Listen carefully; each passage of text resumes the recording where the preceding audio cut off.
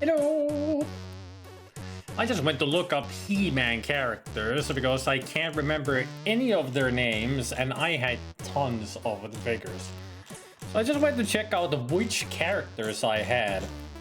And I remember I had He-Man, I had Battle Cat, Man-at-Arms, Prince Adam, Orko, those are, and the guy with the 3 eyes, the guy with the changing faces, the Black Lagoon creature guy. Couldn't remember any of their names, so I went to look up what are their names. Like, they're the guy with the changing faces is called Many Faces, like many faces, because you could change like 3 faces on him. Then there was Fisto, the guy with the huge gauntlet. Buzz Off, I had forgotten about that, the bee guy. Mechanecticum guy with the elongating neck. A friend of mine had Roboto, the guy who has the gears showing in his chest. Also a friend had Mossman, just a Bigfoot character. And there's Merman, that's the fish guy. Then Triclops, the guy with the 3 eyes. Trapped Jaw, who I always called Iron Jaw because of this, you know, the big jaw that he had. Then a friend, I also had Clawful with the claw hand, because half lobster or crab. And then a friend also had Modulog and Too Bad. I remember those. Modulog was interesting because the action figure had like, you could tear them apart with the limbs and everything, make like a Fallout Centaur kind of thing, a monster. While in the cartoon show, yeah, it was just a normal looking guy. Kind of. Deluxe Paint Tim. I like it. I'll call you Tim from now on.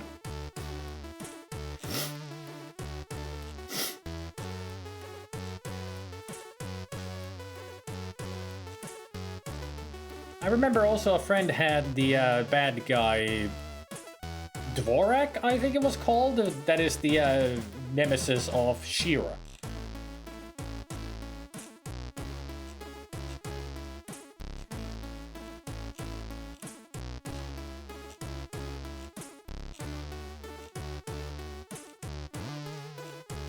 But really, I didn't like watch the show religiously, like many other shows that I watched. It's only a few episodes that I saw of He-Man and the Masters of the Universe. Did you have the cool one that could extend his eyeballs? I don't remember that.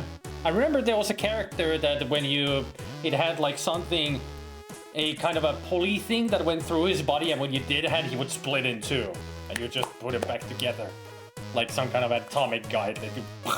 But I also had the skunk guy who smelled bad, like when you just smelled and you would like stinky. Hey Jesse, why are you playing Chinese checkers? Because it's board games. I wanted to play board games today.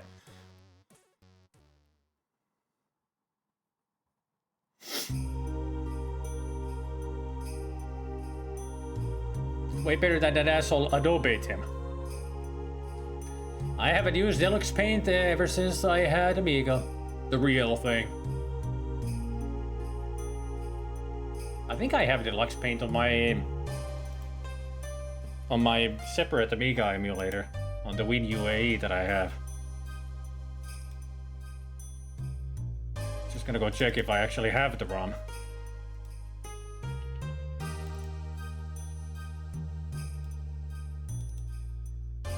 I do, Paint 3 and 4.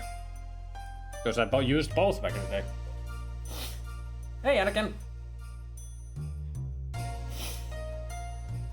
Had an elephant that squirted water through the trunk. Well, it would have been, you know, it would have been weird if it had squirted the water from somewhere else.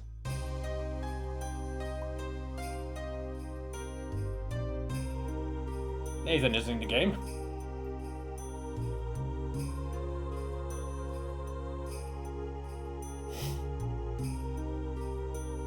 I used some weird remade Deluxe Paint until A-Sprite came along.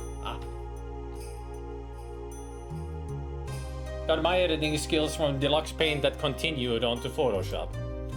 I used the Koala Paint on C64, then I had Deluxe Paint 3 and 4 on the Amiga.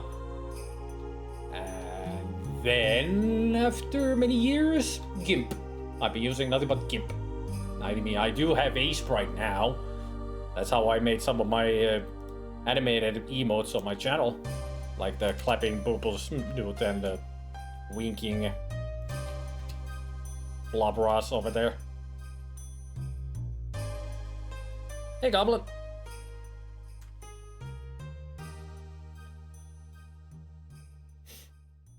And also with the Koala Paint, I actually had the Koala Pad, you know, with the pen that you could use to draw things with. It was quite accurate, but being C64, you know, pixel art, 8-bit 6 pixel. Still, it was fun. I tried sometimes even using it as a joystick and it didn't work. It did not work.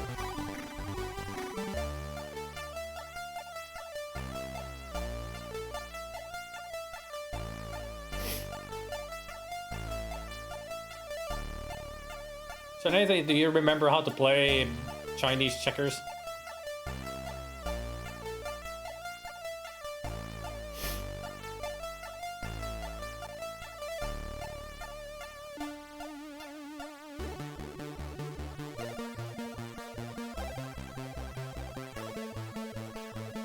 Chinese checkers is super simple. Currently, because it's going to be most likely me and Nathan here at the start, we could play one game of Chinese checkers. So we should empty all the other cards here.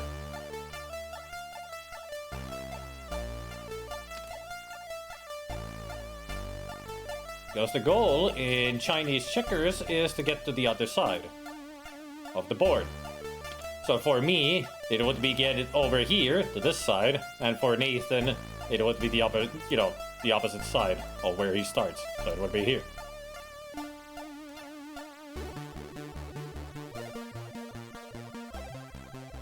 But Chinese checkers is simple.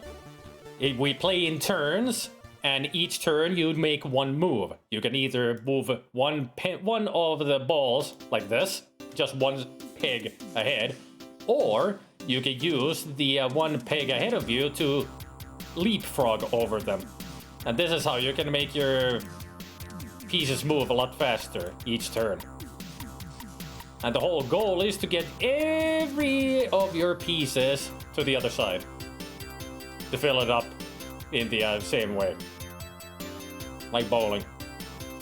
10 pieces.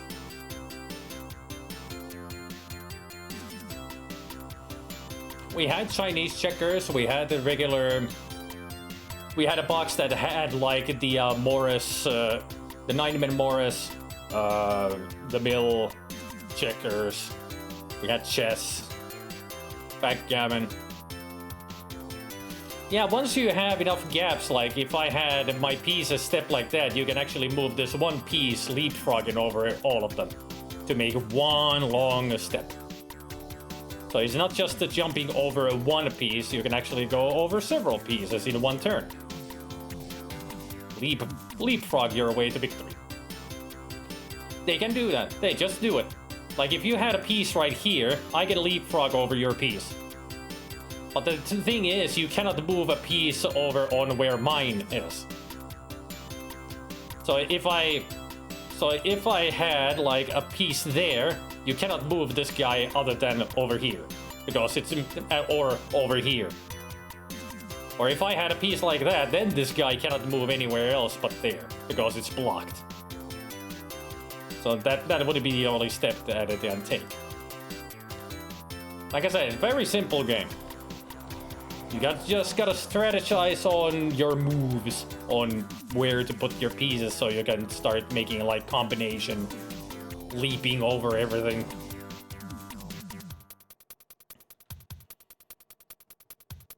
Yep. There's the strategy. Just need to think about the path you want to make so you can get there to the other side as fast as possible before everybody else. Hey, Pest.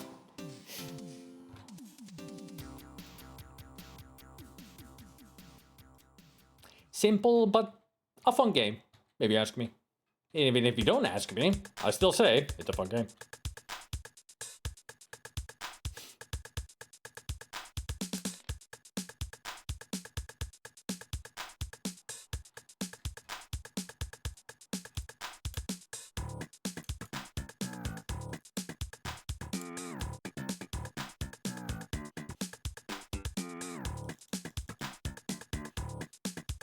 You want to start, Nathan?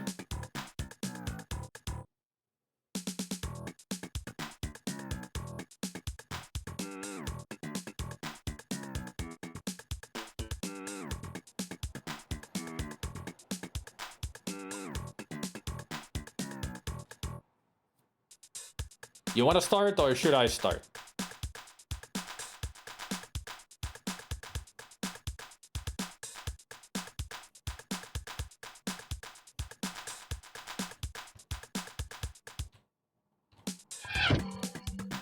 All right.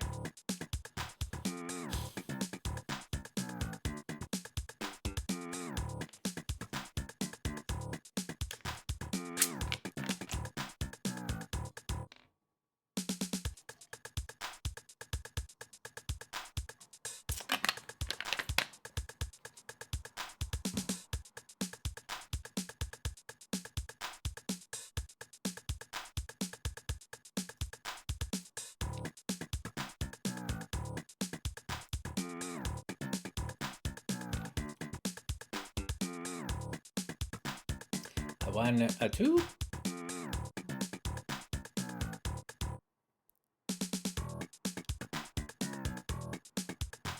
A 1, a 2.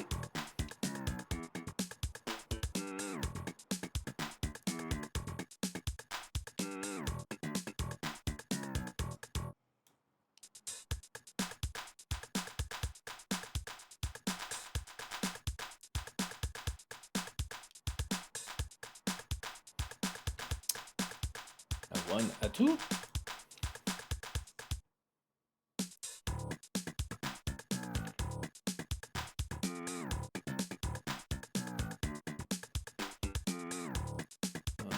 Two. You know, you can take this piece over here and leap like 3 steps over here if you want to. It's totally a legal move to move this guy 1, 2, 3, and even 4 over here. It's totally a legal move.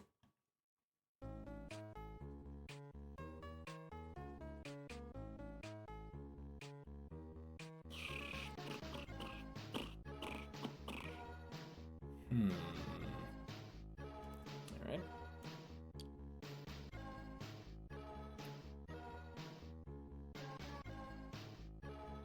There you go. Yeah, exactly.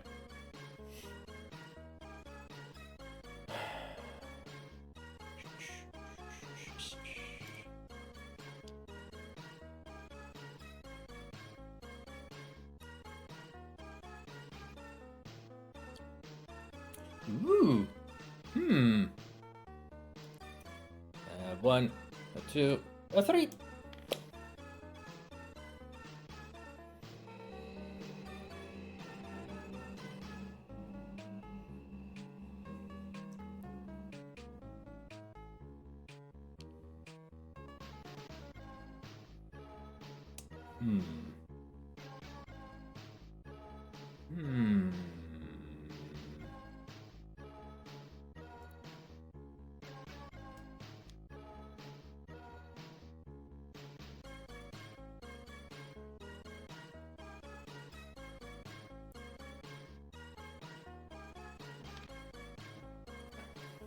Hey, zebra.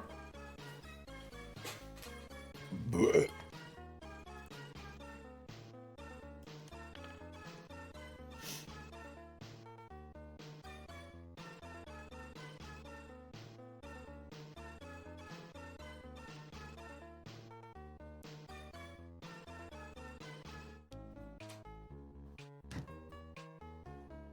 Man, I didn't realize I could have... Well, I'm gonna waste 1 turn on this, but I could have ended like this. That would have been better. Your turn. It's a very simple game. The people just overthink the game. It's actually a very simple game. You just gotta have a good strategy in it. I haven't played this in years. I still remember how to play it.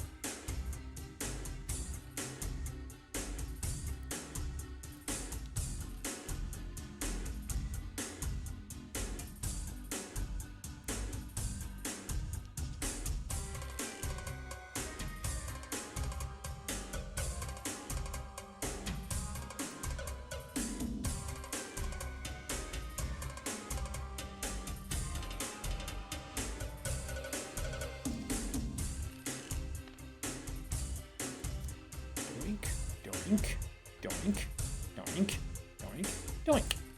There.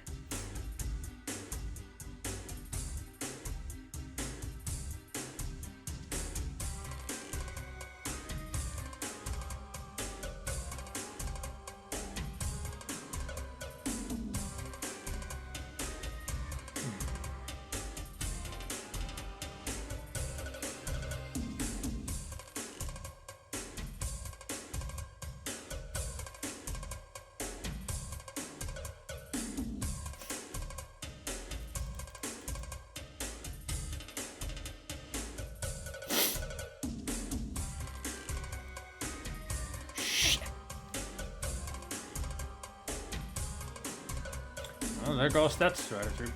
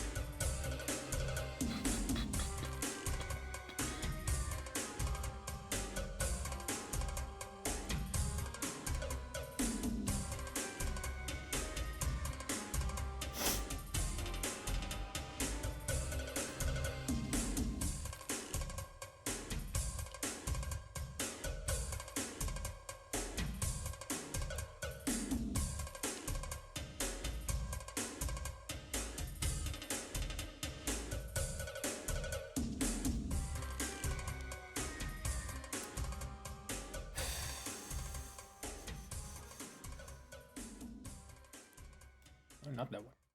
This one.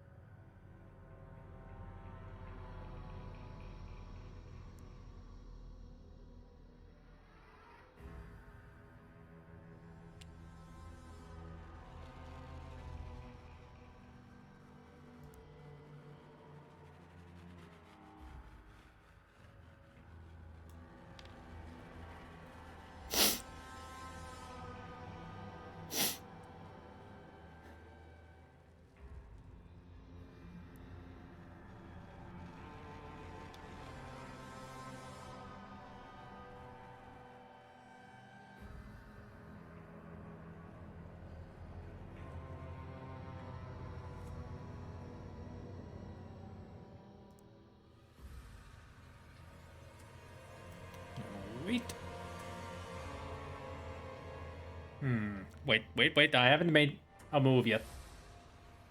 Gotta think. Now it's your turn.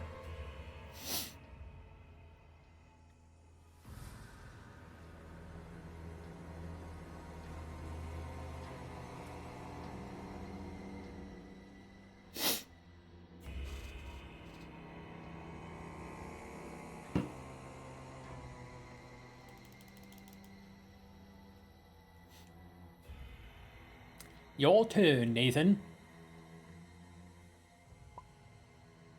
No, it's yours. I made a move. I moved this. Just one peg.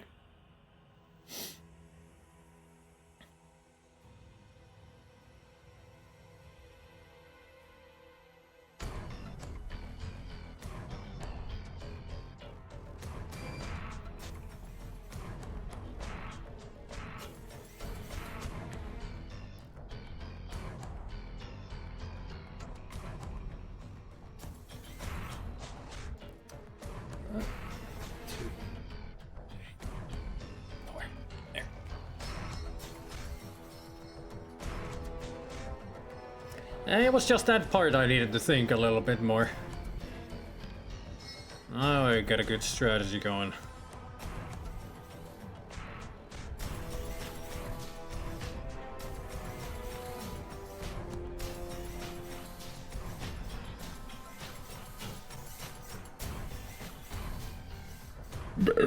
Excuse me.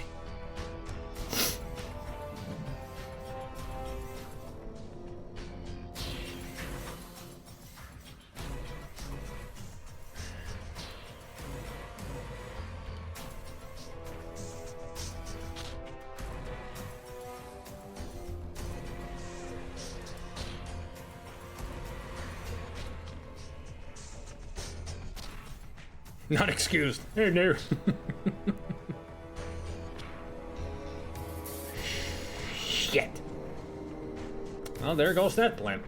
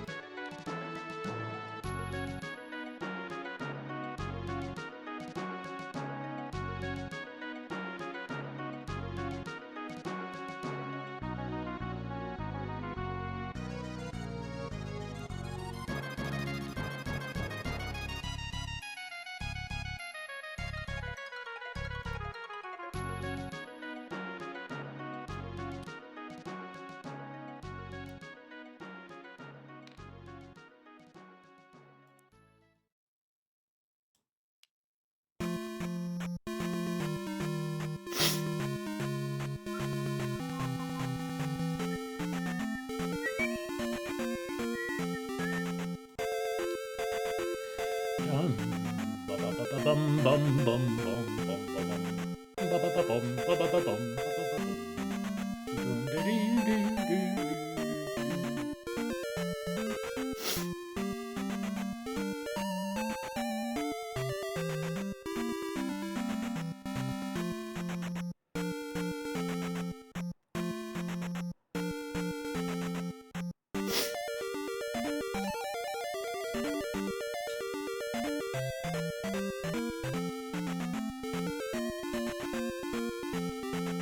Poor little isolated yellow marble. They're so brave, but so slow lost.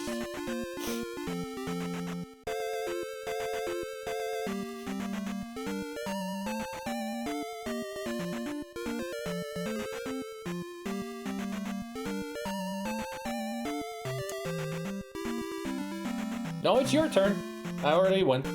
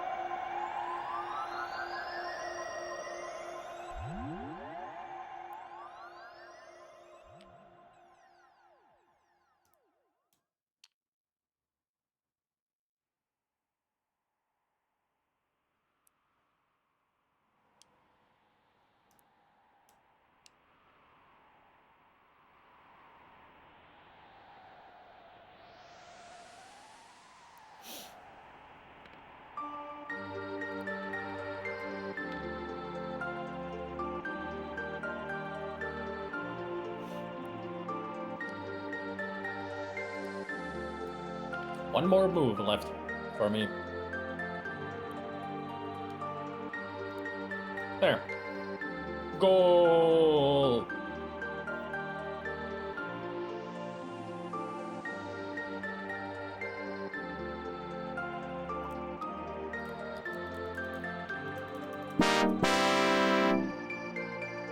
Freak that fanfare.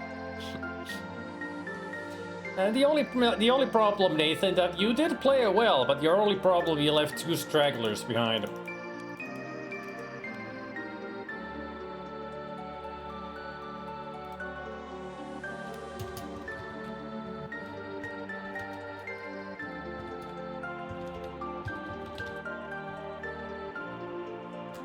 Oh wait, I do have a slow clap, actually.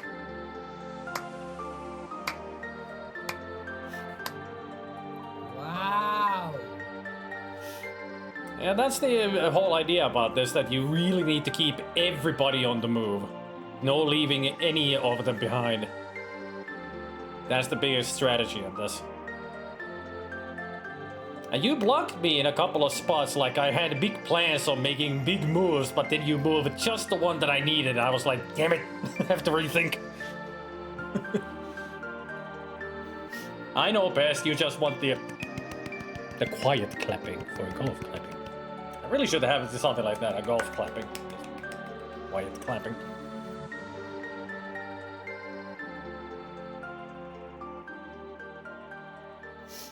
I had a game once where I had to go back with 2 pieces to rescue stragglers, yeah? I mean, that is a thing you must do sometimes. You just realize, oh, I've left some behind. I gotta go save them. Go save them. Yeah, here he comes. Like that, those kind of moves.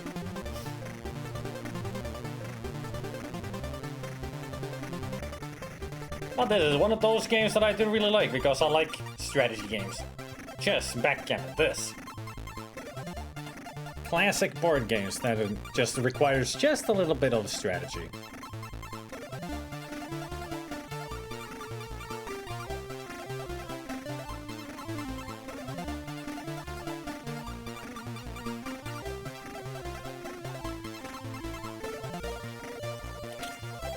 What's a backgammon?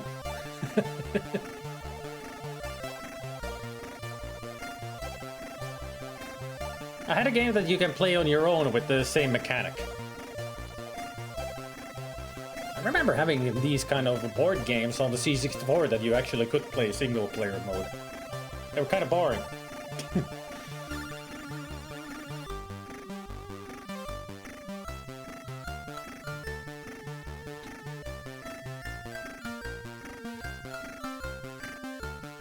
And that's another game that we have to make sure that we can get a lot of players. A team game of Civilization would be interesting.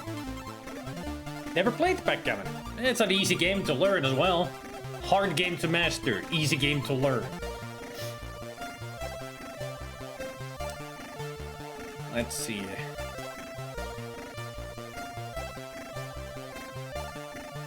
So the way that it is depends on which side you want to play. The white or the, well, in this case, brown. Which brown? Usually it's black.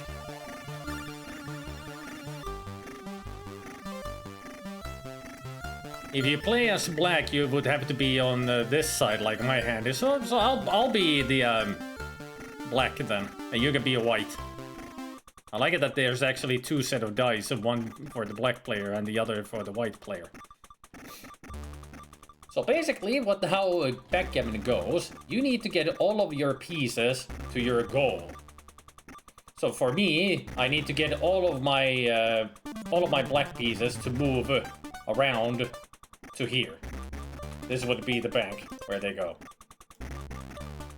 And you have to move yours this way, all the way to here.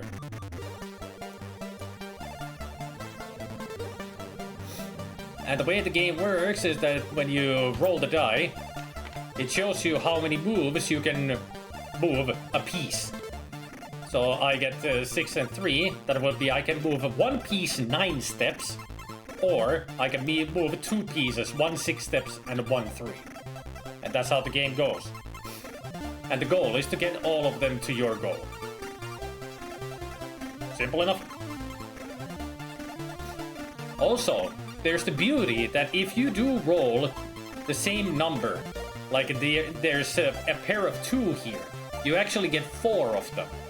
So if you roll like a double 2 here, you actually have 8 moves, not 4. So it will be double. So you can move 4 pieces 2 steps, or you can move 1 piece 8 steps.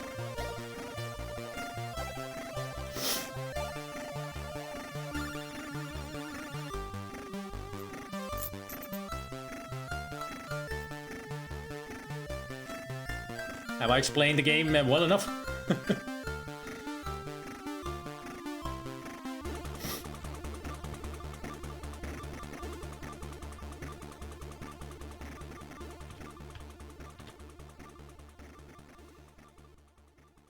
I mean, what we could do is just start playing it, and if you have any questions, ask and I'll explain. Otherwise, it's a very simple game. Just roll the die, move pieces, and... Alright, I'll go first then. 1 and 3, what a great start. So, since I'm playing on the black side, I need to... These are the furthest for each of us, these 2, to get them all the way around to the home base. So, 1 and 3. And the thing is, there's the other thing is that if you have... I'll give an example here. If you have like a 1 straggling on their own, and I am able to move on top of them, you have to take that piece all the way back to the beginning, like here. You put them there, then you roll, and then you can move them out if they have a move that can get them out. So the biggest strategy for the game is to get these 2 guys to safety first. Otherwise, you'll be rolling them out of the base constantly, because that's what you need to do first. Get them out of there before you can make any other move.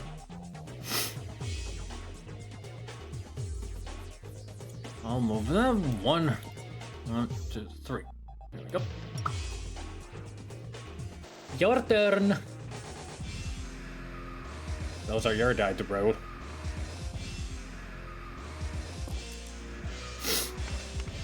Nice.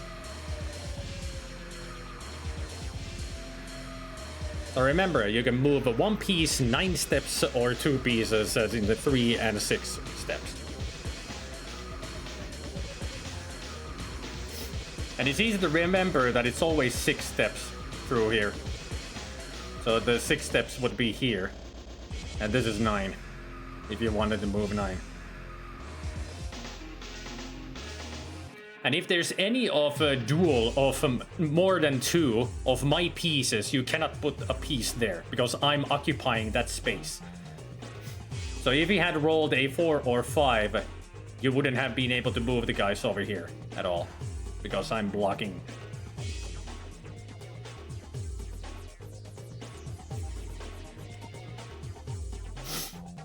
All right.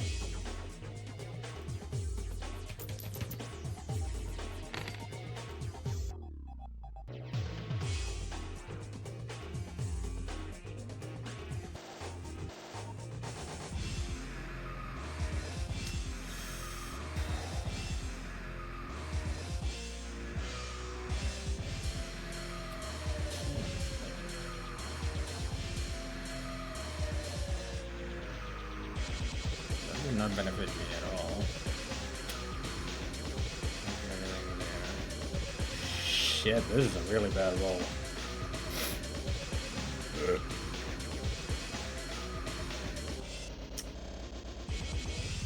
Gotta do something. There. Your turn.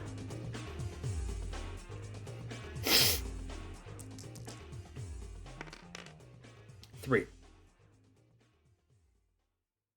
1 and 2.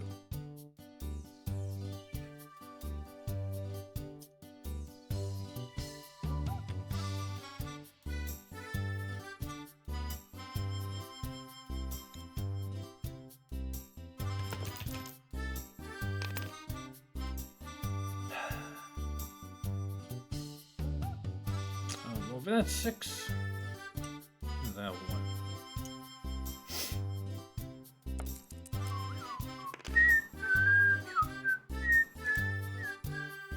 Oh, that game! I had that one too, Pest. Yeah, I remember that. Yeah. I was able to finish that. Took many tries. Like, that is a tough one. Me too. I really enjoyed it.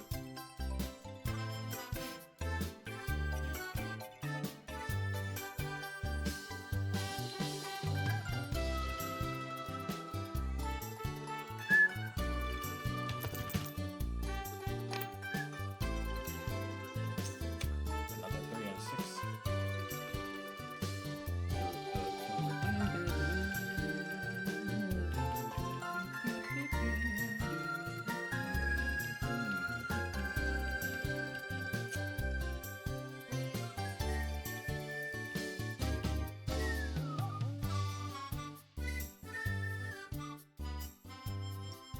That is 6. 1, 2, 3. There we go.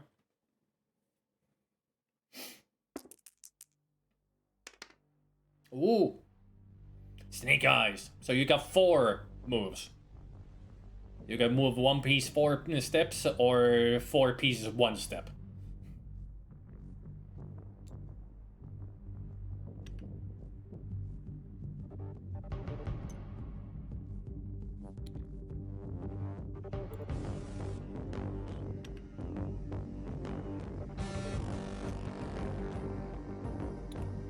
Nice. 5 and a 2.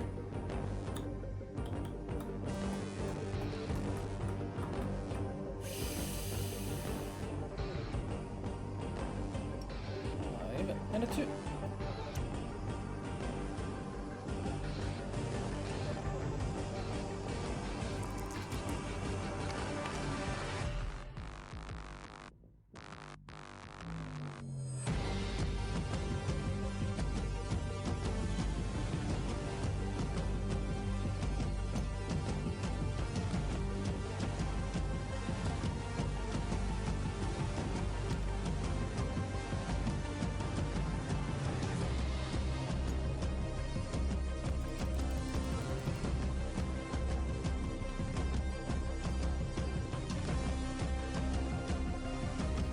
I think that's what we called it too, a hermit game.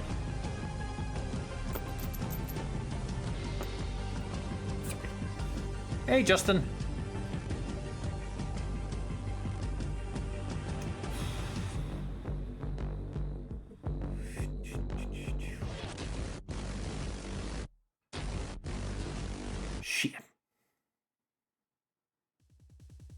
Risk it for the biscuit.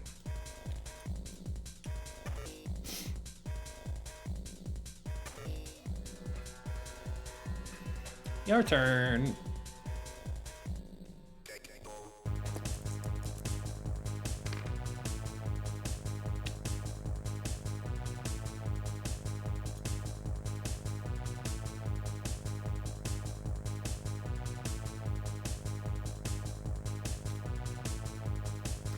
Thank you for not eating my piece.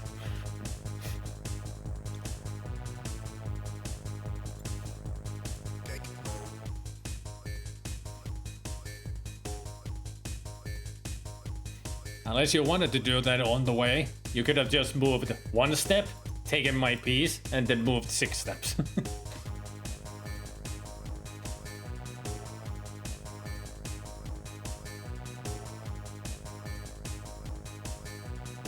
Same in Sweden, although I forgot the Swedish word for hermit. Too many English these days. Alright.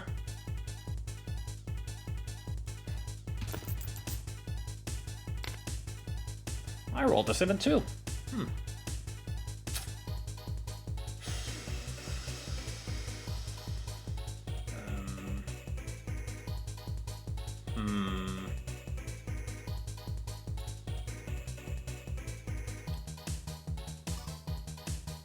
Your turn.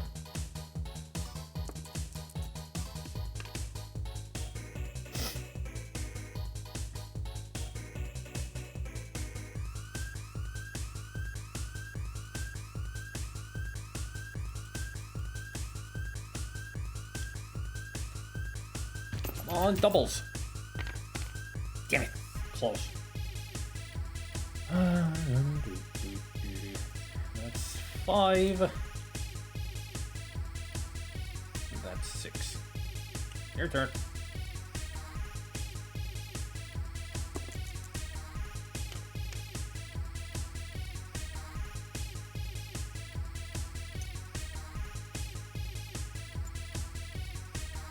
Nope.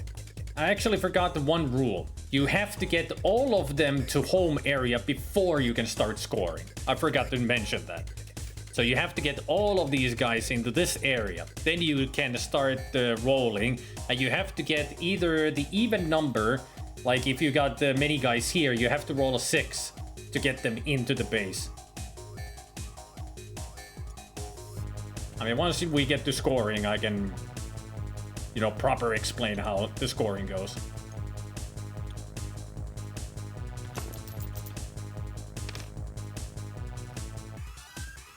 These rolls.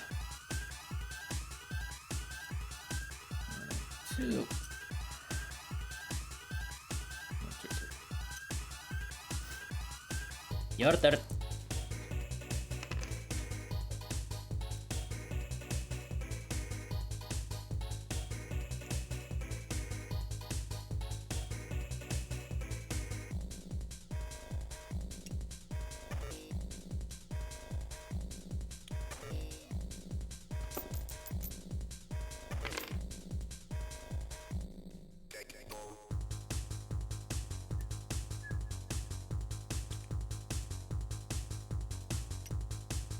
Yep.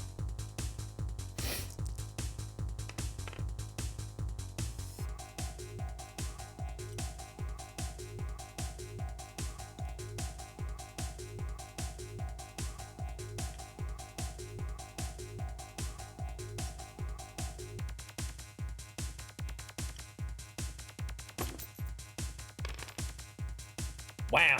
3. My favorite rule. Your turn.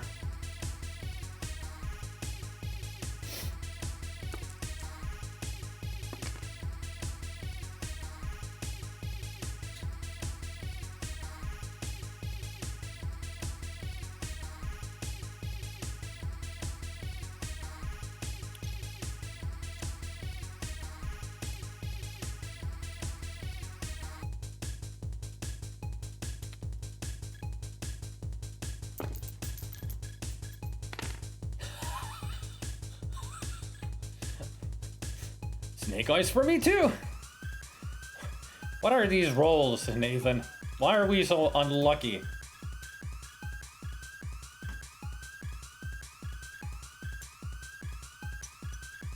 There. I moved all of them one.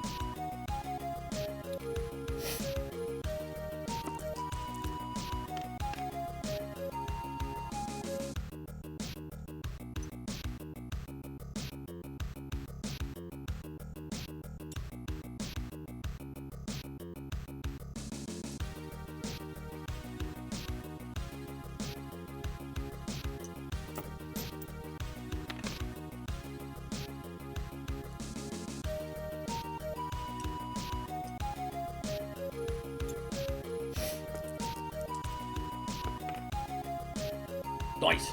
Roll to a 6.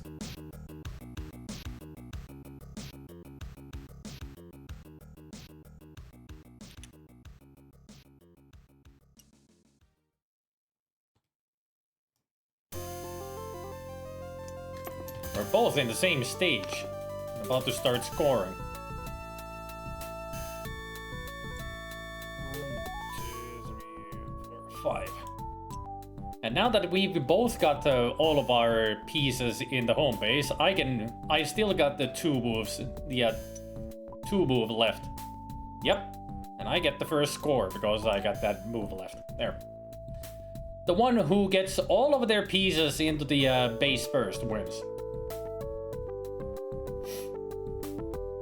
So now you just wish for those high rolls and hope to win the game.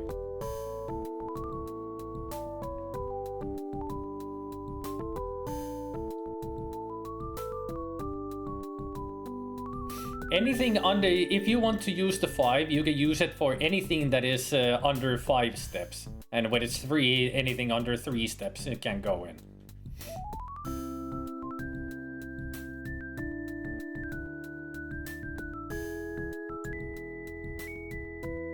So like if you had thrown the, like you threw the 3, and if you didn't have anything on the 3, you could have scored the 1 or 2 paces once. That's allowed. As long as they get into the base. What are these rolls? Come on! Fine, I'll move this 1. And that can score. The one thing you don't want at the end is to roll 1. You want the high numbers.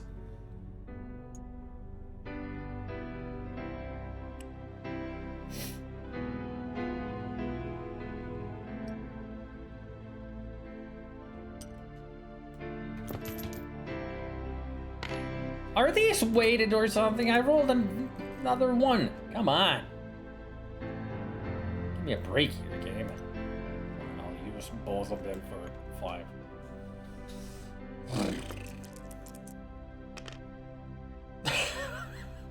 Roll the same numbers as me. These are cursed dice.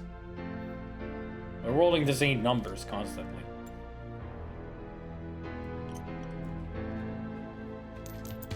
Right here at the end is the doubles that you want.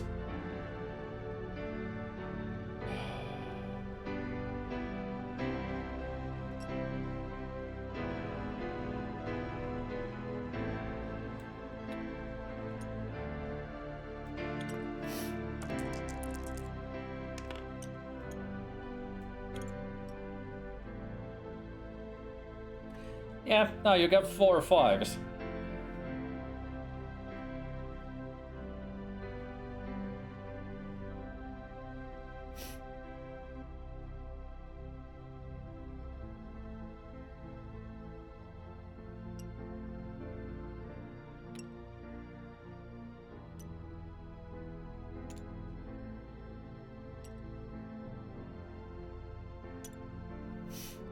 It gave you a hefty lead in the score. For a score of 7 years ago. I was much luckier than this. Oh, 6. I mean, I'm gonna lose this. There's no two ways about it. I'm losing. And for your first game, you did really well. Because I didn't want to be an asshole. I had so many opportunities to take your pieces away, but nah. I mean, your first time playing backgammon, I don't want to be that cruel and rude.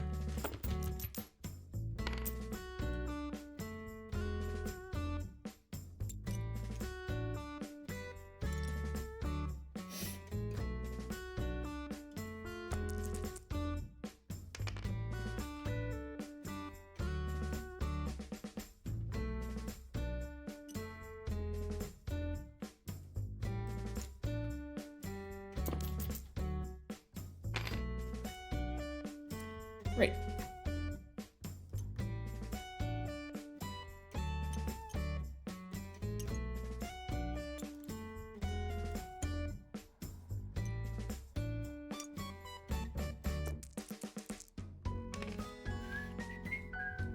And you win.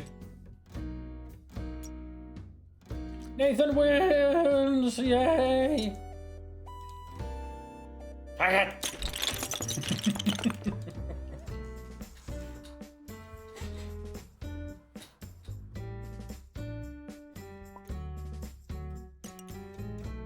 You're welcome. I mean, I was teaching the game. I always go easy when I'm teaching.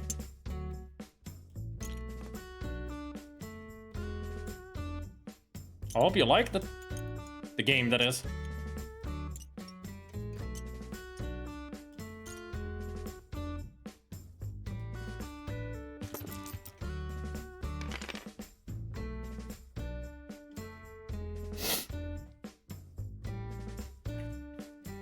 A simple but nice game.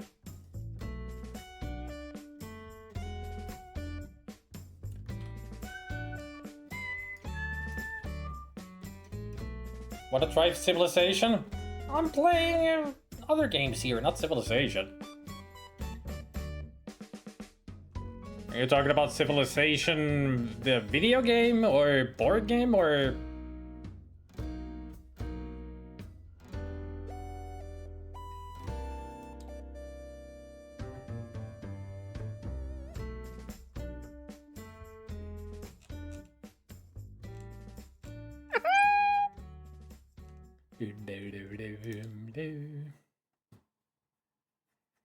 I didn't even know that Civilization had a board game.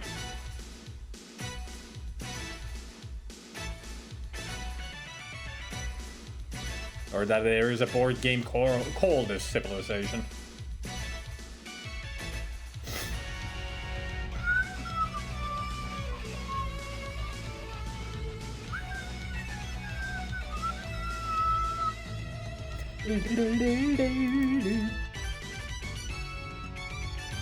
Fancy looking pieces.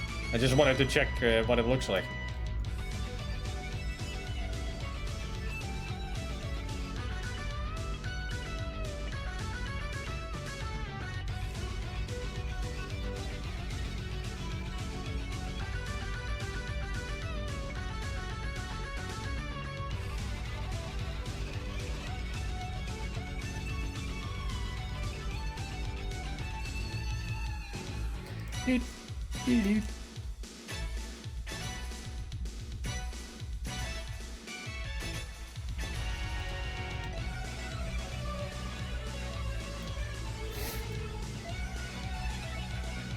There's one based on computer game one that is something else. At the game when you were a kid. Never heard of it myself.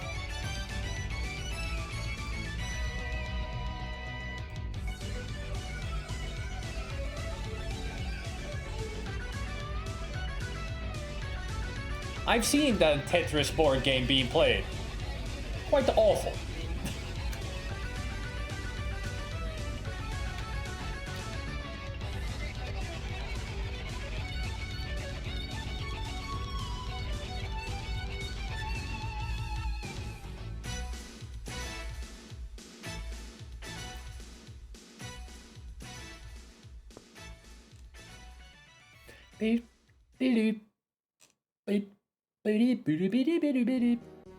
There's a lot of Sid Meier's Civilization games here.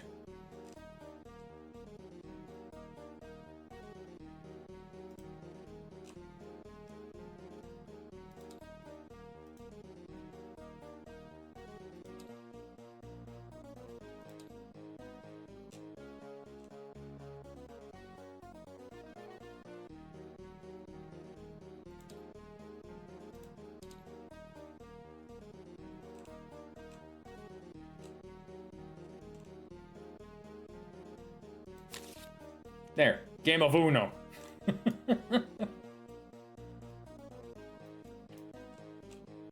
I wanted to see how well this works because I've forgotten to check it out.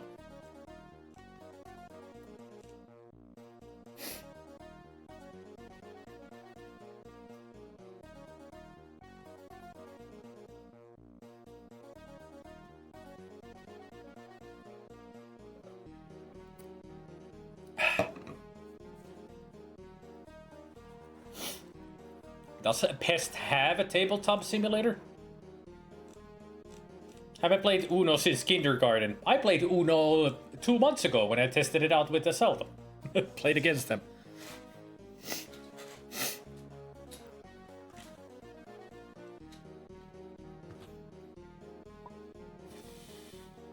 There he is. There's Pest. Now choose a color and join the game.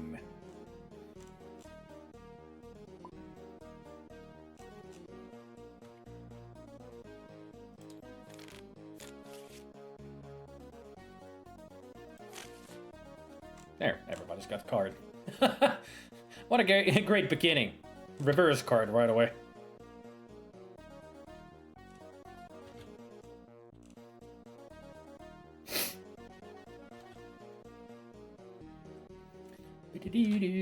I think these are for when you put down one of those wild cards and where you choose the color, you call the color from these. And you press Uno when you have only one card.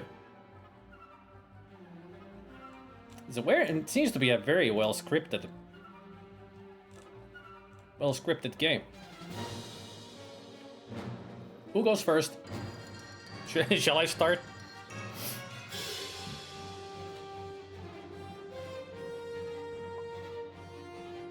Hey, Betica's here.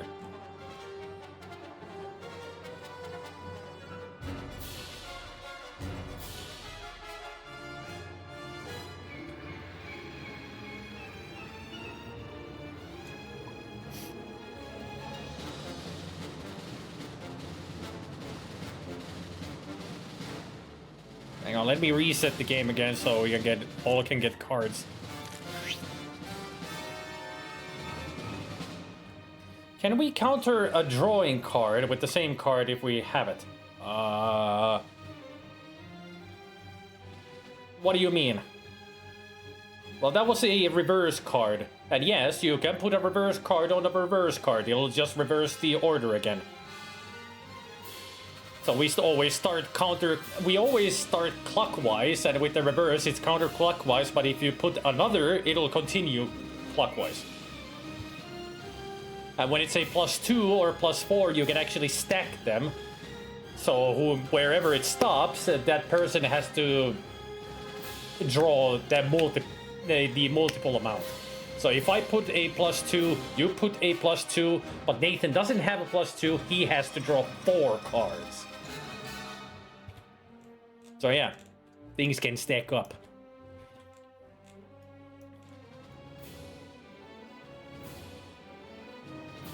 How did we play this again? You put down cards according to the number or color.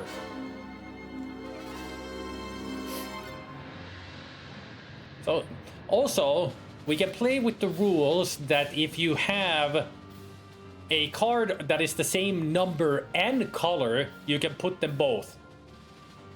You can play them both, because it's a well, what was it called? I mean, there is that kind of a rule, but it might be one of the new rules, unless we just go with the good old school Uno, with no other extra rules. Like nowadays, it's like if you play a 0, the hands go in the order to the next one, which is kind of impossible here to do, as 7 would change with the target you'd want. We'll just play with the good old Uno rules, nothing extra, because it would be impossible to do here. Yeah, old school rules are better. Well, we haven't chosen whose turn it is, so I can start.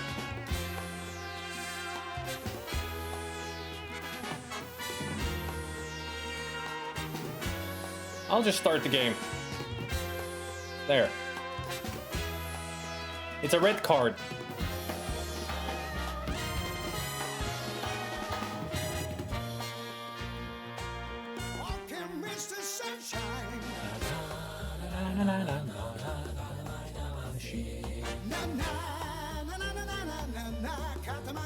Clockwise. So you're next, Pest. Clockwise.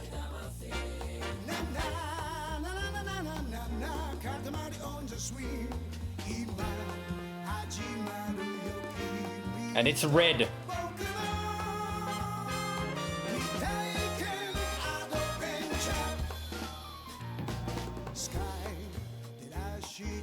I like it that it actually tells which color has placed the card.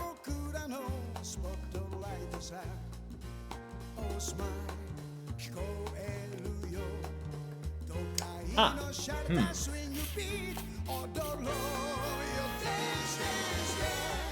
Go again, Bennigan. Nope, don't draw a card, Bennigan. You're supposed to get rid of your cards. That's how Uno is played. Never draw a card unless you are forced to. And it's your turn, Bennigan. If you don't have a yellow card, then you have to draw cards until you get a yellow or something else that goes there, like a wild card. Now you have to call what color it is, because it's a wild card. So which color it is. Click one of these.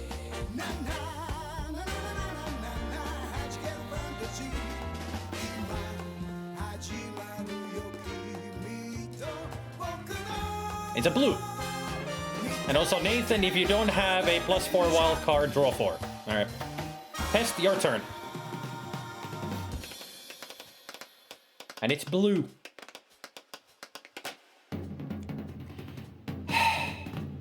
Remember to call a card what the color it is.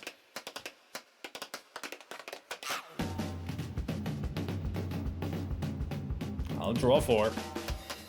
Bennigan, your turn.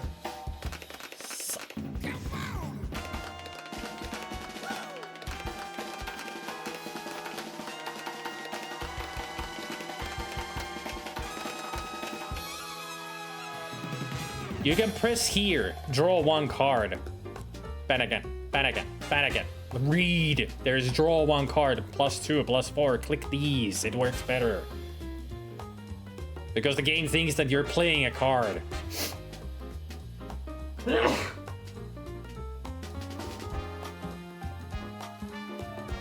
And also it's yellow color currently. Yellow. Yellow, yellow, yellow, yellow, yellow, yellow, yellow, yellow, yellow, yellow.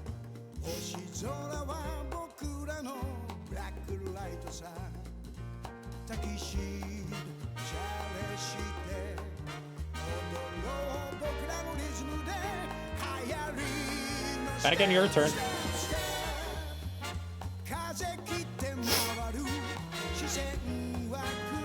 Do I have a 6 or a... There we go. I'll put it.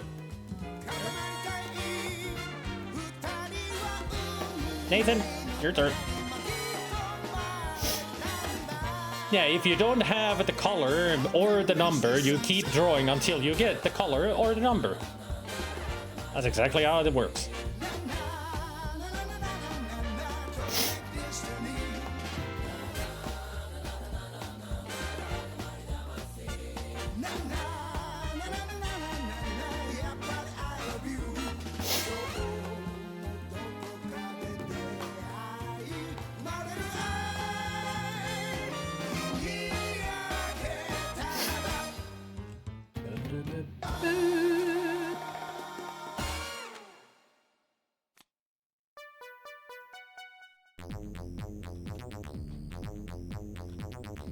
If you don't have a +2, you have to pick 2 cards. You have to draw 2 cards. But if you do have a +2... Alright, Nathan, your turn.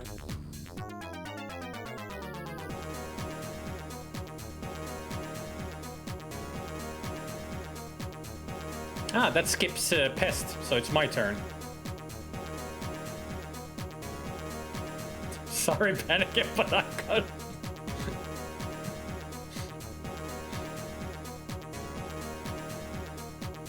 Draw 2. It's +2. You have to draw 2 cards. I saw you just draw 1. There you go. Alright, Nathan, your turn. No, not you, Bennigan. It's Nathan's turn. Because you draw 2 cards, it's... God damn it! Nobody listens to the streamer.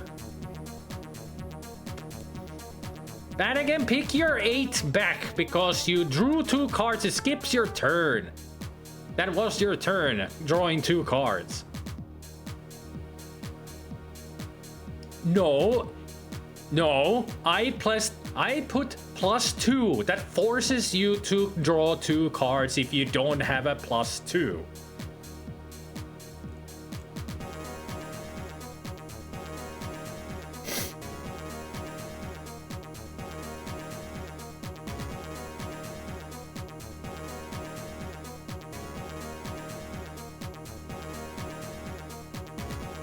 If you have to draw cards because of a +2, +4, you may instead place a +2, +4. The next player has to draw the sum of all +2 and +4 cards. If you have to draw cards because of +2, +4, you may not place a card. It's right there, it's number 2. You have to draw +2 or +4, but you cannot place a card. Nathan played the 5 Pest, so it's your turn.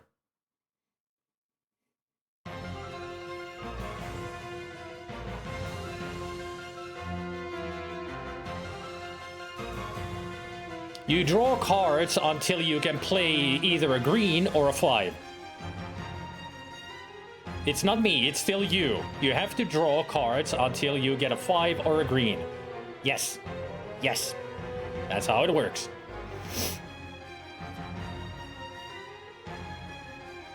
There you go.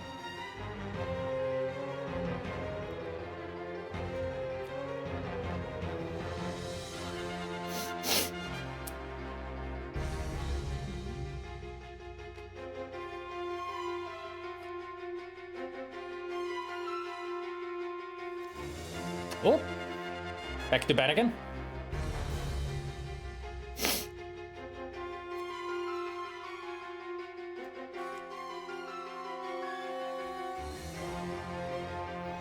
In the very old rules, it's only you draw 1 card and you move. But there are rules also that you keep drawing until you get the color or the number. I'm more used to that rule, that you pick until you get the number or the color. Then you play the wild. That's also a possibility. If you don't get the color or the number, but you get a wild card, then you play that. Because the wild card is a wild card.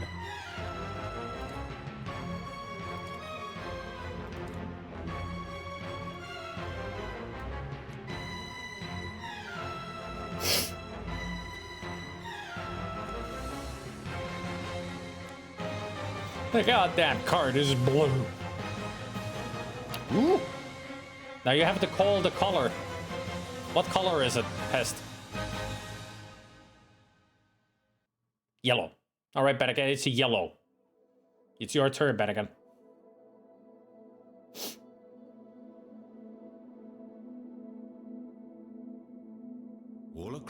Ei oo sulle, älä ota 4 nyt, perkele! Jumalauta, Bennigan, missä on sun keskittyminen? Eikö sä kuuntele ollenkaan, mitä me sanotaan? Se on sun vuoro ja keltainen kortti. Sun ei tarvittanut ottaa 4 korttia.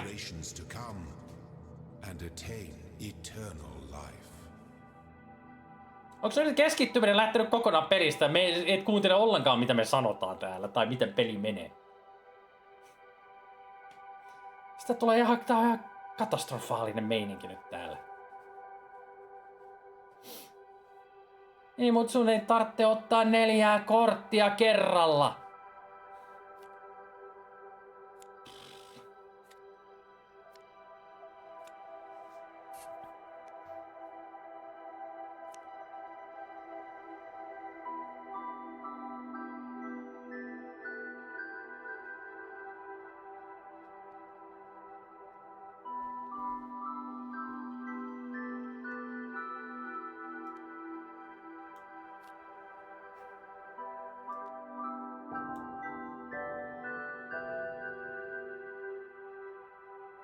Pest, it's your turn.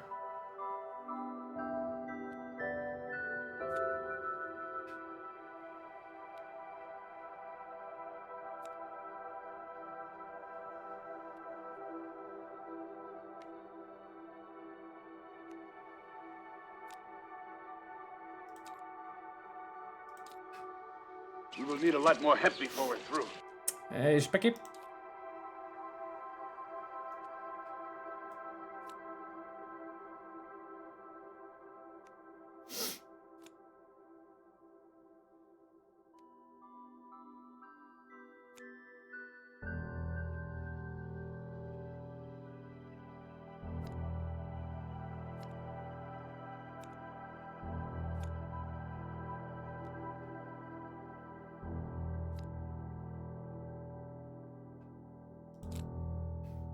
Alright, Pest, your turn. I had to pick 4. So it's your turn. It's blue.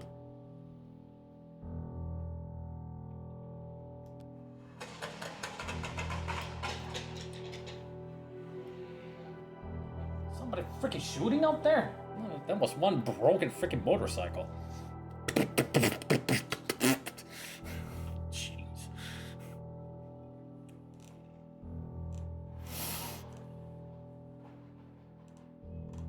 Is it Bennigan's turn? Oh, it's my turn. Nah, Bennigan can't have a turn. There. It's Bennigan's turn. We're going counterclockwise.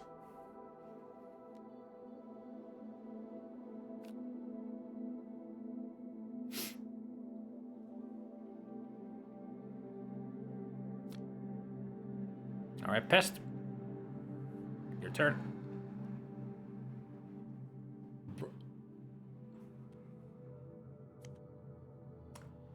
Shit. That again?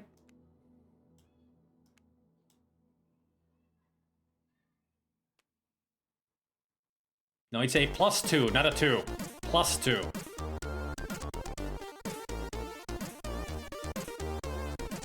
+2. So if you don't have a +2 or yellow... Hey, Zelda! We're trying to play Uno. And not just trying, we're playing Uno.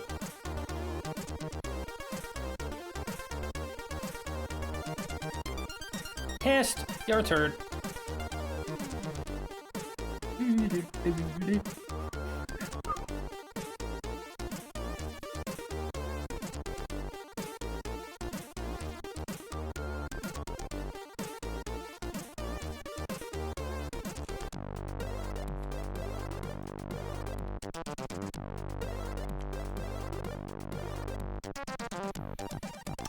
Red, I see.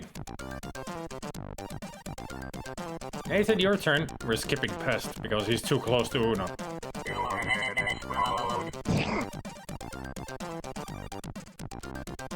Okay, it's Pest's turn.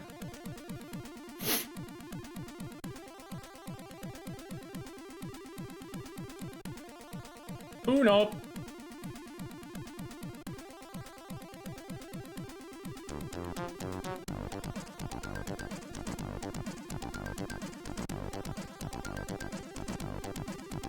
Anakin, your turn.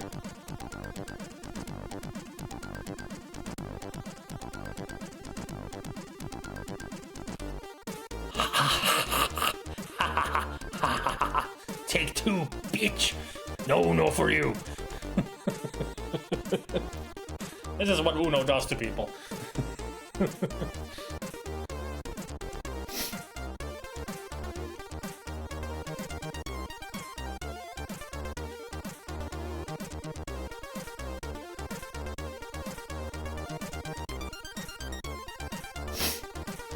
Blue.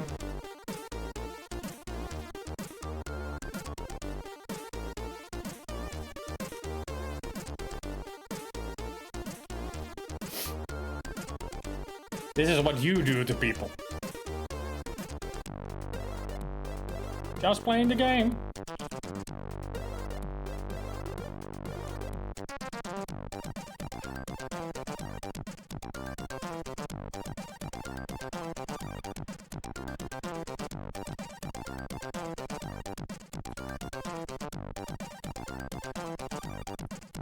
Screen.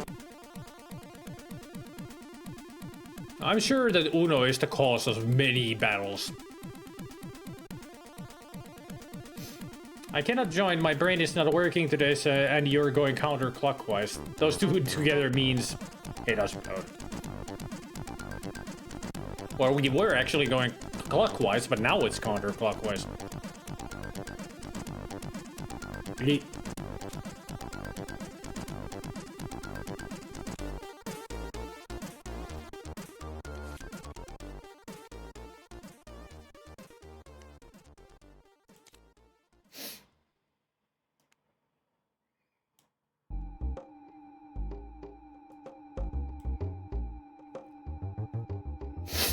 It is.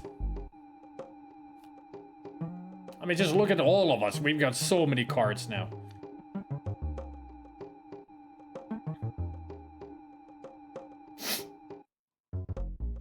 And back to Nathan.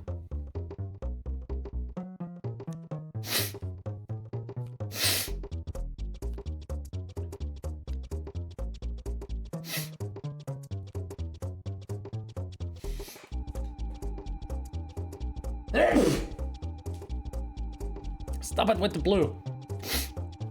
It's making me sneeze. Wrong pile.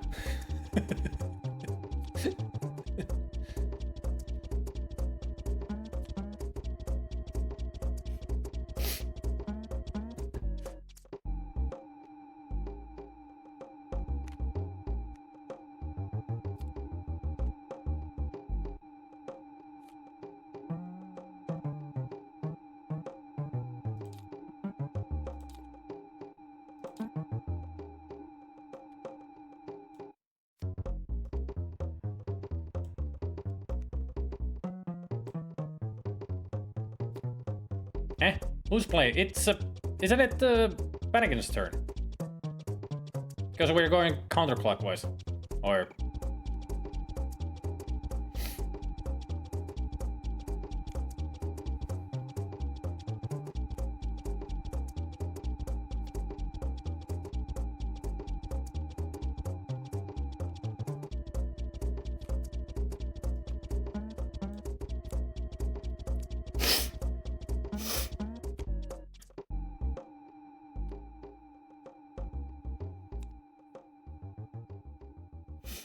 rule number 1 on your screen says if you can't place a card, draw one card. You may immediately place that card if you can. I read that as if you can't place the card you draw, the turn passes to the next.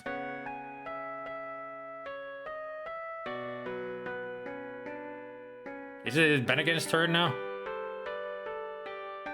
Yep, because you skipped me. We make our own rules here, okay? If you don't like my rules, then we can stop playing. I just find it more challenging, you know, with that rule that you draw cards until you can play the card. In that case, I win. Yeah, Iselda wins. Iselda wins Uno, everybody. He's got better rules than me. I think Nathan is trying to tell me something.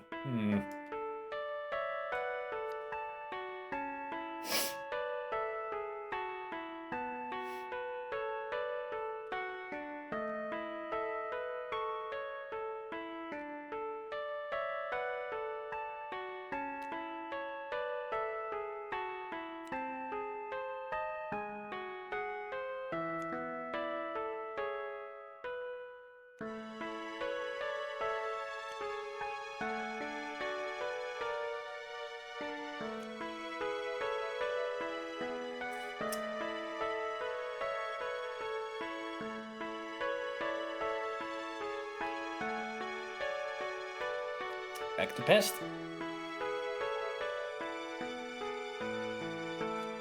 Over to Bennigan.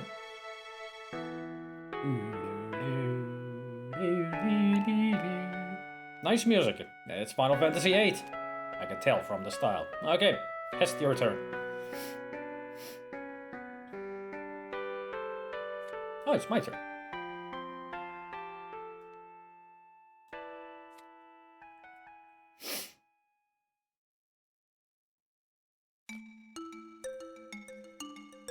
And now it's Final Fantasy IX.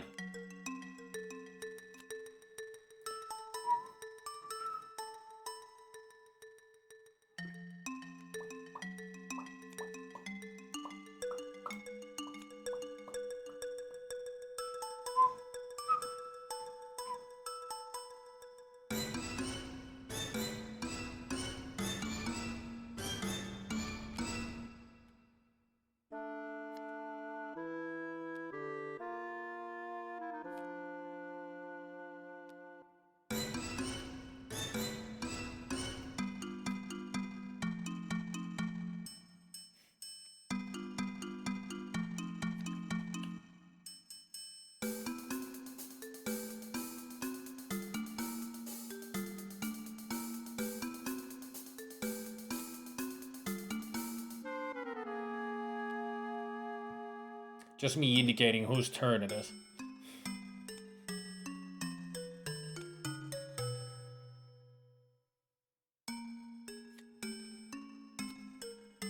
Apparently Bennigan ran out of yellow. And me and my big mouth.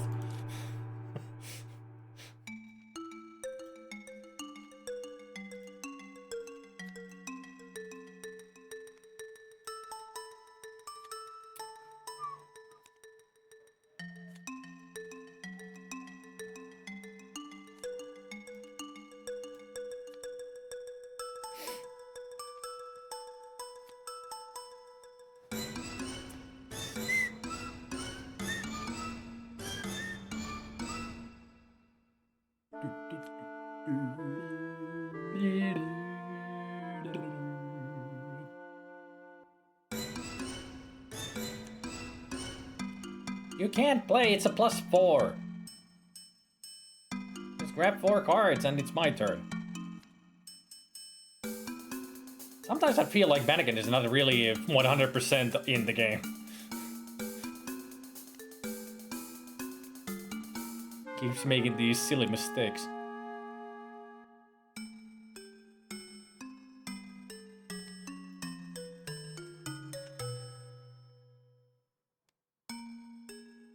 Uno. Bennigan, it's your turn.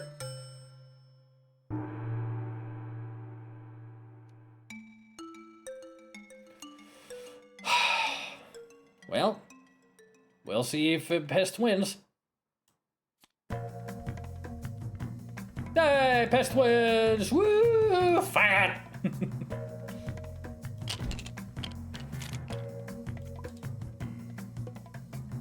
Hooray! Pest wins! There, your winning card.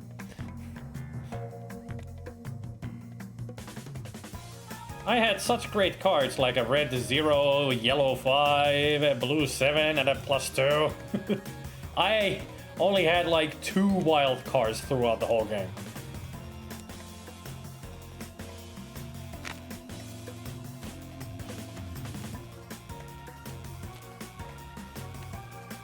This was a well-scripted game.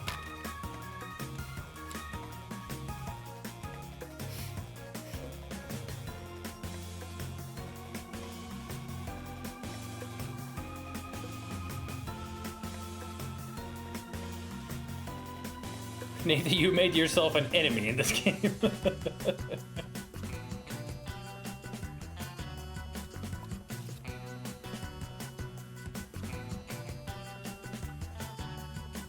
Go another round?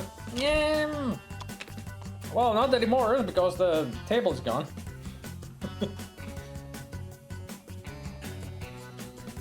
Can I start the game? I can start the game from there. It's still falling.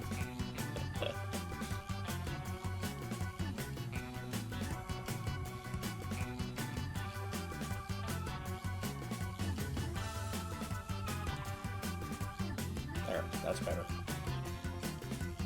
Although we're missing items here.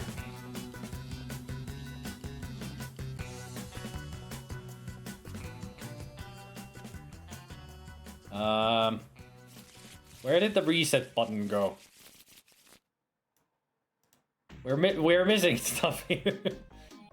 Well scripted, eh? Apparently flipping the table for too long breaks the game. There, much better. Yeah, now it works. I have a number of slightly more exotic, non-traditional board games that I'd love to play with you all, but I don't know which have good versions on TTS. Ah. I mean, you could give me a list of them. I could look them up. Yep, there is an option up here in the menu. Flip.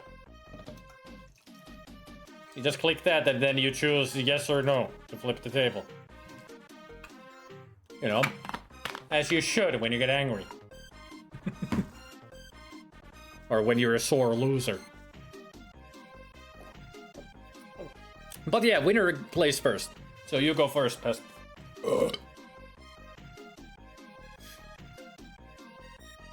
Since normally it would be clockwise. Well, actually, that is kind of a wild card, so it's Nathan next. Oh, already my turn. No, you can't play a card. It's a... God damn it, Panikin. That's a skip a turn. You can't play a card.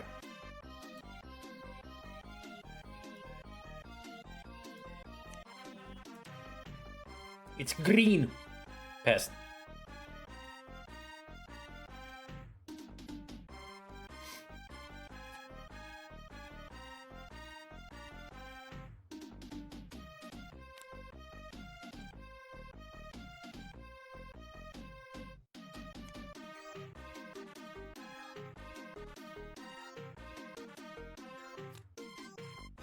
Apparently, whenever somebody plays a +2, nobody else has that one to stack it.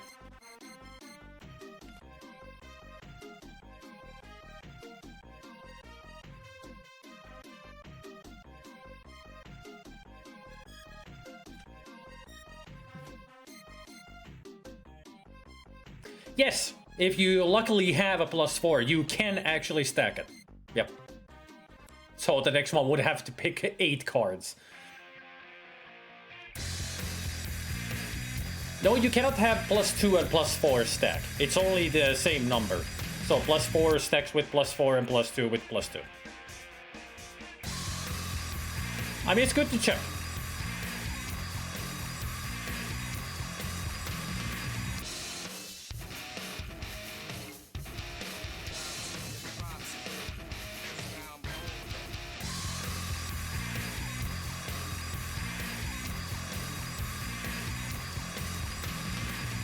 And I think if you stack a +4 with another +4, because you have to choose the color there, I think is the first person who puts the card down calls the color. I think. That's how it works.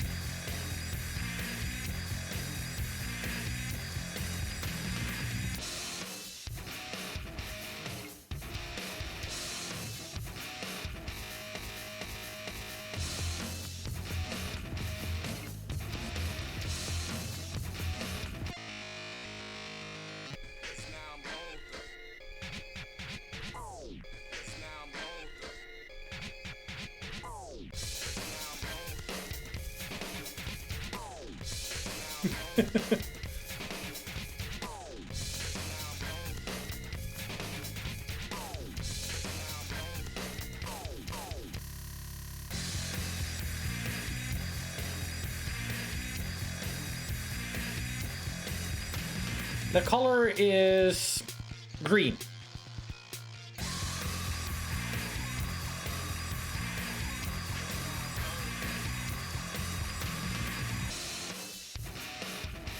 Oof.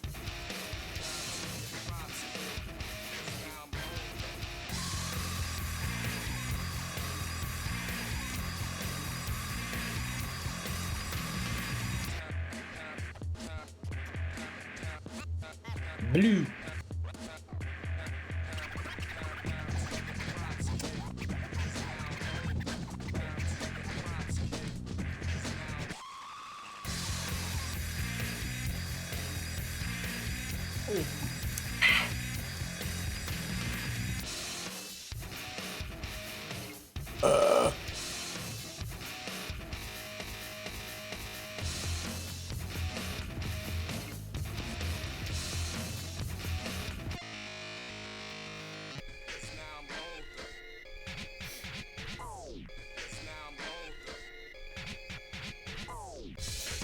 My turn?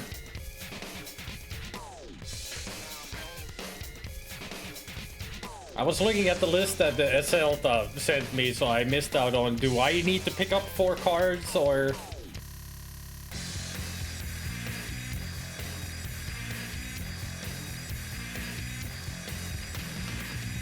I'm confused.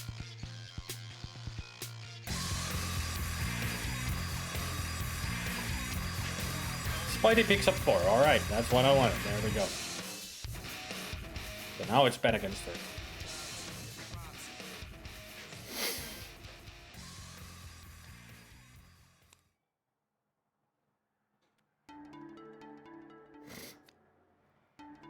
Blue.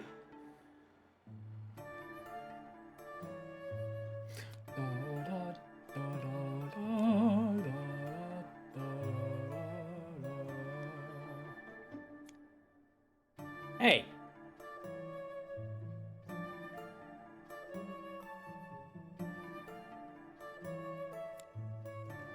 Don't skip me. It wasn't your turn. What's happening? Bennigan is skipping me again. Every fucking game we play, Bennigan skips somebody. Every freaking game.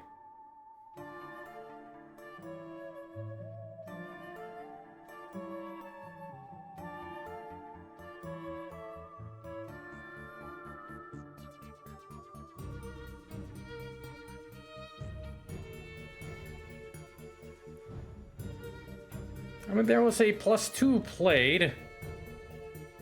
And I think it was for Pest.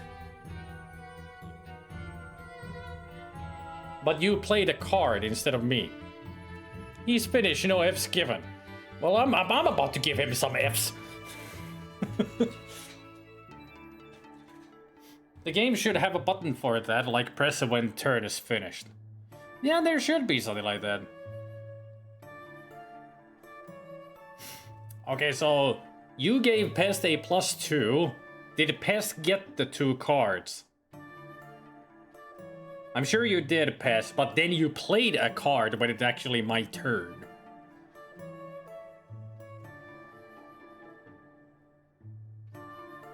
And that's what confused Bennigan, I'm sure. Because I didn't play a card, you did by accident.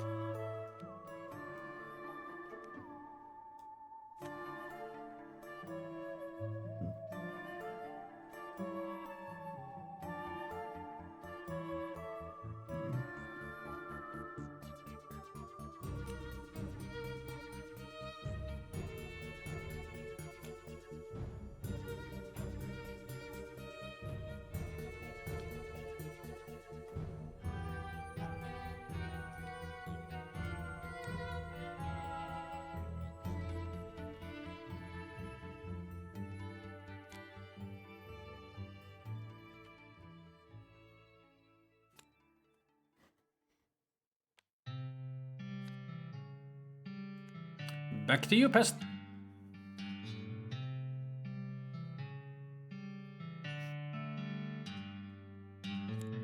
Oh.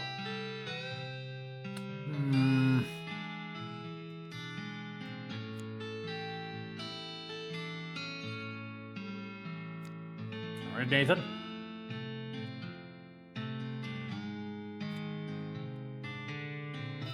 Alright, Nathan. Alright, Pest.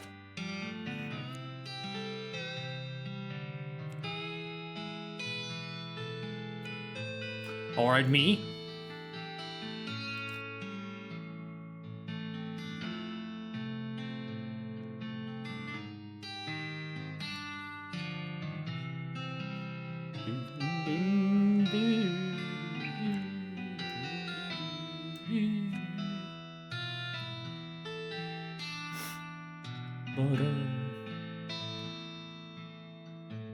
How many +2s has Bennigan given Nathan? 3, 4?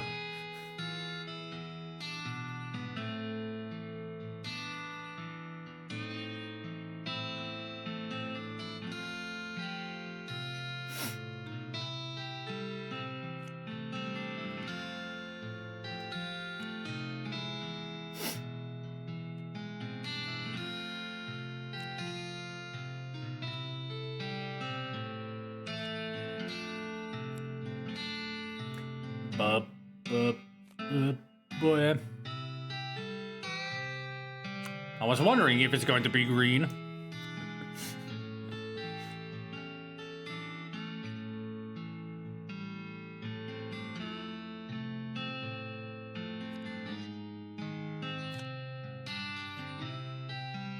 What color, Bennigan?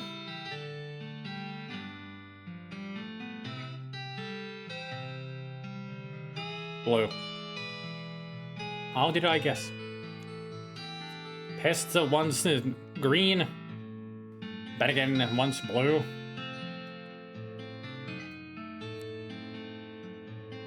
Nathan, what's your favorite color here?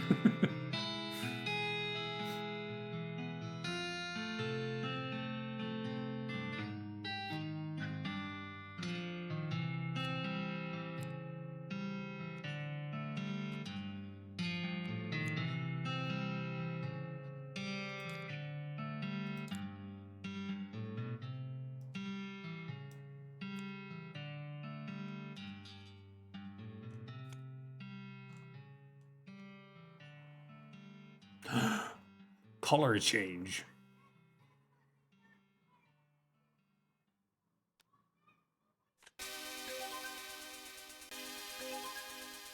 Something else that isn't green or blue.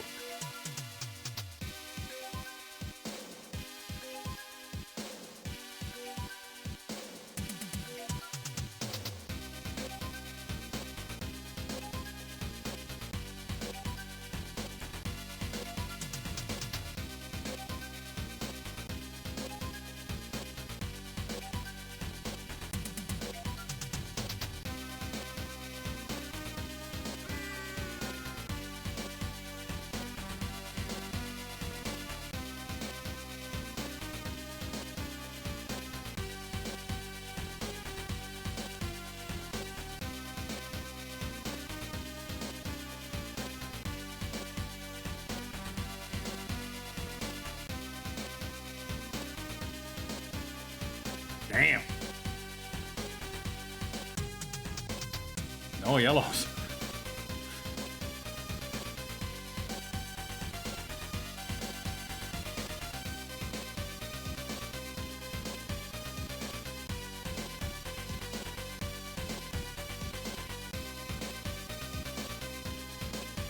Oh, Bennigan's turn.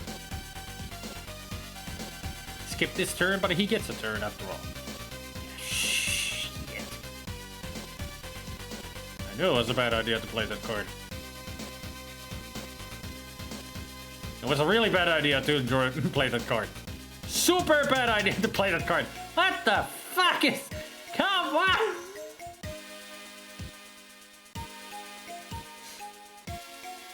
There. Gee. I don't even know how many cards I drew. Like 10. Maybe even more.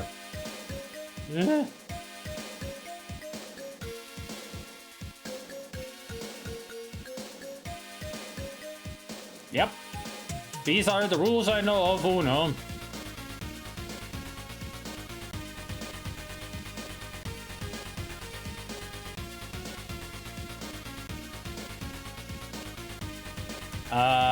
Pest? Was it your turn?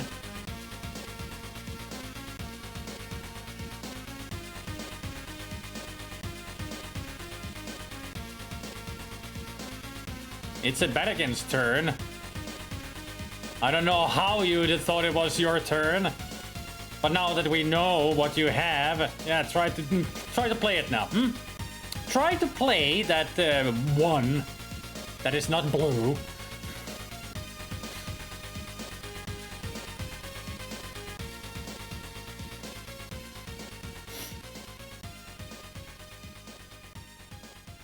Playing Uno is apparently like herding cats. It seems like it because I need to have a freaking whip here soon to keep control. Everybody's going wild. The only one who's not wild is Nathan.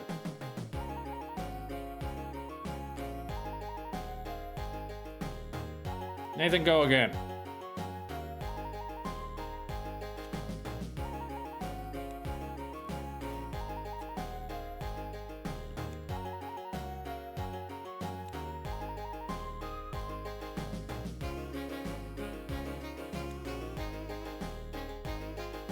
Nathan, you had a bad turn. Have another turn.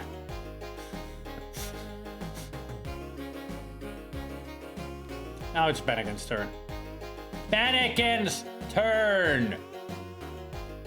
What are you doing, pest? Where has your brain gone?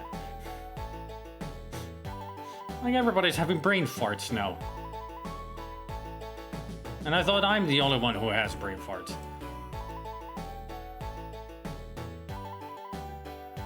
I could have added some Forbidden Island Desert Jungle Sky, but I feel they are far too easy for one experienced player to railroad for other players, so I didn't.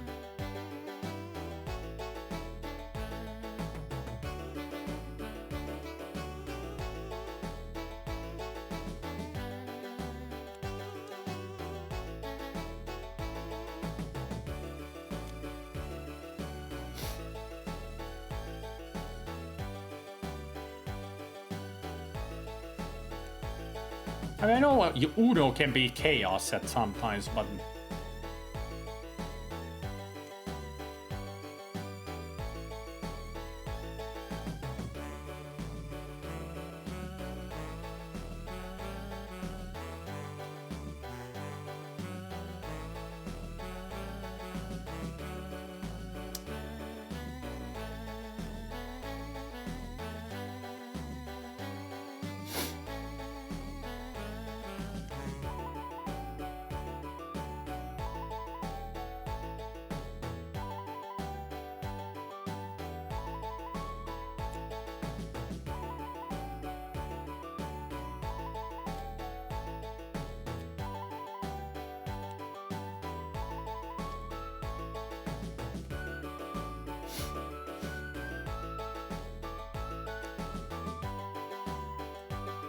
There we go. Oh.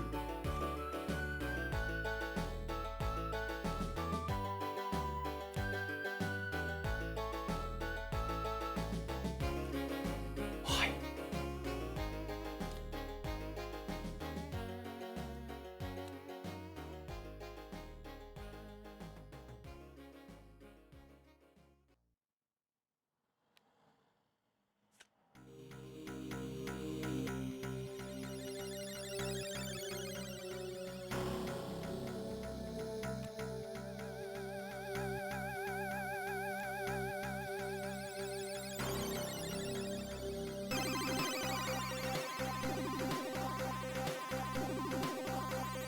Keep it red, people. Damn it.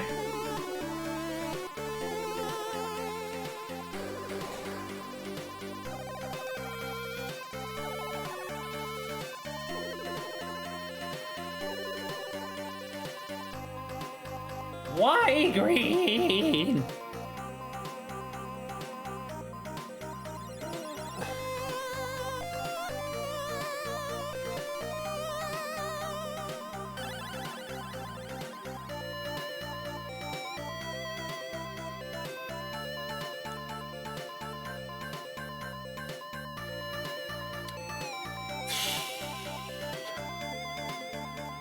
It's green, Bennigan. There you go. Anybody want cards? I could give you some.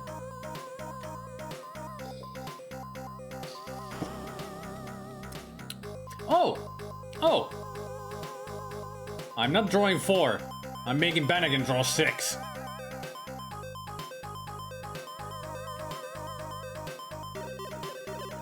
It's a 3 stacked, so you have to draw 6 cards in total. Yep. If you don't have a +2, you have to get 6. There you go. Finally, it happened. I was wondering if we ever gonna get that kind of stacking, and we did. It hurts to see somebody getting that.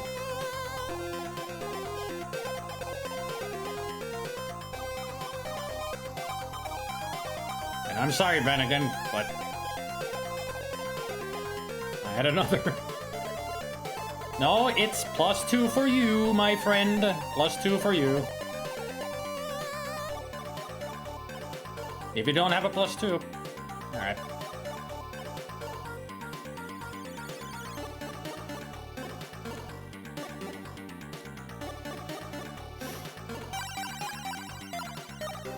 The Arkham card game would be neat to play someday. It'd even co-op so no one loses, or well, everyone loses when they get the doopy monster food. Everyone loses their minds. I did add Eldritch Horror on the list I sent Spider. It was the first board game I got when I started getting into the hobby. I still have it, which says a lot.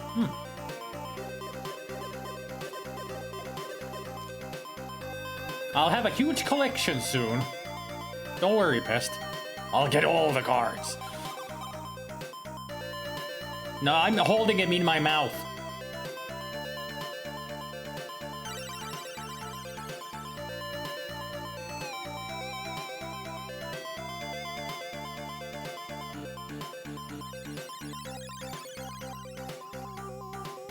Oh no.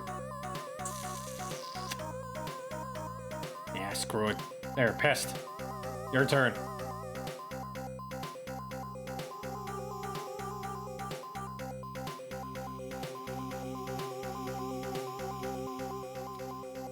So he doesn't have a green.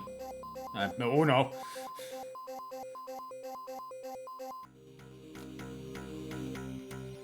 And again, it's red.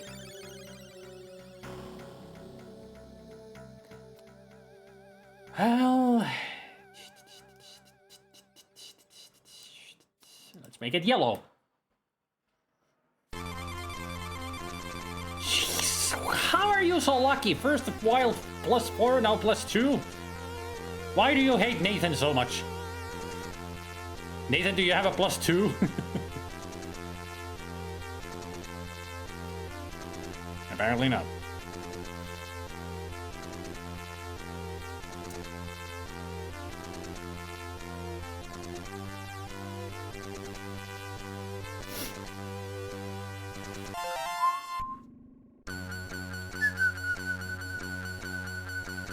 How? How?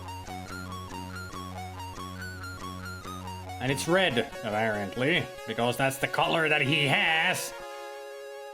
Don't worry, guys. I've got this. Blue.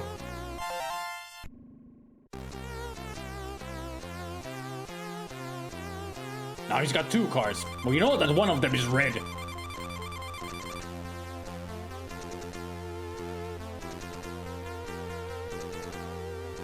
All right, Pest.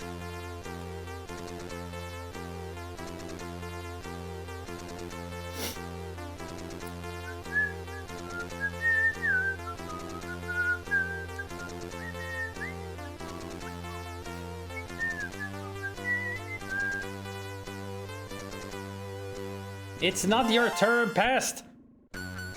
Why do you keep going back to yourself?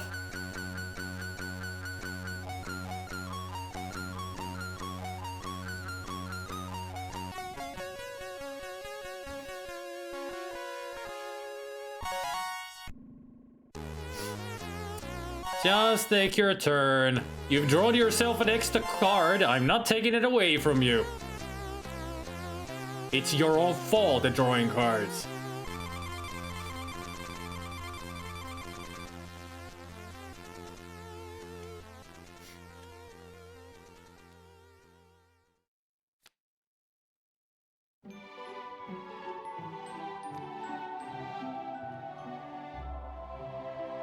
All right, Pest, your turn.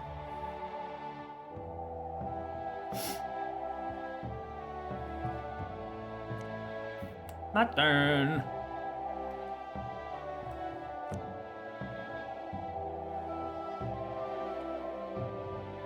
Fault or occasion? Well, I would say fault because you're supposed to get rid of cards, not pick more.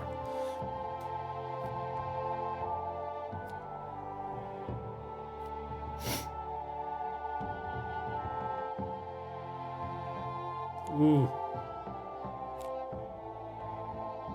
And that color? Yellow. Got it.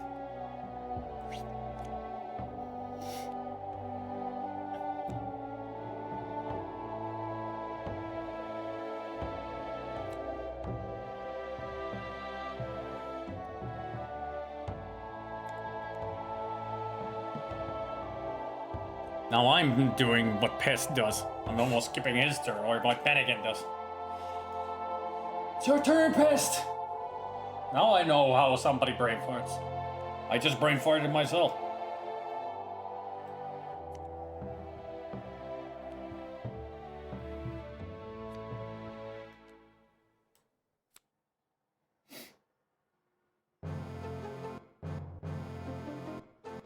And I should be the sorry one. I'm brain farting here. But it's your turn.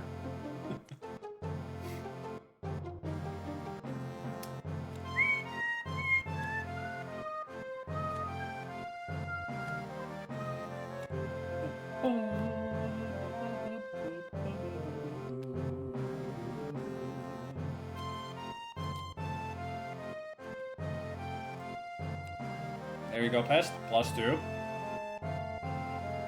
Alright, Nathan, +2. If you don't have it, 4. Yep.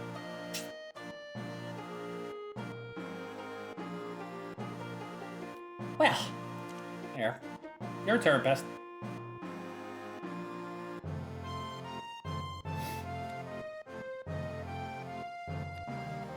What is this +2 moments here?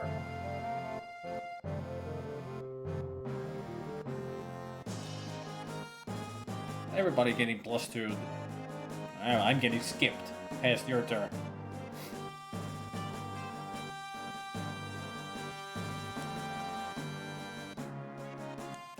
Back Pest.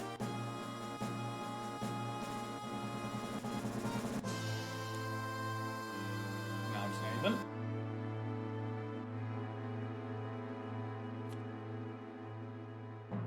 You don't really have any blue. Or 4. Jeez.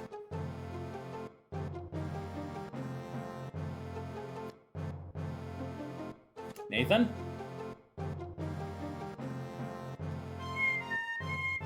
Back to Panigan.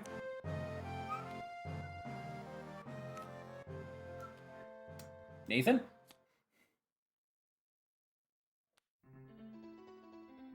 Oh, thank you, Nathan. My turn.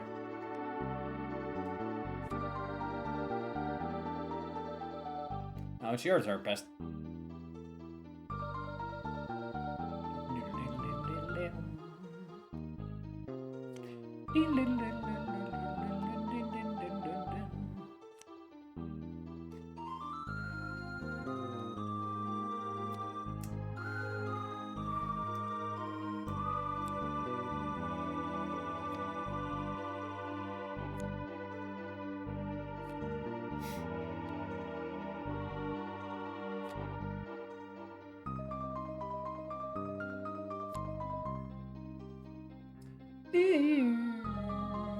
Uno.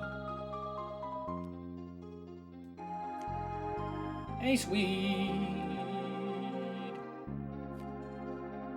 Hey there, sweet.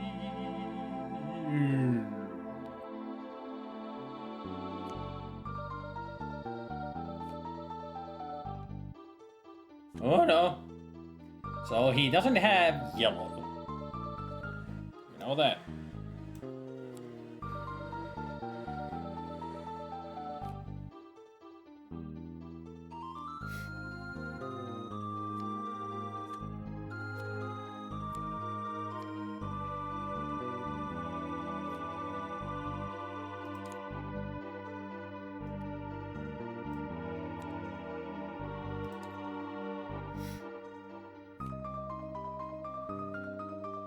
And again, it's a +4. That's for you, the +4. Get 3 more cards.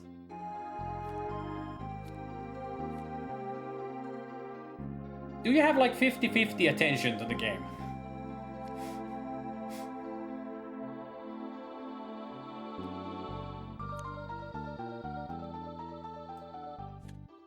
I mean, seriously, sometimes we have like attention span of a goldfish. And I don't mean just him, I mean all of us. Like, we brain fart constantly.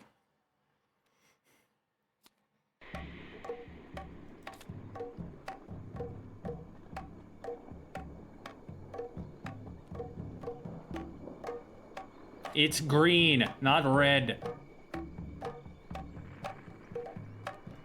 No, don't play that card. And Gimbanake is not playing the right color. There.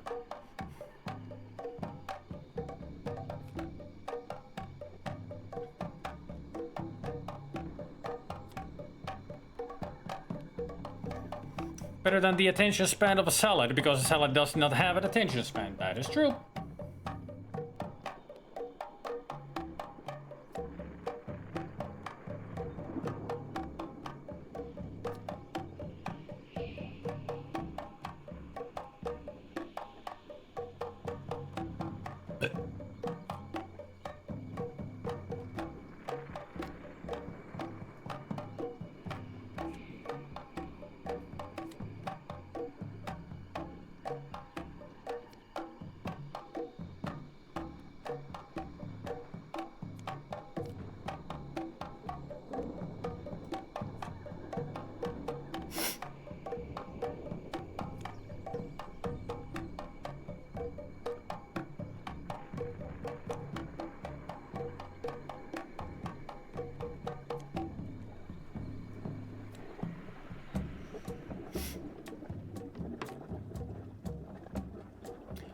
Blue, blue, blue, blue, blue. Da da da da da, blue, blue, blue, blue, blue. Blue, da ba dee ba dee die. It's a yellow one. I'm just singing blue, blue, blue. It's yellow one. Pest.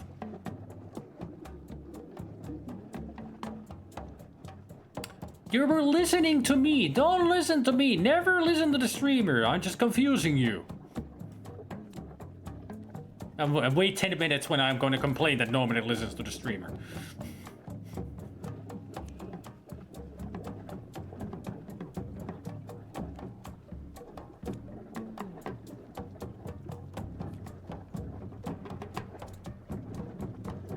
Oh no.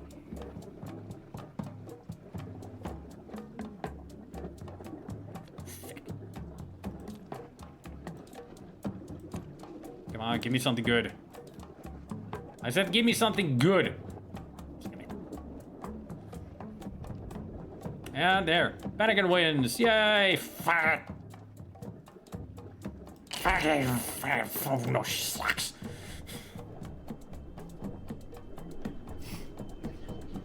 Uno shit. Never play Uno again. Because I never win. I've noticed that about Uno. I am bad at it. I'm so unlucky. But that's Uno. It's all about luck. There's barely any strategy in this. I'm so rarely lucky in Uno. It's one of those games that just doesn't want to work with me. Or for me. Or with me. Always against.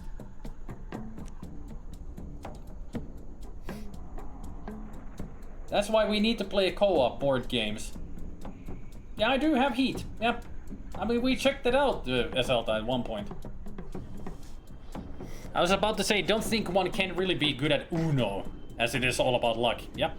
But some people just happen to be luckier than others in Uno.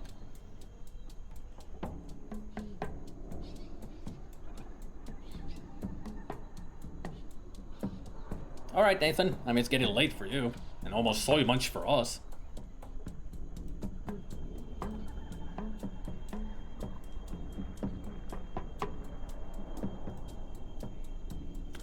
En muista, oliks me etsinyt Scotland Yardia.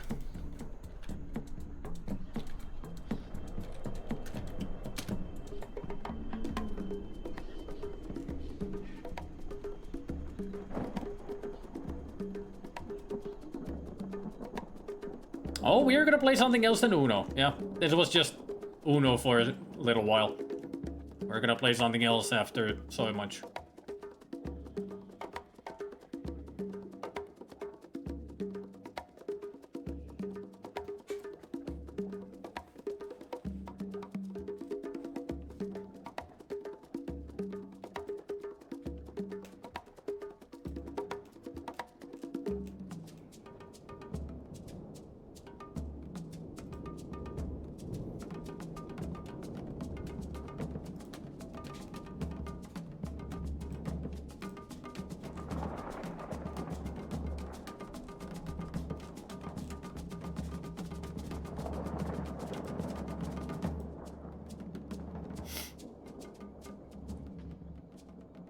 I'll bring out my pom-poms and cheer for your success. Wave them in that way I like. That's a good question, Pest. What should we play? I've got so many games here. These are the ones that we played here are the classic that they have, you know, without DLC or Workshop. But in Workshop, I have plenty of games. I mean, we still need to finish that Game of Life at some point, when everybody's around, in about 2 weeks or 3. Just have to see that those who are playing the game are there to play the game.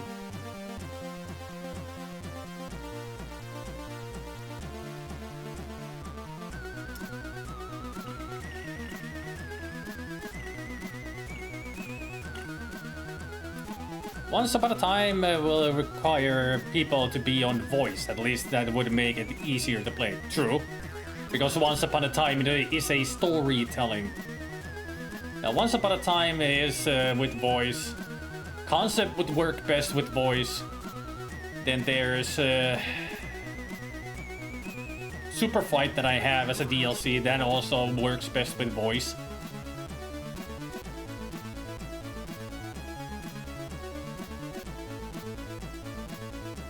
One is What Do You Meme? That's a like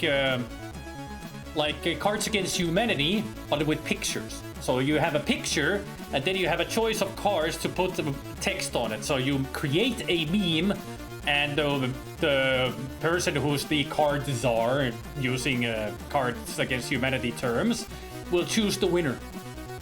It's a really funny game. Zelda and I checked it out, and it's super funny. Simple and super funny. You just create your own memes. No, Cards Against Humanity is all text. But What Do You Meme is pictures. That's the difference. I know that there is Cards Against Humanity these days. There are versions with pictures in them. Unless they call it something else. But otherwise, Cards Against Humanity is all text.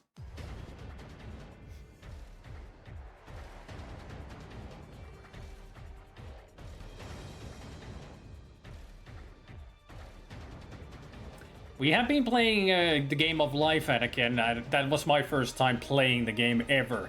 And it seems like a really fun game. Some of those games at the top look interesting. We played Concept many times. Heat is the one that Zelda has been talking about. And then there's Betrayal at House on the Hill. That's another game that works best if you're on voice.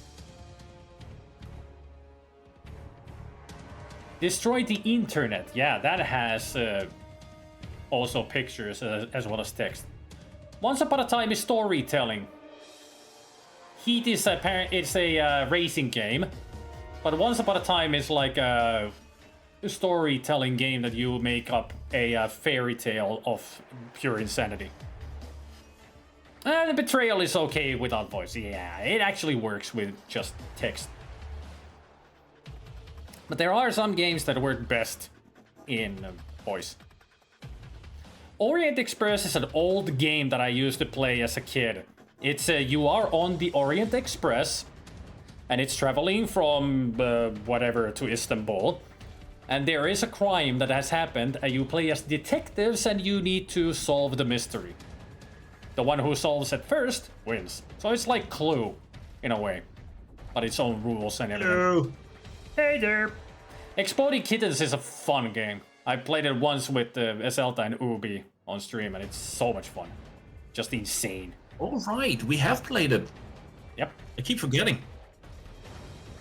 Anyways, just to answer as well, because I have actually played Once Upon a Time, you get cards with certain things on them, like story elements, like a character, a place, a thing that happens, an event, something like that. And you start to tell a fantastic story like an old school fairy tale, weaving in these elements from your cards, hoping to get the story to where you can play your ending. Now, all the others around the table have cards as well, and they hope that you mention one of the things that they have on the card so they can go, ha! And then take over the story and weave it towards their end. And that's about it.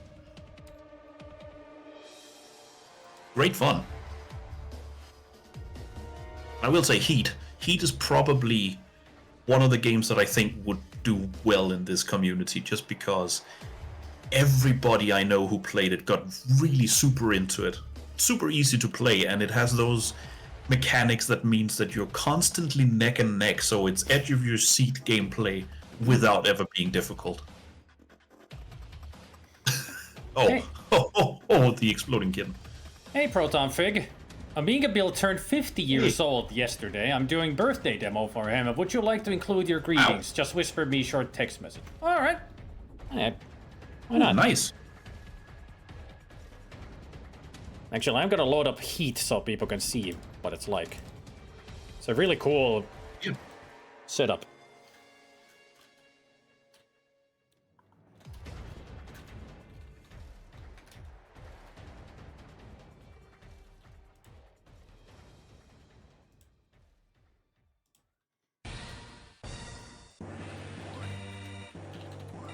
You have little plastic cars that move around the track, and you move by playing a certain number of cards.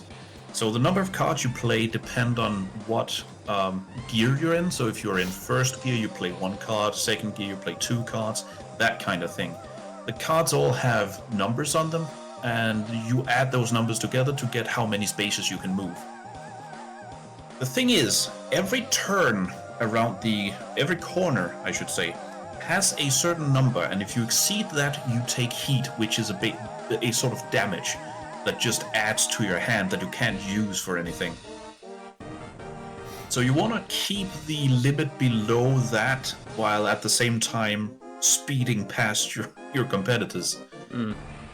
You can use drifting, so if you land just right behind or right besides another car, you get to move 2 spaces ahead. Free. You can use, I think it's adrenaline, where you get to move 1 extra speed at the cost of taking 1 heat, that kind of thing.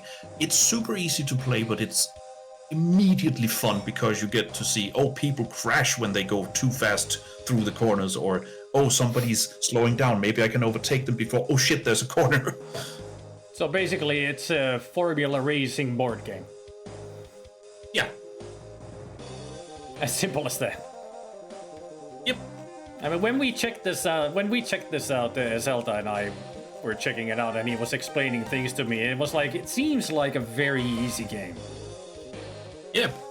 When you show the cards there, the little board that you have in front of yourself, the red one before, all the icons at the top is your turn order. So you start by deciding which gear you're going to be in. You can either stay, move 1 up or 1 down, or 2 up or 2 down, costing 1 heat.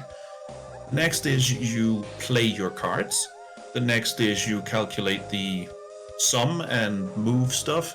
Then you do either heat or cooling or that kind of thing. Then you do the drifting, or whatever it's called in the English version, I can't remember. Overtake. It looks like Overtake. Yeah. And then you see if anything, if you exceed any of the corners with more speed than you're quote-unquote allowed to, and you have to take heat. That's it. That's the entire turn. Then it's the next person. So these numbers that are on the bins here tell you how fast you can go. Yes. Otherwise you take heat. Which means if you're going, let's say you're in the 3rd gear, you play 3 cards. you're probably not gonna get below 3 in speed on 3 cards. Which means going through that corner that says 2, that's gonna cause you to take heat. And if it's too much heat compared to what you can take, you crash and you stop right before the corner and you have to slowly get up to speed again. We had, the first time I played it, we had somebody who spun out and crashed on the second turn we played, and it just... He came up and became 3rd place out of 6. Meaning you can actually get back. But it does require that you play right and everybody else kind of has that mentality of, oh, I'm gonna push my luck here just because it's gonna be fun and it's gonna be spectacular if I do it.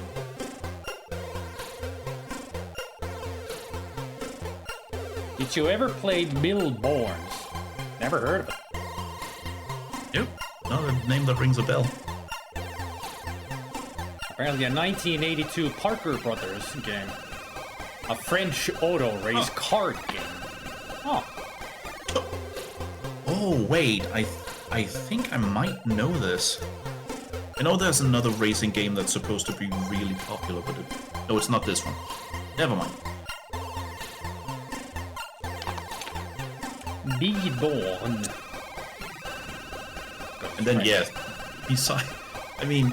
I was surprised when I got the actual physical box for Heat because there's enough space in there for, like, I think it seems like there's 3 DLC packs in it, if that's what you want to call them, or expansions in it.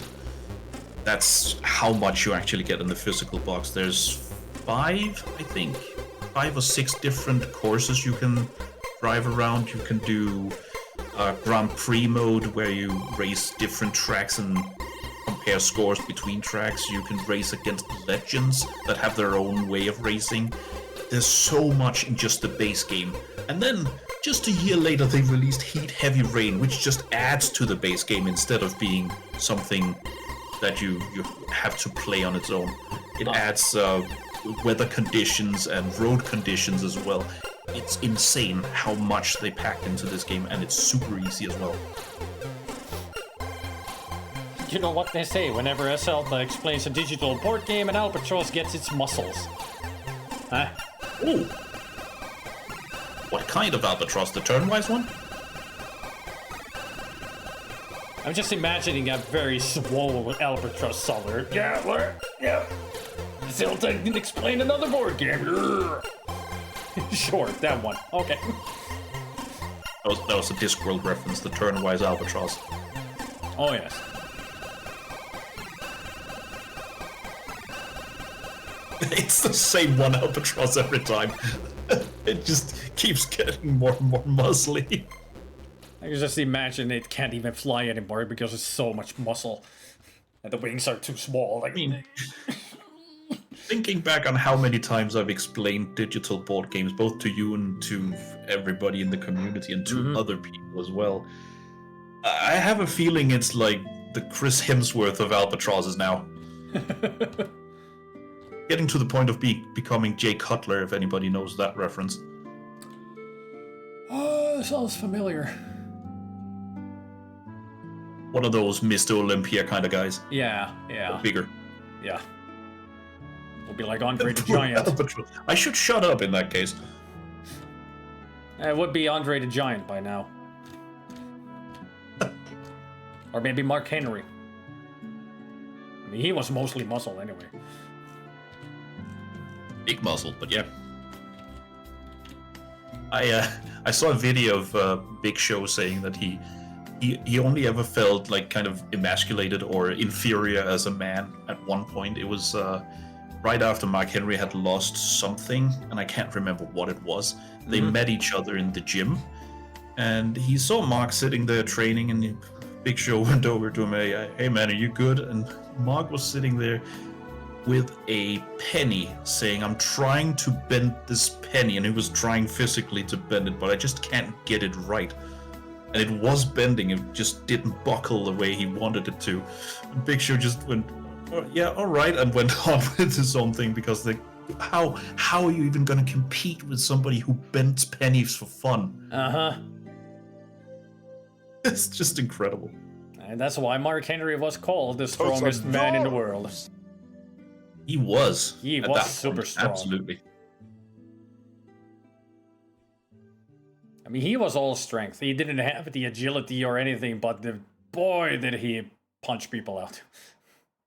Or throw them out. I love the story of him when he was supposed to interfere in a cage match, I think it was, and they forgot to put a rigged lock on the chain keeping the door shut. Mm-hmm.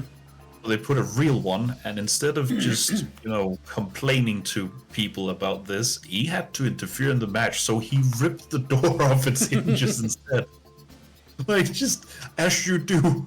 Yep. As you do. I'll be right back. I'm gonna get myself some food. I'm gonna eat light because I had such a heavy lunch.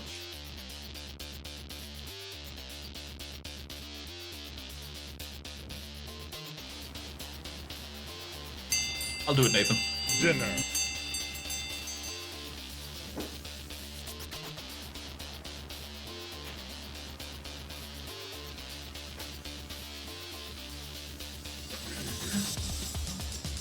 Well, now it's just me. Also, Zelda, you should get in the game if you want to play Heat, because I do want to try it out. Alright, I started up Tabletop Simulator, so I'll just join. Don't know if you can hear me, but probably not. Hey. Dave. Tabletop Simulator, please. Well, have wonderful sleep, Nathan.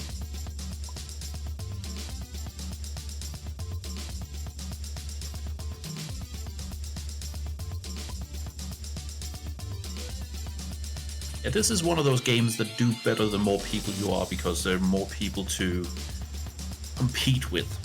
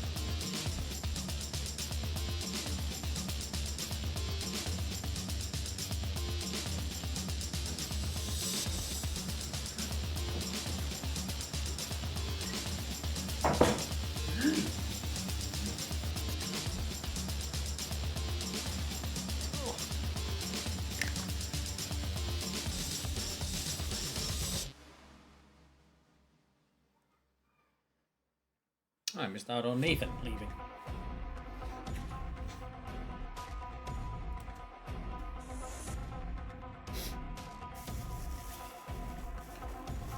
I really should remember to take out the standing fan from the closet tomorrow because it's hot here.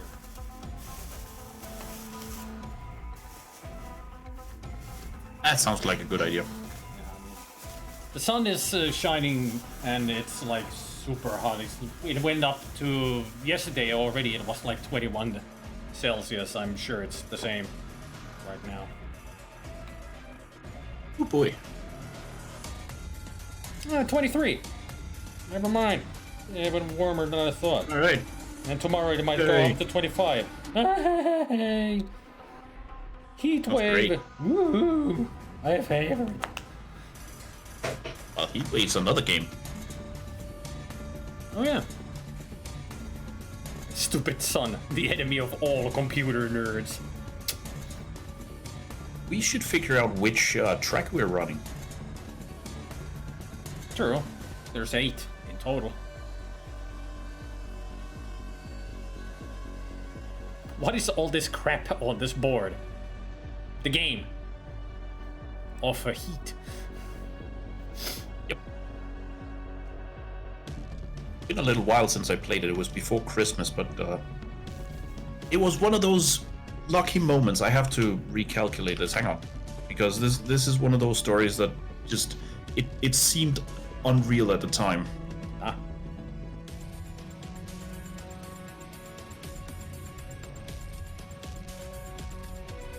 Sweet, I'm only sitting here and I'm sweating like a pig. I can imagine. But we played this back when I was still working at the other company. I think it was just before Christmas, maybe at the start of December. And when we played it, within the first 30 minutes, I knew that this is one of those few games that I definitely want to get because it's fun to play with everyone and it's easy to teach and easy to learn, and there's enough to keep you going. And I think it was not even a week later, I happened to find what is essentially 70 euros in one,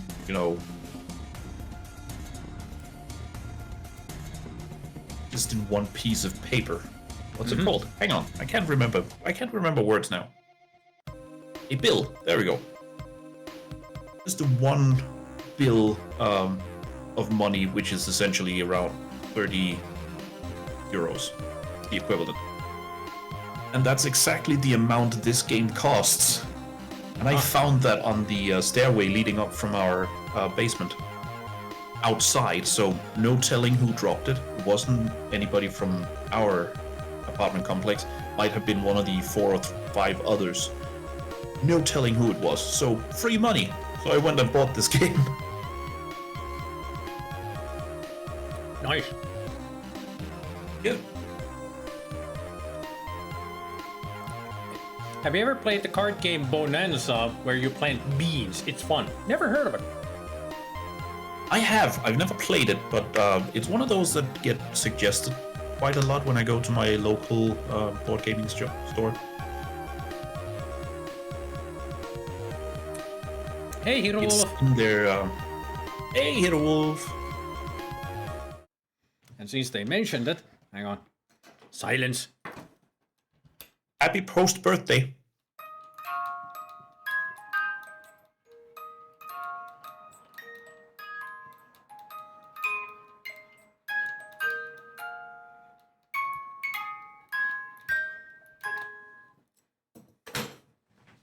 Happy birthday. Yay. It is German, Eldritch, yeah. Originally German. Bonanza is German. Heat is Danish. Oh, I didn't know that. That's another reason I rave on about it, because it's actually the 2 Danish guys who made it.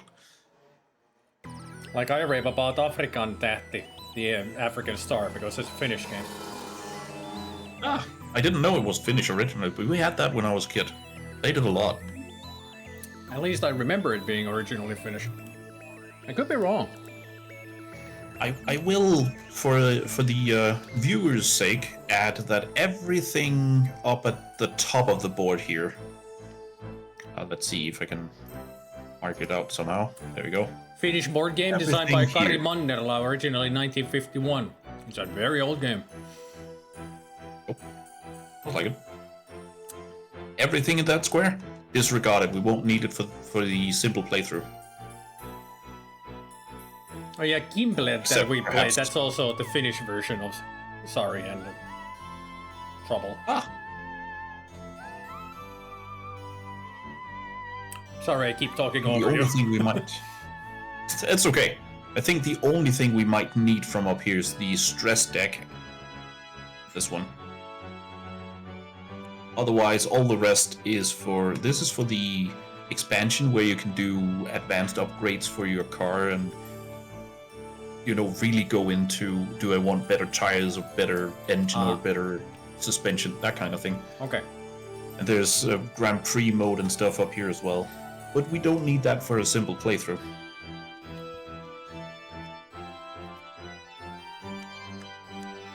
What would be the best board for beginners? If there is one. I mean, it's that's difficult to answer because every track is its own. I think we played France the first time, so that's the one I know. Should we go for France? I think it was France, but I mean, I can't remember them from.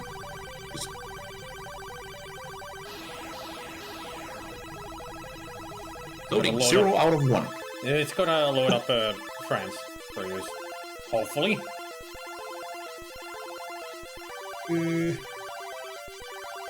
No, it wasn't France. Never mind. What it might have been. How about Great Britain? Hang on, let me see where are the starting positions over there. Nope, wasn't that. I know the starting positions was on one of the straits. Italia? So, not Italia. Japan? Nope. No bridges. Mexico? No, that's from the heavy rain expansion. That's one I don't have. Then it's USA. But even that, the starting point is at the bend. There should be more than that. Well, there's two more, but they're fan-made. At least it says fan. Weird. The other one's Barcelona and the other one Knock Hill. Well, let's roll them up and see what they're like. Wow, a 90-degree bend over here, and then one of those hairpin. Yeah, look at the this would be a formula. This would be hell to go through. Just this. Actually, Knock Hill. There is France. Oh. Hang on, I'll go find my physical copy, find out which board I played. Hang on. Okay.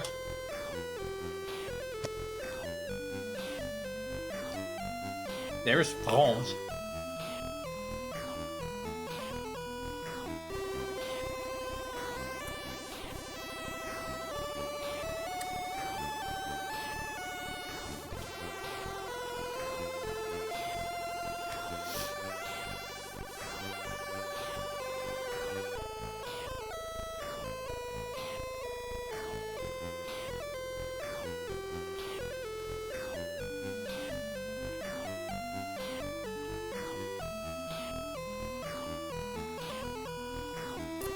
There's a lot of versions of this game.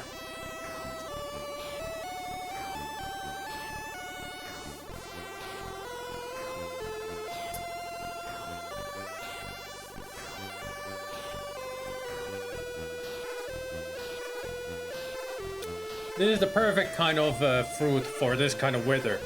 Cold mandarins.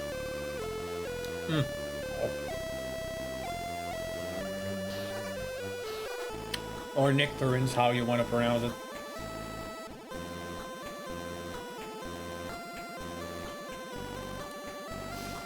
I ended up buying a French version of Resident Evil for PlayStation 1.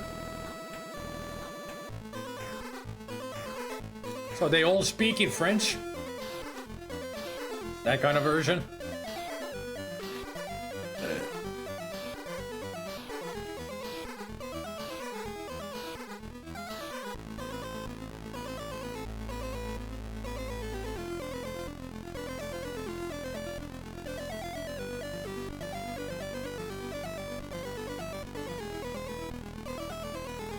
The only thing that would have made that birthday song better if you rose up from a birthday cake at the same time.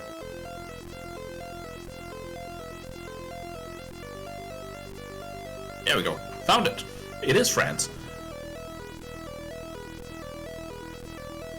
Text is in French, okay. Apparently Anakin bought himself Resident Evil for the PlayStation 1 in French. Still English voice acting, but French text. Interesting. Didn't know that existed. Anyway, either. Yeah, the first track I played was France. All right. I just remember the starting point being on a straight, but this is kind of a straight. It's not. It's just a curve. Yeah, it's a long curve, but. But notice the last corner over here where it says 4. Yep. My colleague, who's been in the chat a couple of times, and I were racing and competing against each other for first place. When we stopped here, we both were in 4th gear, because we'd just gotten through the bend successfully. 4th gear means 4 cards. Play everything you have, and then see how far you get. Be the one who gets furthest across the finish line, and you're the one who wins. All right. He got 1 space more than me. We had the same exact number of cards. He was just lucky that he had 1 more heat to get, so he could just push it that 1 space more. That was all it came down to. It's so intense. Like real racing. Yep. That's the fun about this game. It is actually, it doesn't seem like it when you tell people that it's a racing game with cards and math, that it's any kind of intense game, but it really becomes it because you start to strategize and think, okay, if he lands there and I can do this, and hopefully I draw this card, then that means that, and so on and so forth. Mm-hmm. What are those helmet spots? Like these? Helmet spots. Oh, that's for the advanced rules. So that's where you can get extra out of your advanced okay. upgrades and stuff for the car.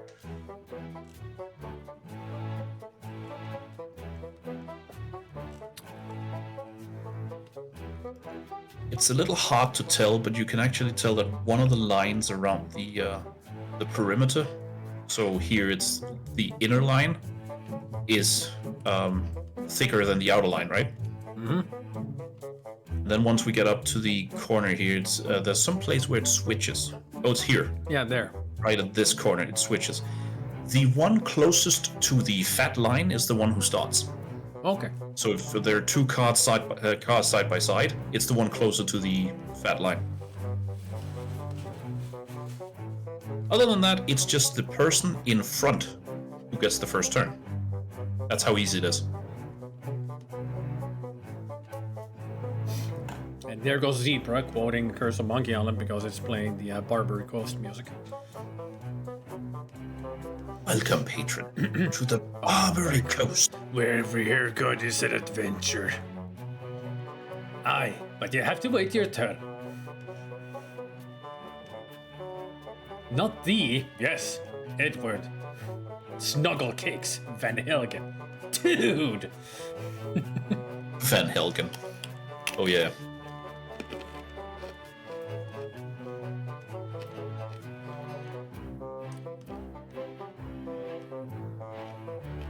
So, what's your name? Bill.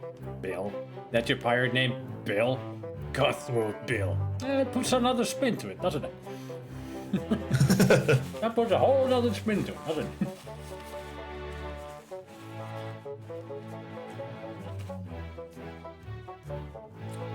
Where is it? You like being a barber? It's a steady income.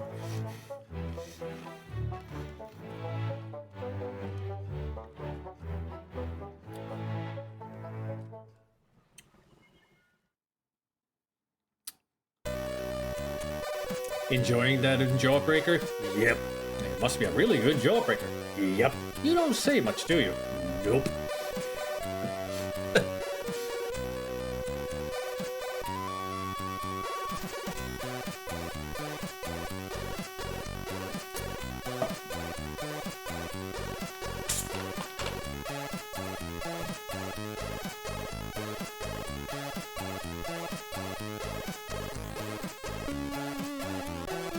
We'll call it the three-point maneuver.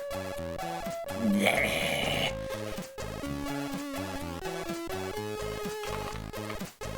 I like it that when you make him choke or the jawbreaker, and if you look at him, Guybrush says it's a choking pirate. He's turning a little blue around the lips. And Cutthroat Bill's just constantly. Welcome to the Plushy family. Hey, Sandpack. Hey all, happy Saturday. Hey, all happy Saturday. Thank you for the resub. 8 months.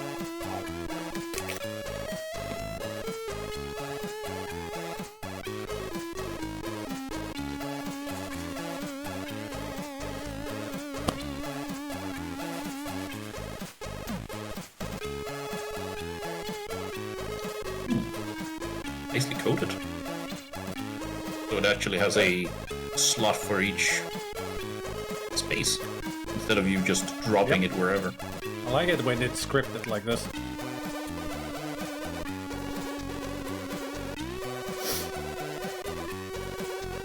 Actually, belong there. Ah, because I'm number 3. Yes. What about the red 61? I don't know what that is, because mine says purple 34. I have no idea what that relates to. Must be something from the expansion. Might be, because there's an orange 88. And also the white one, white player has a white 1 and a gray 6. Like, oh, okay. Ah, Yellow 15, blue 2, teals 8. And 2 greens. I wonder why there's 2 cars. In some players have 2 cars, but some only have 1. yeah, Really weird. weird. I do like, if you look at the original dashboards from the original game, like red and orange, are yellow and green as well, blue. They all have a little dashboard ornament, like a it's little different. lucky horseshoe or something. Yeah. The white one has a napkin with lipstick on it. Oh, it's the lucky kiss. And the red one has... Me being purple, I don't have one, apparently. I have some kind of a whiskey bottle with a Ferrari on it. It looks like the Ferrari logo. It's the horse. Orange has a little kiwi. Cute. A drawing of a car, like old school racing car. A lucky coin on yellow. On blue. A horseshoe. And a lucky clover. Nice. And you have Actually. nothing. Why I don't don't you have have anything? You know I what? don't need luck. You know what you I can need? fail on my own. You know what would be great for you? Fuzzy dice. Yeah. You just drive around. should have Orale! He's like, oh no, he's got attitude. Watch out. Come with a low rider to the race. Oh no. In the corners. Yeah. Yeah, what's up, Holmes?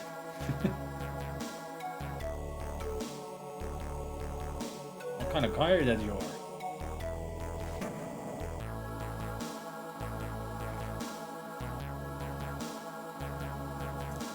Like that. Do you like that? Do you like that? What kind of guy that you are? What kind of guy that you are. I think this is gonna be fun with 3 players, but I don't know. I think we were full, so like 6 players when we played it. Which just means there are that many more you can sort of compete with. I don't know where Pest went. Ew. Also, my soy munch is ready in, I don't know, not too long, I hope.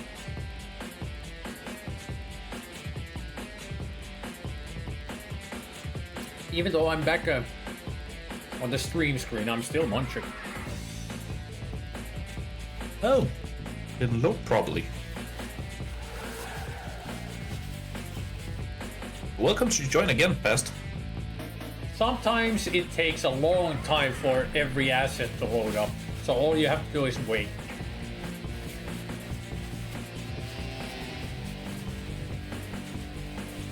made dinner while Zelda would explain the game, so I didn't hear anything.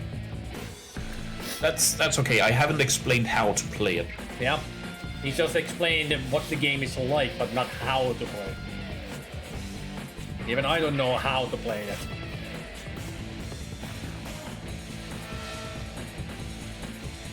So you're welcome to join back, but you just gotta be patient with loading the assets because it takes a while.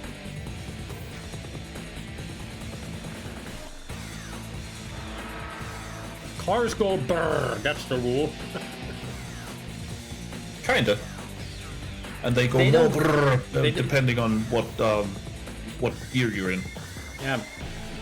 Either they go brrr or they go brum brum. Yeah.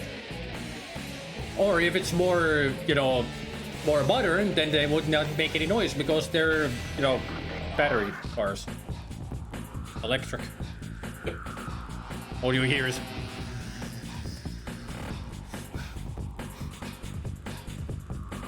It's always so funny when you're walking down the street and a car goes by, but you hear barely anything other than the tires, and you're like, oh, it's an electric car.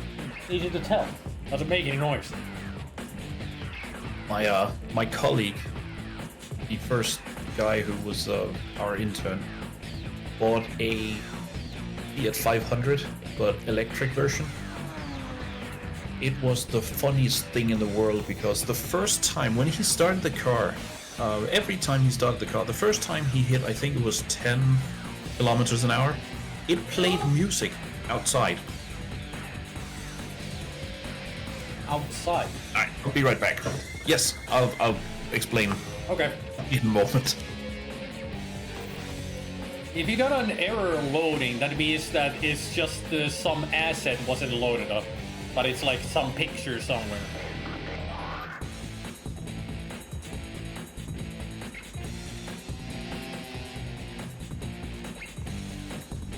You mean this? On my screen?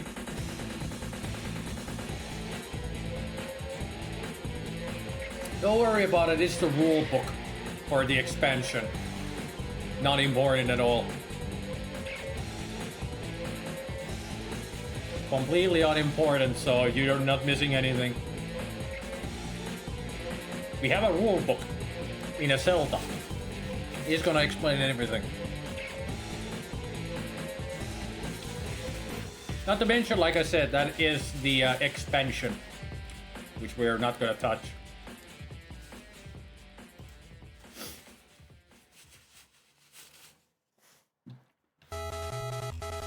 Like it even says here, expansion rules. We don't care. We're just playing regular Heat.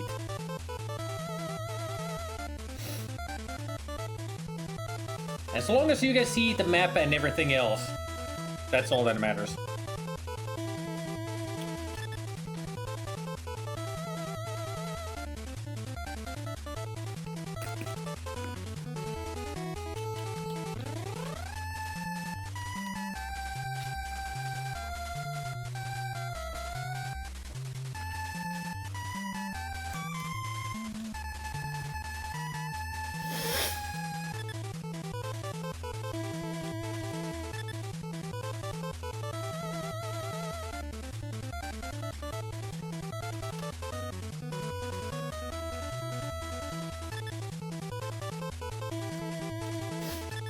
I made a few Sierra-inspired emotes today.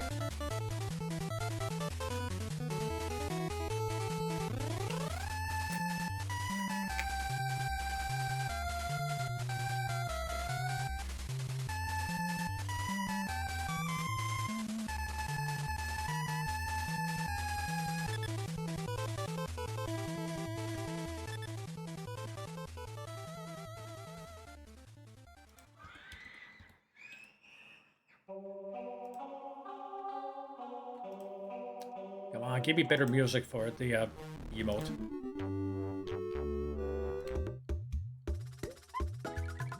Better.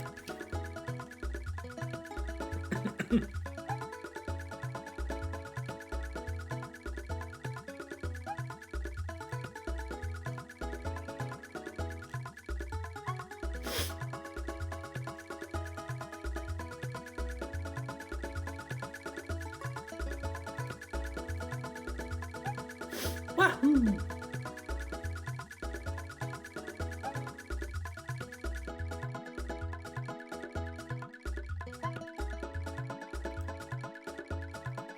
$23 here, and tomorrow it might get up to 25. Right.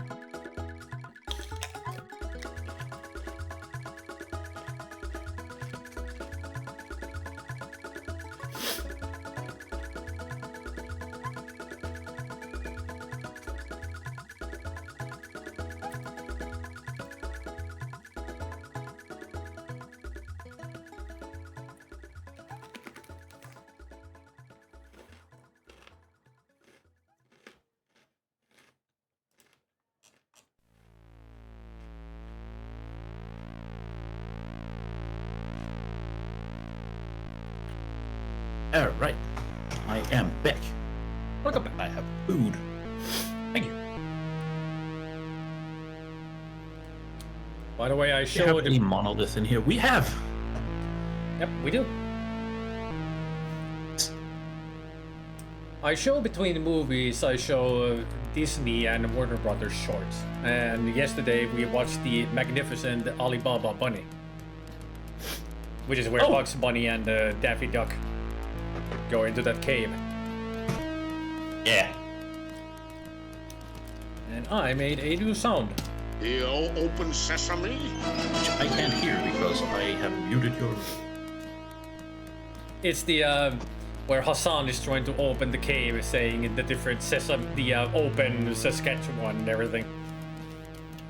Oh, that one. So when you Nice. use sesame, it says all the different things that he says. Open Ben. Saskatchewan. It starts with the best ones. They open the open the I can't remember at all.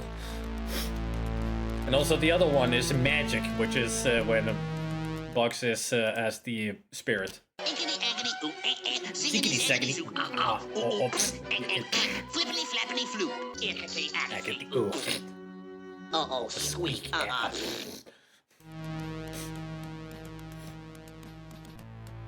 Bugs Bunny as a genie, and then Daffy Duck making fun of him. Ickety ackety oops.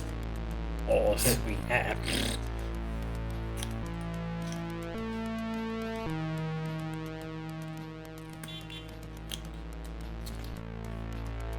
I should also get a Hassan chop. Yeah. That's always the one that makes me laugh the most. Hassan chop. To this day, I still say flippity gloppity floop thing out loud sometimes. I do the Daffy Duck version. Oh, sweet.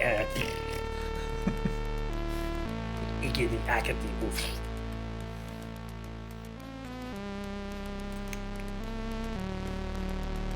Right. I can explain if you want me to. Yes, about the music playing outside. Oh yeah, that too. So because it's an electric vehicle, you can't hear it, speed up. Mm-hmm. So whenever he reached 10 kilometers per hour, only the first time though, and that was the weird thing. Every time he started up the car and started driving out of the driveway, whenever he hit 10 kilometers an hour the first time, it would play some little bit of music outside that sounded kind of like classical music, something like that, and then it would just stop. So people knew he was coming. Huh. But only the first time. He said that's the stupidest thing, because I can be driving along, nothing happening, I can get to a red light, go to a complete and full stop because it's an electric vehicle, it shuts off like it should. As soon as he pedals and, starts, gassing up again and driving forwards, it doesn't play the second time or any subsequent time. Only the first time after he starts the car. Weird. Yes. And the funny thing is, I commented on that. I kind of liked the sound. It almost sounded like part of the intro to Game of Thrones. Uh-huh. little short bit, like 2 seconds or something like that. But then he told me that he'd been experimenting with different sounds because he knew he could download and exchange them. Oh. So he kind of wanted the Imperial March. But,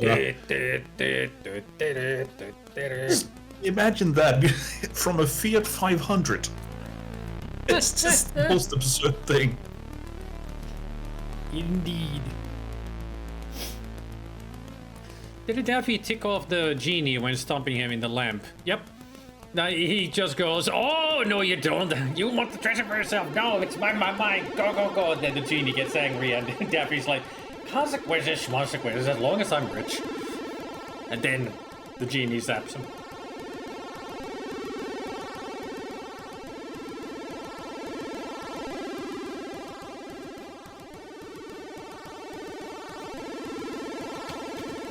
He'll open sesame. Open Sarsaparilla. Open Saskatchewan. Open sarsaparilla. Open Saskatchewan. He'll open sesame. And there is a sesame again.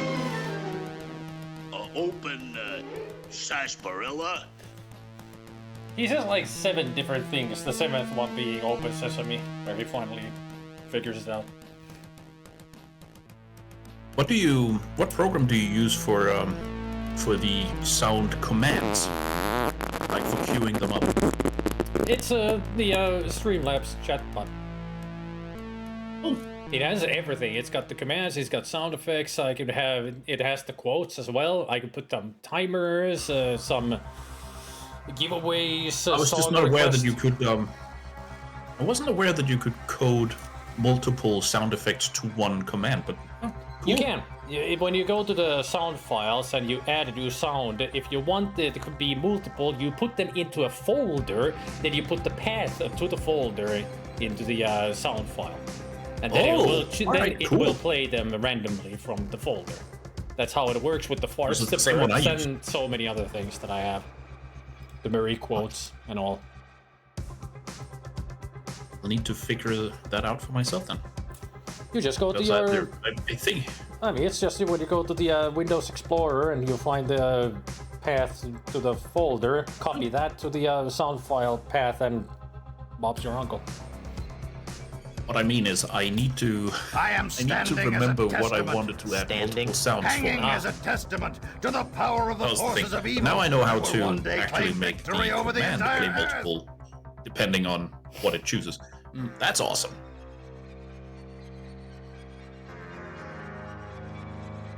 At some point, I'm gonna play Curse of Monkey Island on my own and start recording Guybrush quotes. So I will have Murray and Guybrush. Nice. Monolith has deleted all 3D text objects. Hopefully he didn't delete anything important.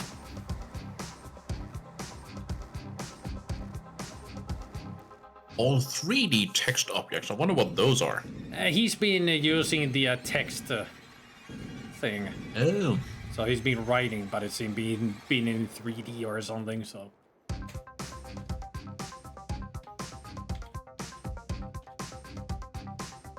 Yeah, I'm done. Alright. As I stride through the gates of hell, carrying your head on a pike. Stride? Alright, then roll! Roll through the gates of hell. Must you take the fun out of everything? Oh man, Murray is great. I know my Murray quotes, Zebra.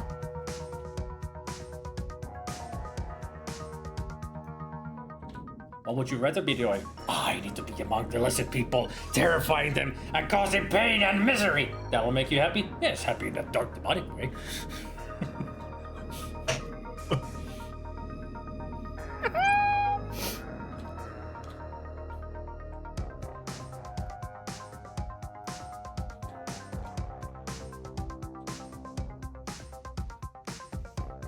Do you need me to help you down? Help?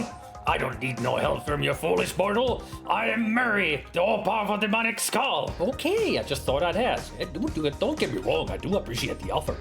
It's like... demonic and then nice. Mary can't make up his mind what kind of a character he is.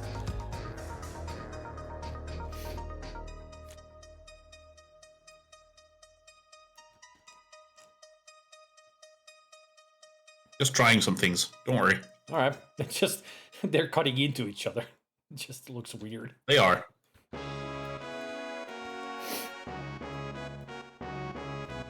You picked the anchor. It's a very nice anchor.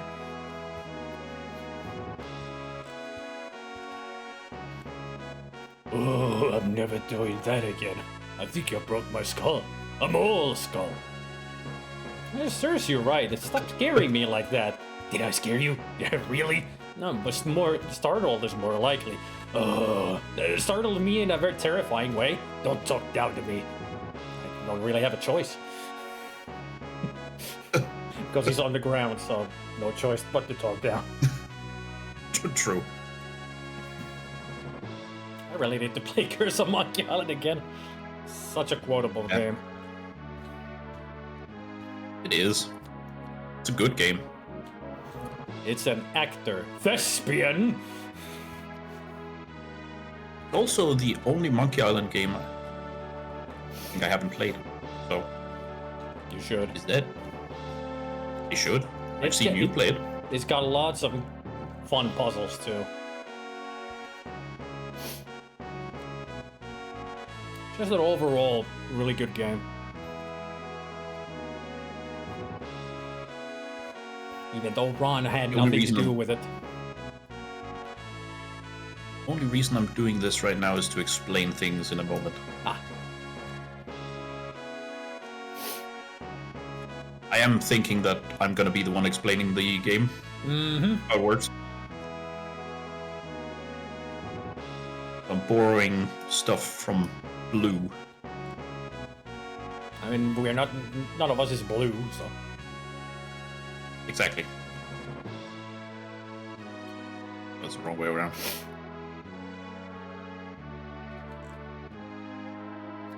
Why does that look like a lobster from a distance?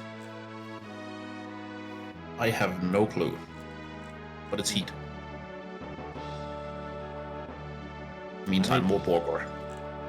Now, when you zoom in, you can tell that it's an engine, but from a distance, that looks like a lobster or some kind of a crab.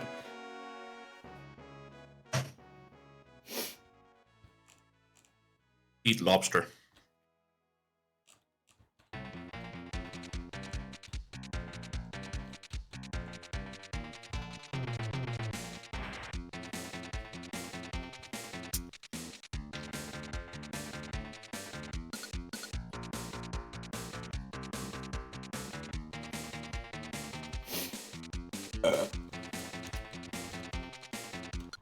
I even have the Danish rulebook here just to refresh my memory. All right.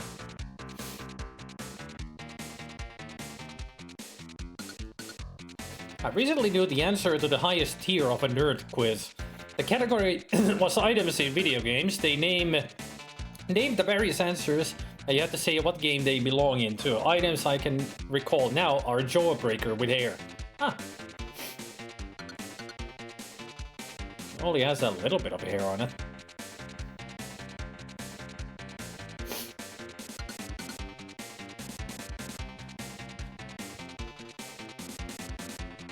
Get you right here. Get right here.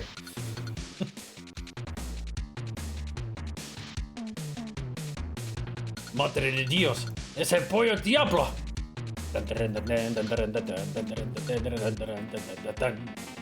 He really plays the music when he says that.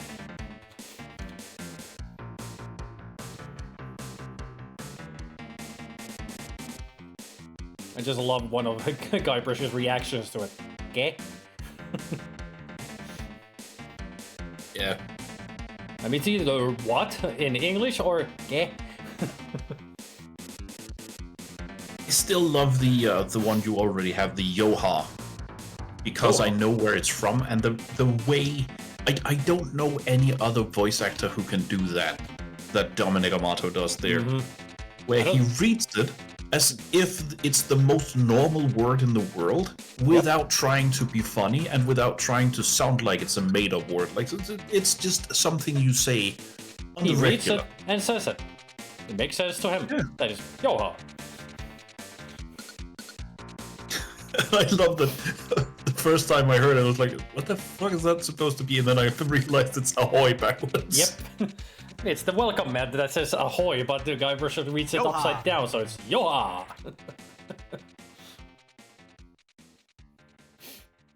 Yo-ha. I don't want people to ask me about Green Fandango. Ah, Papa Pichu. I do like it that I know how to spell it. I do like it that in the game, if you never read that sign, he will say ouch or ow instead of Papa Pichu. But if you do read that sign, he will change. And I also like it that if there's the thorn bush, if you pick the thorn first, he will say ow. But if you read the sign first, he will say Papa Pichu. So it's like immediately changes. Which I find like a great detail. That before he reads it, he just says, youch! But if he reads it and then picks up the thorn, then he says, Papa Pichu.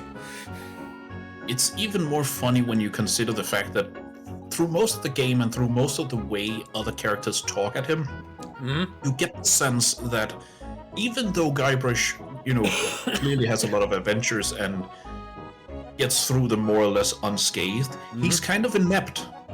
He is. He's very inept.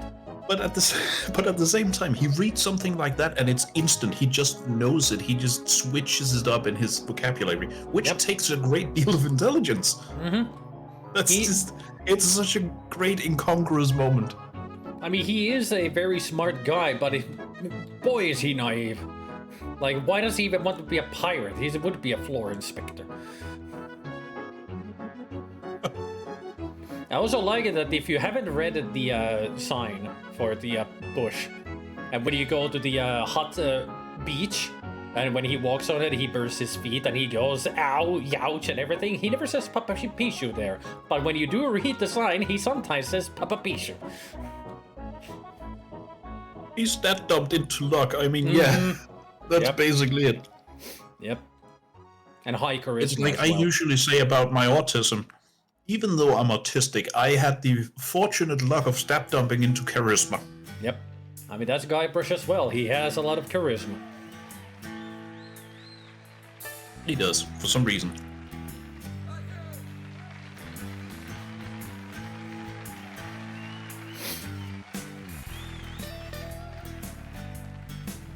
Well, I'm a spokesperson, actually. But what I really want to do is act. Break it back leg.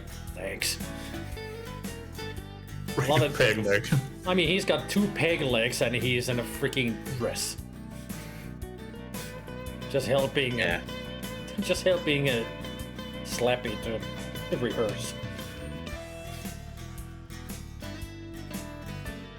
And I love it when you look at him, the Guybrush just goes, now that's disturbing. Now there's a disturbing image. Just big, bushy beard, big pirate guy in a dress. Like, ugh.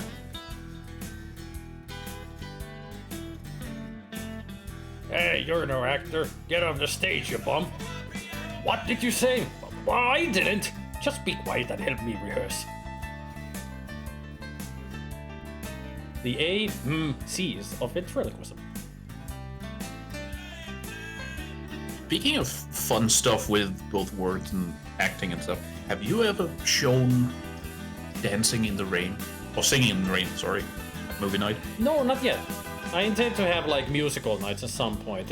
Like some of my favorites, which would be Fiddler on the Roof, Sound of Music, Singing in the Rain, and many others. The only reason I mentioned Singing in the Rain is because it's one of the first one of the old school that my parents showed me, because it has oh god, what's his name besides Fred Astaire? It has Donald something. Fred Astaire? You mean Gene Kelly? Oh right, it's because my granddad used to show me Fred Astaire and Gene Kelly movies, so I get them interchanged. Ah. But yeah, Gene Kelly, of course. The American. But yeah, the other one is Donald... O'Connor. Something. O'Connor, thank you. Yeah, I think it was... At first my mind was like Connor, but it like was like, no, it's not. It's O'Connor. Yeah. And Debbie Reynolds. It's just that their fast-paced monologues and stuff they do is great. Especially the way they make fun of the speech speech guy, the guy who teaches him correct pronunciation. Moses, the roses opposes. Yes, I know that one intimately. Yep. It was one of the first things I learned how to sing, I think. Moses, Moses. I've seen the movie so many times. One of my favorite musicals. I love the part where he goes, a mose is a mose. Yeah. Like, a rose is a rose makes sense. A toes is a toes. A mose is a mose. mose. And a pose is a pose. Moses supposes that his toes are roses, but Moses supposes erroneously. Erroneously. It's so great. I love the the pictures on the wall behind him is R or E and all the vowels. With the mouth picture, signify how your mouth is with that vowel. Hey, why don't you call me a cab? All right, you're a cab. Thanks. I think it's isn't it from that one as well where we get the make them laugh? Yep. Make them laugh, make them laugh. Don't you know that you won't make them laugh? That's a pure, just Donald O'Connor.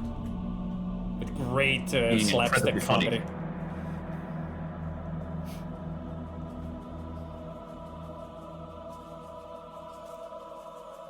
Good morning, good morning. It's fun to stay up late in the morning. Good morning to you. To you. And that always brings me back to the first time my granddad showed me one of the Laurel and Hardy movies, Sons of the Desert. Oh. Good morning to you, good morning to you, good morning dear teacher, good morning to Bonk. My first one, I've seen that once, that one. But the ones that we had, that I watched constantly was Way to the West, and the one where they played gypsies. Can't remember the name of it. Yeah, the gypsy one was the other one. Yeah. And then, what's it called, All Grown Up or something, where they play their own children? It's a great one.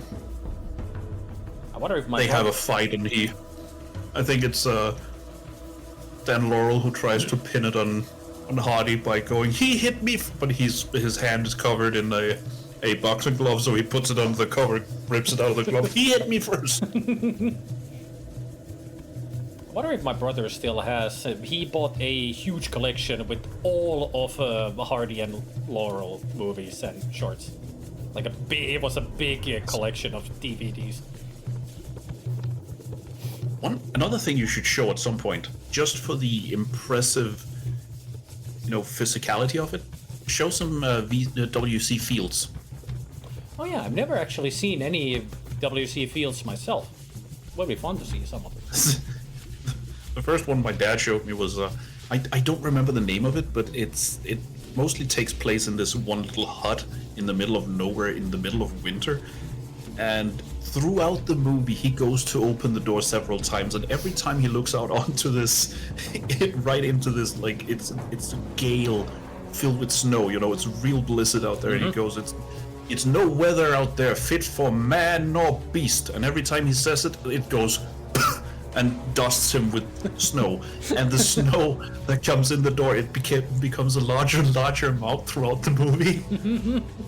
Just at the end, it nearly takes him off his feet. It's great.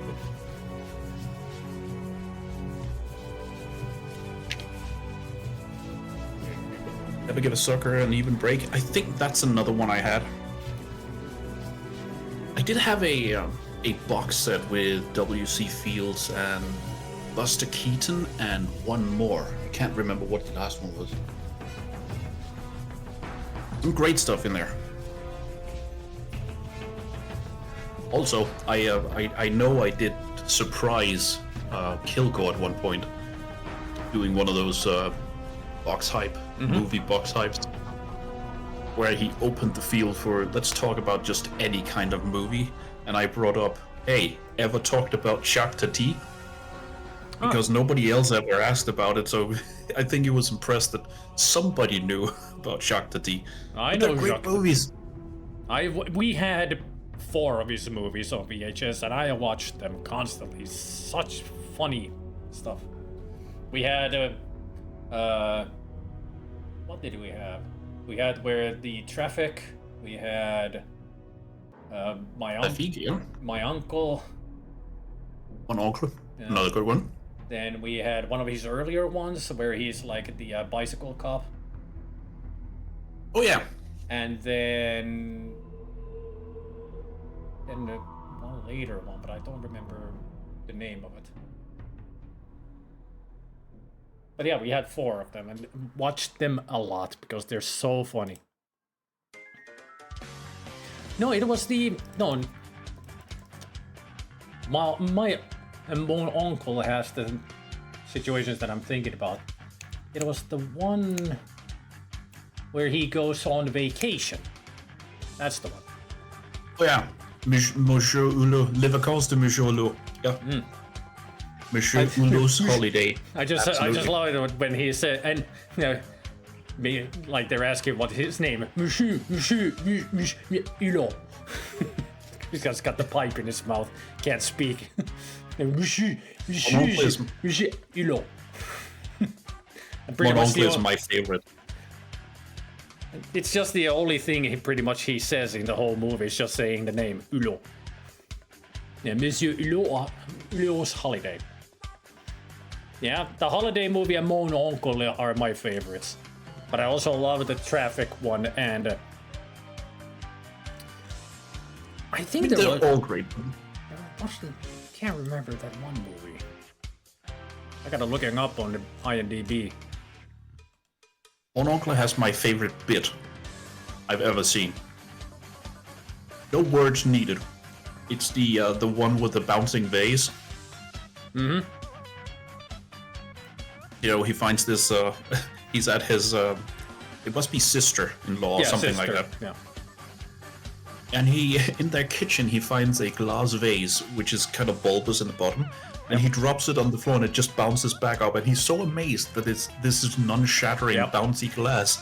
So he puts it aside, takes out a regular glass, and drops it, and it shatters. And he just never says anything about it.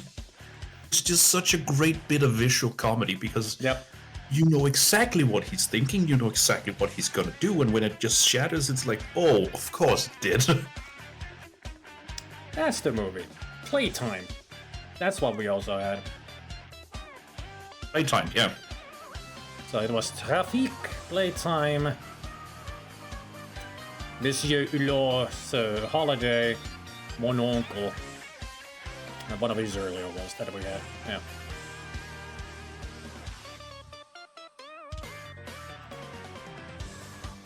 Great movies. So great. And it really goes to show that you don't need to, dialogue to make things funny. That's one of the good things about all the movies. They're so silent. Like, there's barely any dialogue. It is pure visual comedy. Yeah. Yes, we're talking about Jacques Tati. I mean, also, I do like it that sort of character, yeah. I mean, in Mon Oncle, like, there's a lot of people there, but whenever they're having conversation and everything, all you hear is just whispers or just mumbling. Like, there's no words.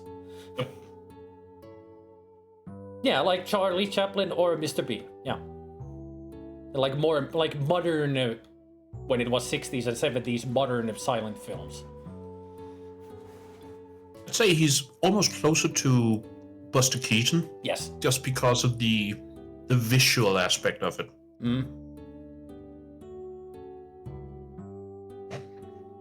I also like it that when he's at the sister's place and they're having dinner and he just stands around and puts his umbrella down on the ground and leans on it, and when he gets up, it gets stuck on the ground and he pulls it up and just water starts spraying out of it. He's like, just walks away like nothing happening here. It's like he destroys places, but he doesn't tell anybody. He just leaves like, uh-oh. Yeah, oh shit. He's like, oh shit, get it out of here. There was another bit a little later in Mon Oncle where he goes to the factory, and I can't remember why, but there's this little secretary woman in a very, very tight knee-length skirt. So she can't bend her legs that well. Mm-hmm. When she walks forward, it's kind of these fast footsteps she takes, and it looks kind of silly. It's a little goofy. But my favorite bit is at some point, the camera just follows her going back to the office, and she has to get up a step that you just know she can't because of her skirt being so tight. And the fast movement she does and the little jump she does just looks hilarious. And I don't think it's meant to, because that's like how the character would move, and it's not meant to be silly. It just looks that way to me. Mm-hmm. Because it's like a little boing, and then she's up the little step. These movies are also a window into a world that doesn't exist anymore, which is kind of sad. Yep. True. I mean, it was many of his comedies were just life. Like with the Playtime, that's like he's just walking around in high-tech Paris, just exploring the place. Stuff happens. Yeah, things just happen, and he experiences how the world has changed. Like with the office building that is mostly empty, and they just need to walk up some stairs. They go into a corridor, and then they come back down the stairs just because they couldn't go through the lobby to get to the place they needed to. They had to go up, and then an elevator down, and then here we are. It's like they could have walked through the freaking wall, but there's no door. It's like this is how they design buildings nowadays. It's just that's ridiculous. why I compare him to Buster Keaton, because that's the same kind of thing. Buster Keaton was also just stuff happening, where Charlie Chaplin plays on the tropes of the guy who tries to get the girl and the policeman trying to stop him. Yeah. And all the permutations of that kind of joke, where Buster Keaton would do something like he was fleeing from somebody he'd pissed off, and he was trying to hide in a spare wheel on the back of a car, and the car drives off, and the spare wheel keeps standing there because it's a standing, it's an attraction instead of being on the car, and he's just sitting there in the middle of the road now. That kind of thing. That's what Shark the T did as well. Yeah, that is. His style was just things happen. Alright, you want me to explain the game? Yes, I'm ready. So, the first thing I need to explain is the deck of cards that you're gonna have. Alright. Each track, if you look at this little corner up here, has two numbers. It has a number for heat, which is 6 in this case, and it has a number for what is called stress. So naturally, we're racers. It's gonna be stressful driving around. And for this particular track, we get 3 stress. That's these cards. Alright. Whenever you play one of those cards, it means that you will draw the next card from your collection and use that without knowing what it is. So it's like pushing your luck, hoping for a specific card. Alright. Now, your bunch of cards are made up of these that I've laid out. So there are 3 1s, 3 2s, 3 3s, and 3 4s. And there's 1 0 and 1 5. Alright. Difference between the 0 and 5 and the rest is that all the rest of the cards have a little symbol up at the top.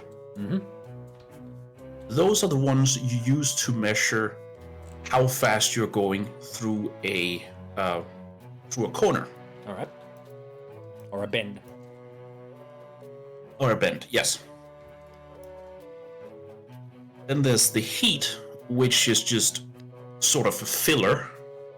So when you take heat, you immediately add them to the list of cards. Alright. And they can't really do anything, but you can get rid of them by cooling. So, we mix all of these cards together with the stress, and we pick up 7 cards. So we have a hand of 7 cards. All right. Quite useful. Then, everybody at the start of the round will choose which gear they start in. So, at the beginning of the game, we'll all be in first gear, and you can choose if you want to go up to second gear. Or, if you want to, you can go up to third gear, but it'll cost you 1 heat. So you'll have to take 1 heat from your little pile and add it to your cards. Now, the gear system is that whichever gear you're in, that's the number of cards you get to play.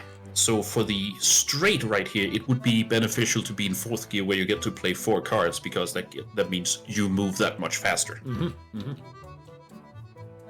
So let's say I'm in 1st gear, I get to play 1 card.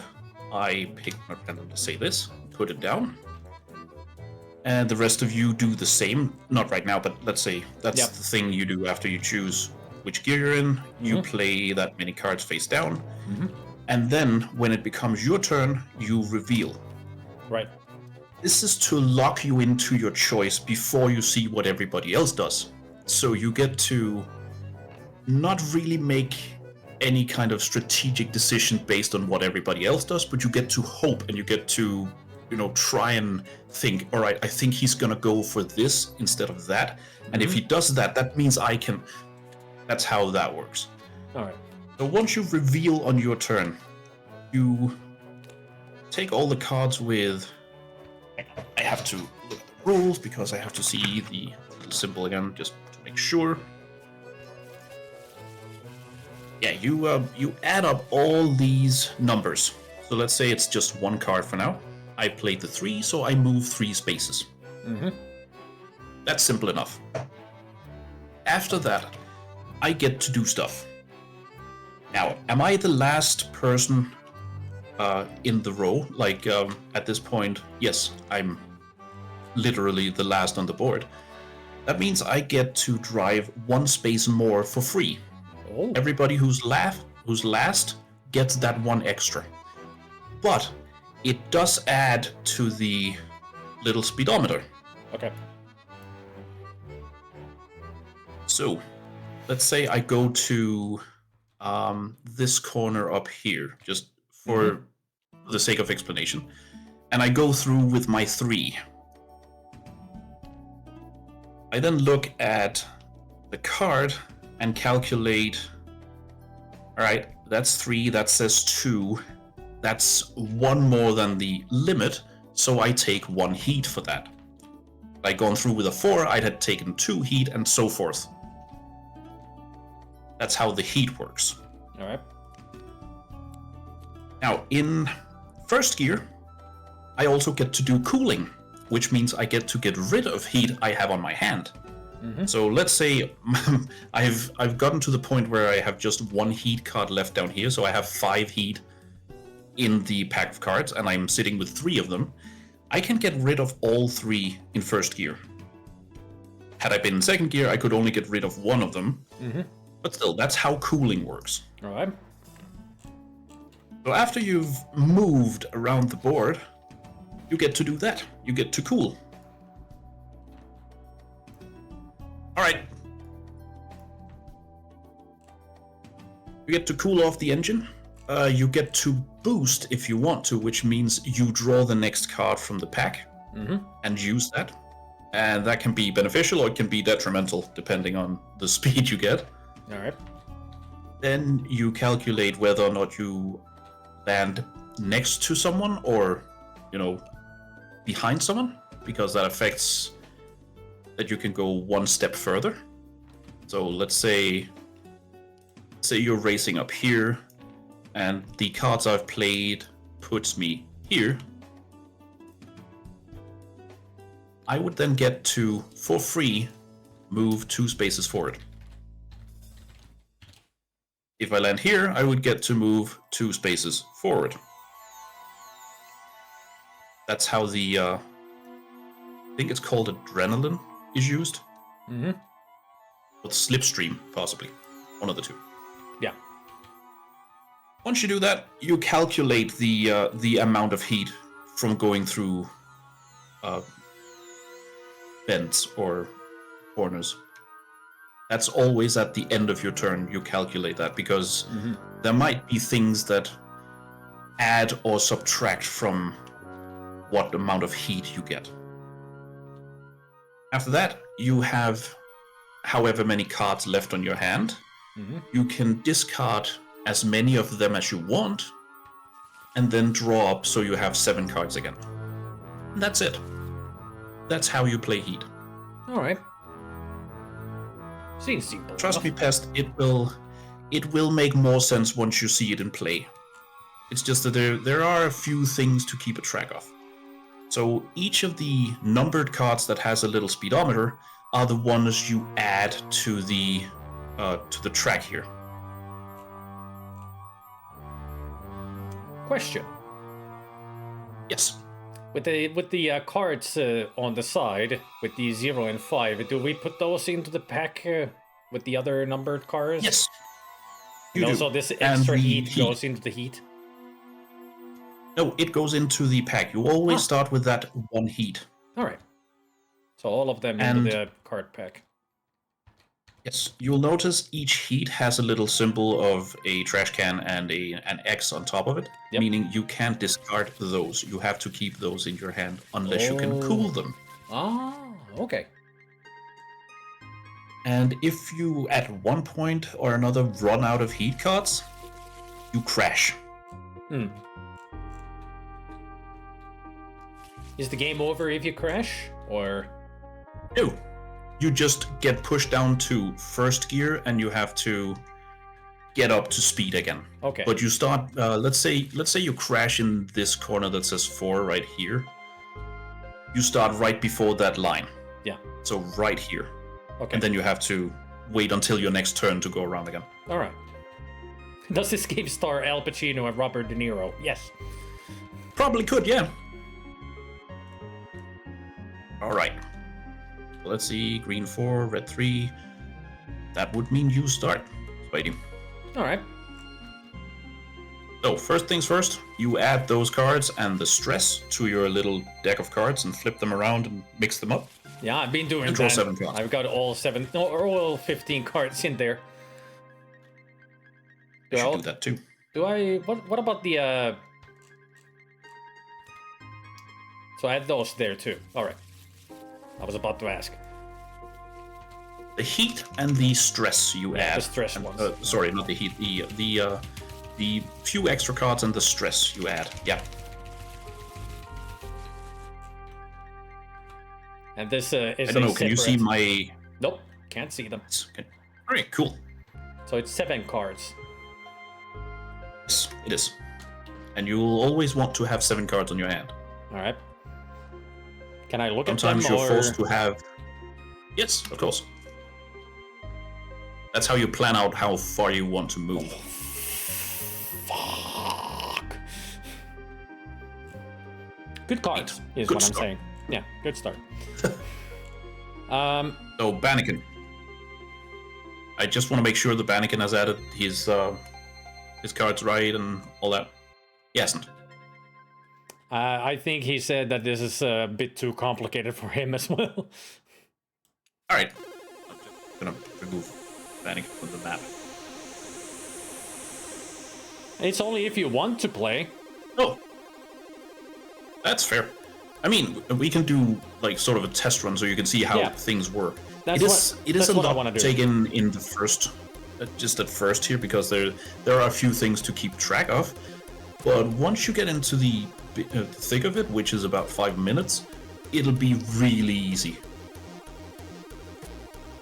I mean, it sounds complicated when it's explained, but I understand. It always does. It always sounds complicated when it's explained. Yeah. Most games do. Mm. At least most games of the level and upwards sound complicated when you explain them. But test run? Come on, it's a qualifying laps. Gotta use the right terms. We're qualifying, not testing. So, you've drawn your 7 cards? Yep. Alright, first things first, we choose which gear we want to be in. Do we want to move up or down 1 gear, or 2, maybe? I'll just choose 1 for now. So I'm in 2nd gear. Me too. Right? That means we get to play 2 cards each. And play them face down, right? Yes.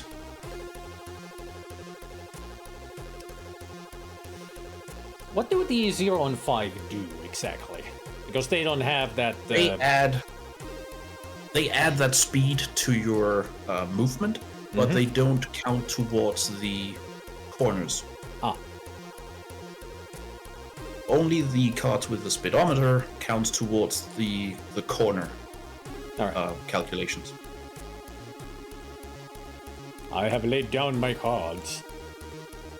Right, and you're first in order because you're the furthest most along.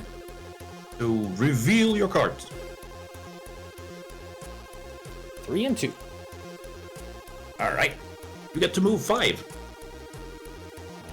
2, 3, 4, 5. And now, if you want to, you can boost, which means you will take 1 heat and add it to your discard pile. But you get to draw the next card from your draw pile and use that immediately. Do I want to?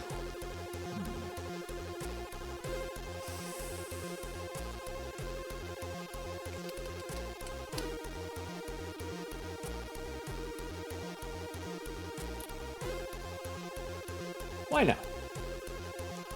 So I take 1 heat like this. Yes, and you just draw the first card and use it immediately. 3. Now the 3. So you get to move 3 more. Yay. Now, the next thing you can do is you can cool, and since you're in 2nd gear, you get to remove 1 heat card if you have it on your hand. And put it into the discard pile? No. If you cool, you put it back into the heat pile. Ah, so like this. Yep. I did have a heat card. Nice. So I'm cooled down, no heat. Now, you're not landing next to anyone, so the little slipstream isn't useful. There's no corner right now, so that's not going to be a thing. If you want to discard any of the cards, if you think you can draw better, you're welcome to do that. And then you draw back up to 7. What was the card that had the plus on it? That is, if you play that instead of one of these, you do the exact same thing as the boost. So you just draw the next card. Huh. It's like a pressure lock card. Okay. That's what it does.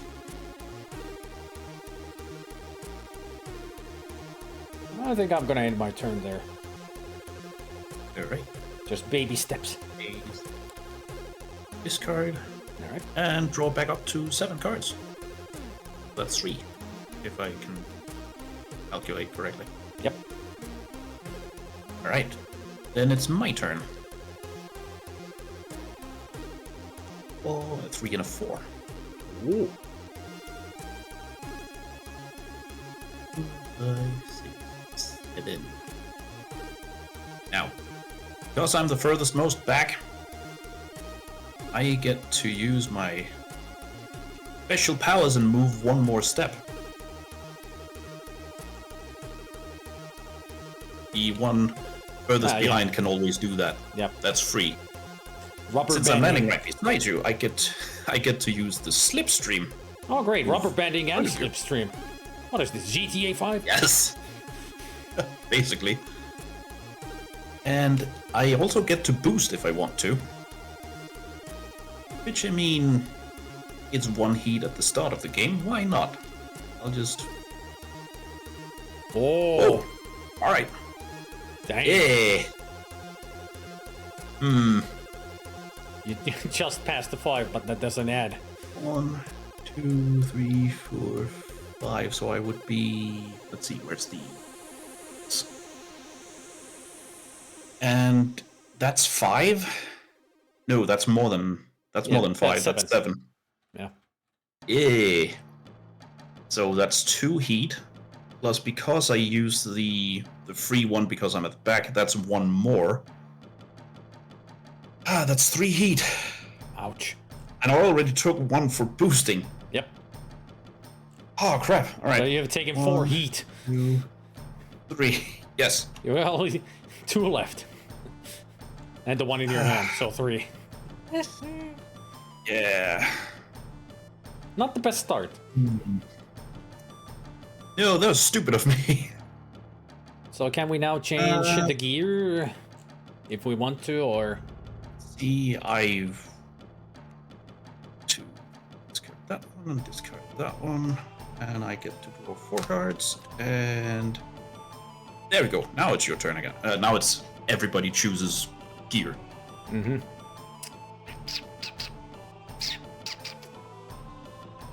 I'll stay in 2nd gear for now.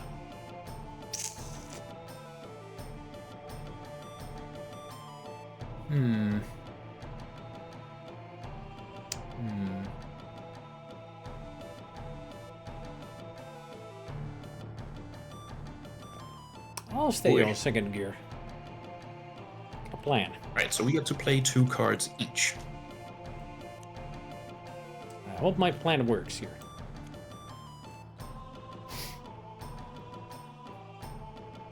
Do these 2 discard.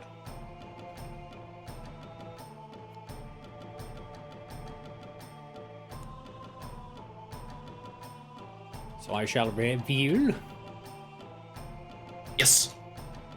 a 4 and a 0. Nice. 1, 2, 3, 4, and because I'm the last, I get 1 more. And because it's slipstream, Yes. I get it ahead of you. Yep. And because it was 4, no heat. Even with the And because even with the boost, you get to 5, which is perfect. Yep. Because that's the limit. So no heat, and the slipstream means you're in front of me. Since you're in 2nd gear, you get to cool 1 if you can. Well, you can't because you don't have anything on your hand. I would assume. how do I cool? Like what? So what that's was- just if you have a heat card on your hand, you just put it down on the heat pile. I used it in the previous one. The 1 heat card that I had. Yeah. And you haven't gotten the other one on your hand yet because it's still in the discard pile. You still have the option to boost, which is drawing the next card at the expense Let's of 1. put this into this card and pick a card. No, you just play it right here, if you want to play it. And then I choose card. Just the top one. Flip it. But the so you're boosting. Yep. I just want to make sure that you're aware that that will add to this.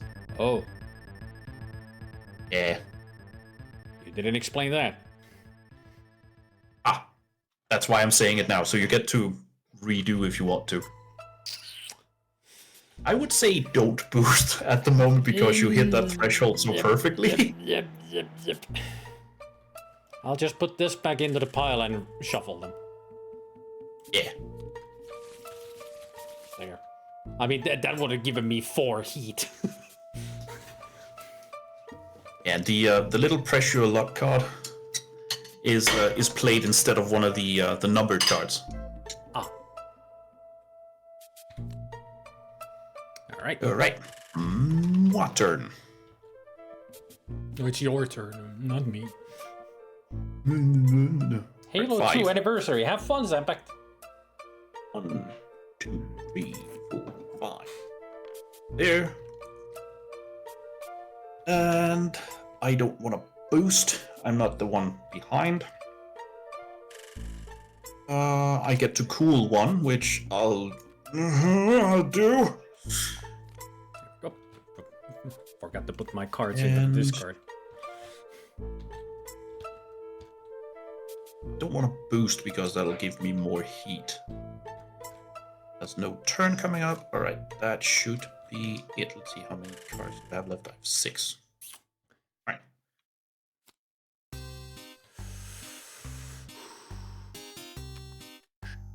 All right. You want to change gear? Yeah, I'm gonna go gear 1. All right. I'll stay in second gear. I think I can manage through that corner, maybe. I play my card. Burp. Oh, really? Yes. Sorry. Just. Oh, carbonation. Yes.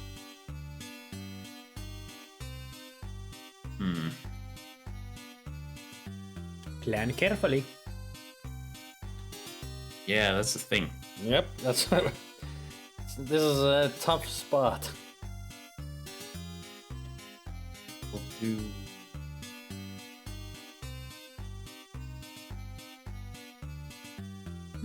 No, hang on. I'm trying to math. Is not my forte.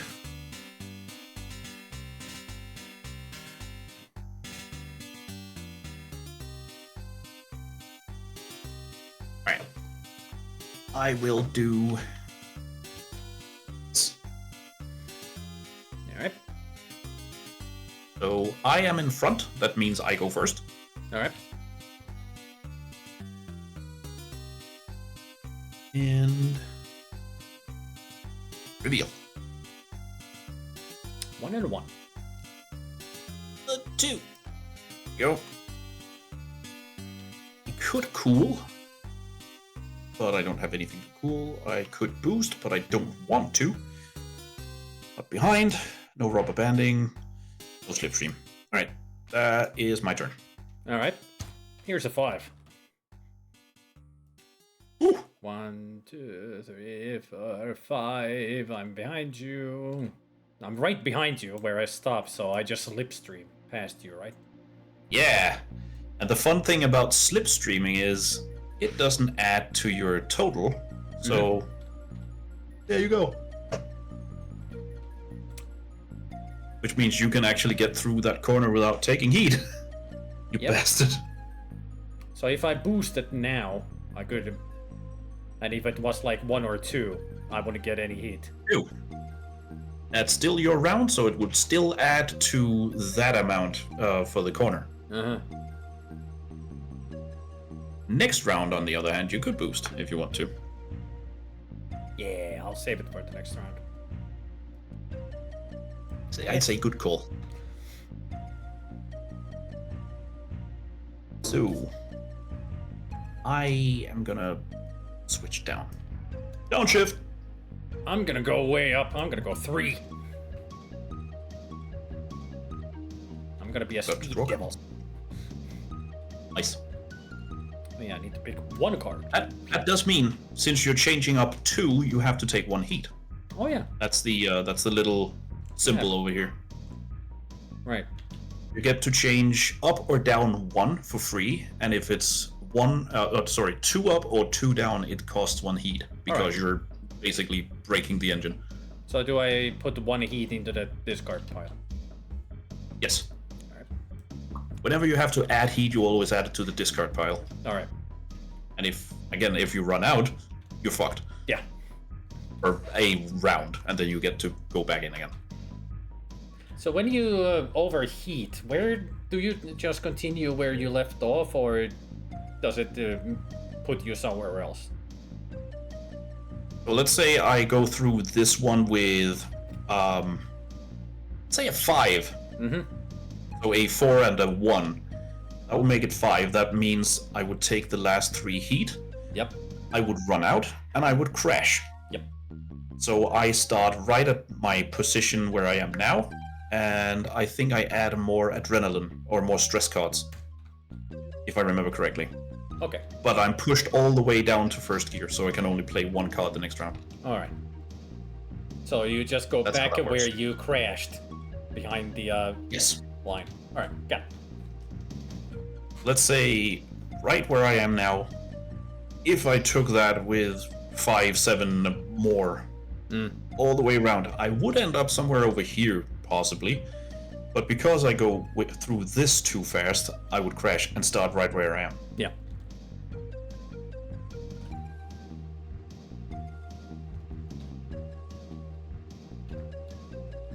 And since I'm first, it's my turn first, right? Yes. But we do both have to pick cards. Yep. And I am playing 3. I'm playing 1. By the way, when you boost, can you actually play cards from your hand, or is it always from the deck? You always play from the deck. All right. So it is really draw of the luck. Luck of the draw. Yes, it really is. English language. It's like when you play one of the stress cards, you do the same thing. A boost is just even more. All right. Basically. Had to clarify that. Of course. All right. And this is where I think the fun in Heat comes in, because you know there's 3 of each card from 1 to 4. Yeah. So if you know what you've already played, you know what's likely to be in the deck, which means you get to kind of make some suggestions to yourself of, would it be a good idea to draw the next one, or am I likely to get a 4 which I don't want, or something like that. Ooh. There. 5. 5. Yeah, that's my turn done. No boosting here. No boosting, no getting rid of anything, no slipstream. Are there any of your cards that you want to discard? Now would be the time. I'll discard that. Go, and then draw back up to 7. And if That's you can't, 7. you just, It's the rest of my cards that are in the back. There. Nice. Then for the next round, you mix those up once you have to draw the cards. So not yet. All right. Okay. Because you have to play the next round, add those to the discard, and then you mix them up and draw up. Okay. Okay. So you have the chance of drawing the ones you just played. It's your turn. My turn. Boring. 1, 2. Boring but safe. Yep. And I will discard this, and I will discard this. Okay. I'm going to go down 1 peg. Ooh. I draw that one, and I don't like this. I know how much heat there's in there.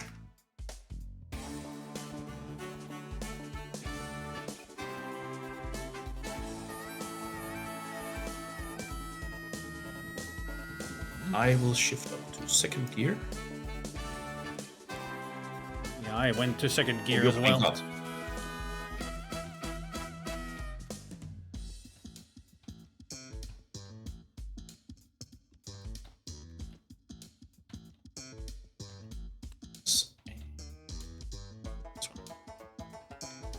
See, now that we're a couple of turns in, it is kind of easy, isn't it? It is. It's just math. There's not a lot going on. The fun thing is, the more players you are, the more you can get slipstream, and if you're 5 or more players, it's not just the last player who gets rubber banding, it's the 2 last players. Ooh. Yeah. Alright. That's where the fun really starts. It's the more you play this game, the more players you are in this game, the more fun it is. There we go. 4 steps taken. No heat. I don't know if Pest is still in the audience. Does it make more sense, Pest?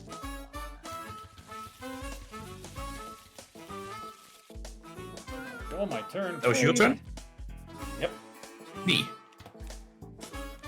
5. Which puts me right there. Nice. And I could use the rubber banding here because I'm last place. So you could But that take would that add extra step. 1 more. Yeah. That Yeah, would be but one the thing heat. is... Yes, it would. Spidey's getting hazed by the big old fireball right now. Yeah, I know. I should close the blinds. Actually, I'm gonna go do that. Hang on a second.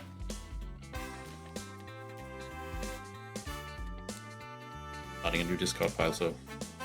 Yep. There we go.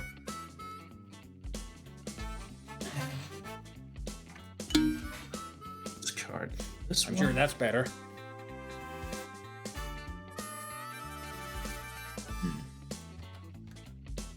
You know what? I'm staying in... I'm not. I'm shifting down to first gear. I shouldn't do that yet. Getting ahead of myself.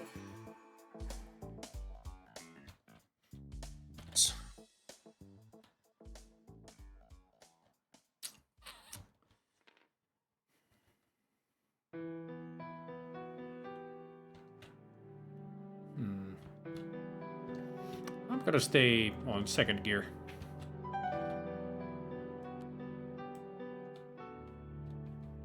I've got a good plan.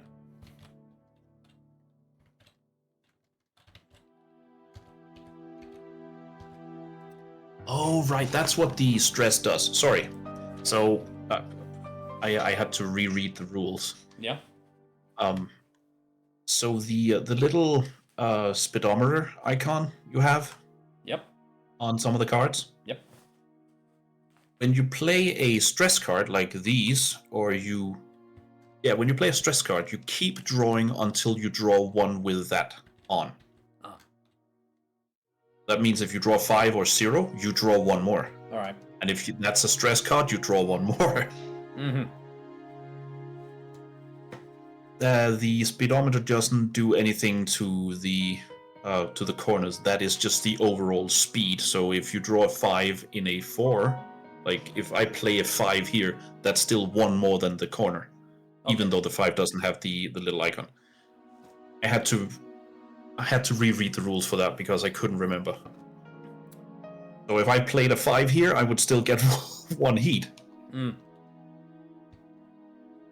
Right, but you've done what you want to do. Yep.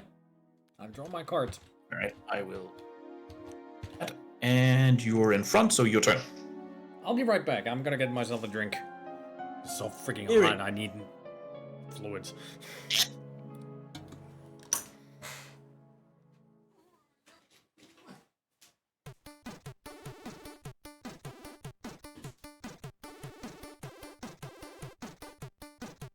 So it is a lot to take in at first with this game, but the amount of components to it is really simple, at least in my opinion.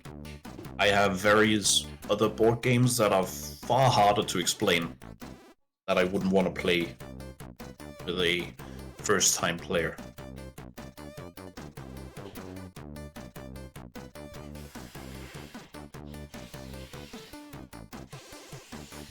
I do think if more people wanted to join the fun of Heat, it would be a fun game with at least 4 or 5 players, because there's that much more you get to take into account, like landing next to each other more often.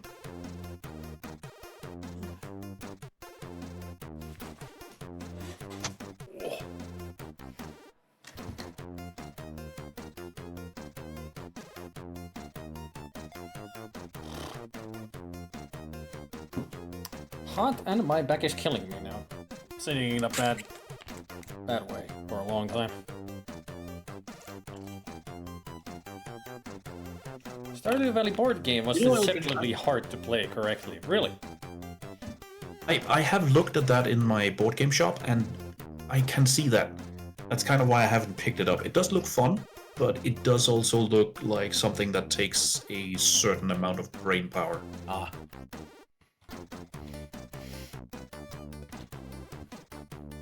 So, my turn. Yes, you're in front, so yeah. 4 and 4. 4 and 4. Ugh. And 2, Far 3, ahead. 4. 1, 2, 3, 4. Just behind the line.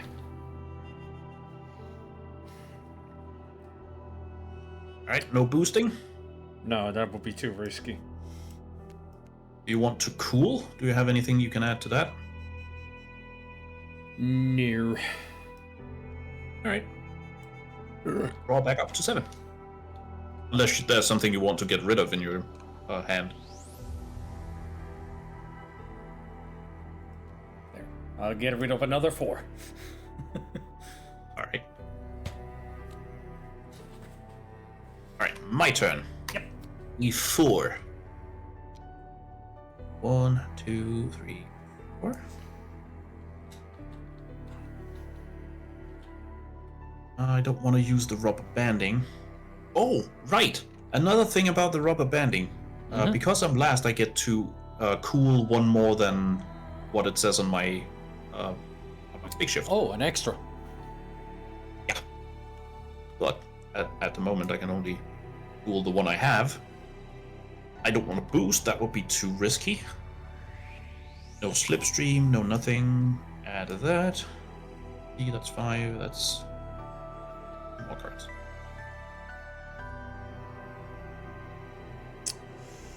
Alright. Time to choose gear.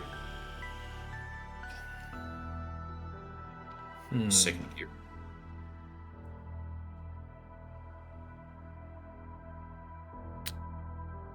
I am going to stay on second gear.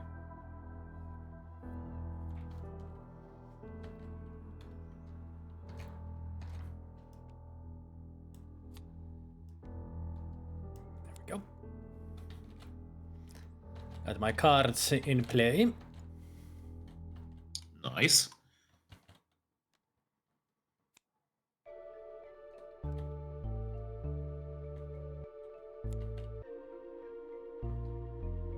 Okay, there we are. And you're furthest along. Oh, by the way. Yep, there we go. Ah, okay. Closer to the line. Right. Alright. 2 and 0.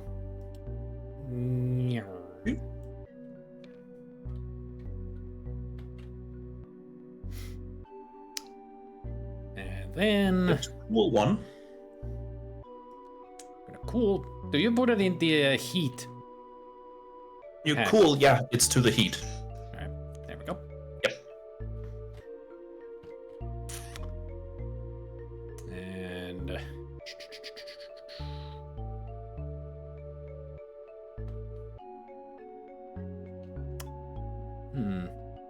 no, I'm not gonna discard anything. That's my turn then. Alright.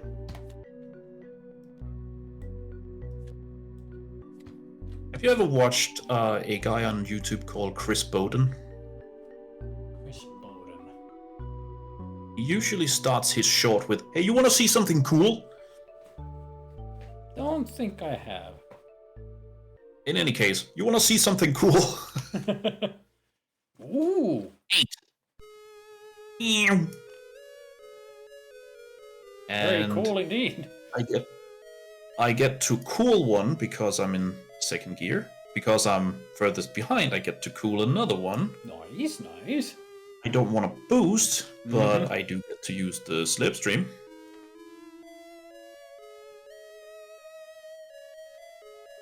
And that's my turn. I don't Don't you want to take get any rid of heat? anything. No, the slipstream doesn't add to your speed. Ah, Doesn't add to the total alright. you get from the cards. The Okay. boosting does, and the stress card do, but the slipstream doesn't. That's why it's such a wonderful mechanic. Also, if you haven't noticed, the space just before the next curve has a little 0 on it, and then it counts up towards the space where you are, so you can count just how many speed you need to get to that point. It's a nice little thing. Alright, let's see. 4? Right.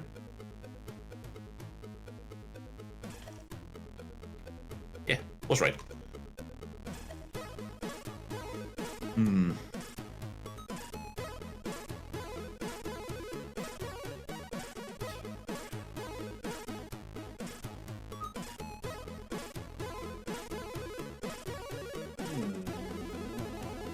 We are choosing gears now.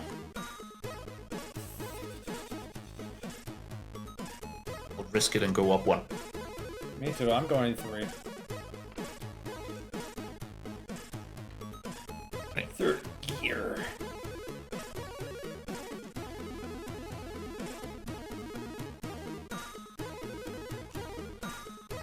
You're in the lead. You're first. Yes. Exactly. And that's why the other thing with when you're more players, when you do come up behind someone and you don't use the slipstream to go past them, if you just go to the side of them, because you can't pass them otherwise, it's always the one closest to the thick line. Mm-hmm. That's all that is. That's the guy who goes first. So, there we go. 6. Puts me right there.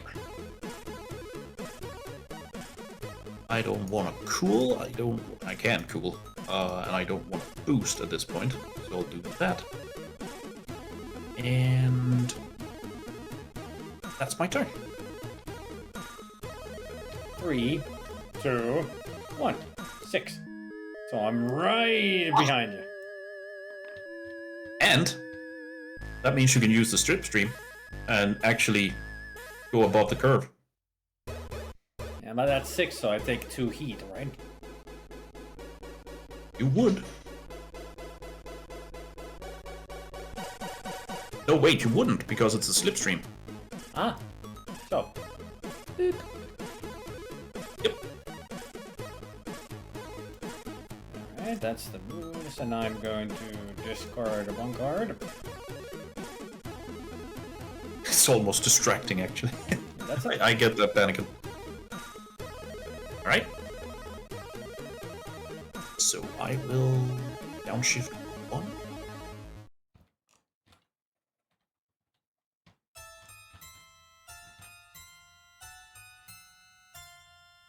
I'm gonna go all beans. I'm up to 4.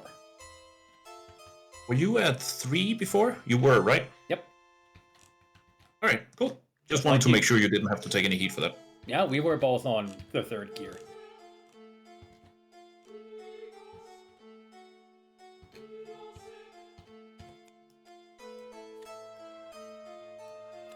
Sure.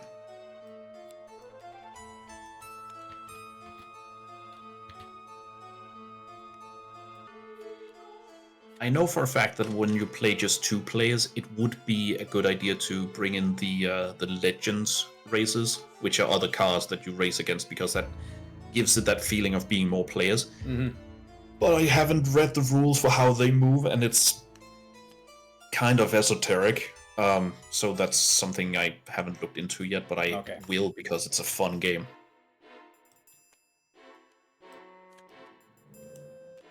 Also, I don't know if you noticed this for the leaderboard here. Yep. That's for when you race for your audience. This is for when you race for Grand Prix mode, where you race multiple tracks. Okay. You get to actually place yourself, which is nice. Alright, so it's me first. You're first. Right. Yes. Now check this out. 1, 3. 1, 3. Total of 8. And 2.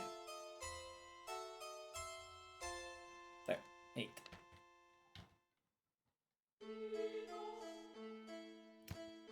So now, what I will do is I'm gonna put the heat here. Now I got all the heat cards here, so I have 0 heat. Nice. And then I'm gonna boost.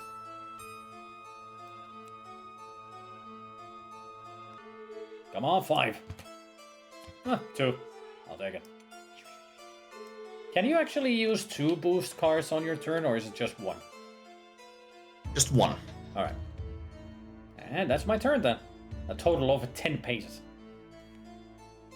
The fun thing is that the last round, I think this is 2 laps, so we have to go 1 more round, and the first one across wins naturally. But the for the final lap, when I played with my colleagues back when I first played this game, my colleague and I, who were racing against each other, we were both in 4th gear. He played a 1 and a 3 and 2 stress cards, which meant he get to keep drawing. Oh. I played a 2 and a 4. No, that's not right. Hang on. Played a 1 and a 4, and I played a 2 and a 3. There we go. That's the way around. So we played the exact same amount, and then I played 2 stress cards as well. We played almost the exact same hand, which was incredibly funny. All right, my turn. 4. 2, 3, 4.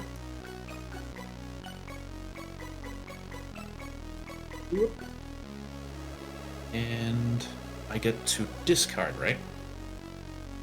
Yep. Count this. And...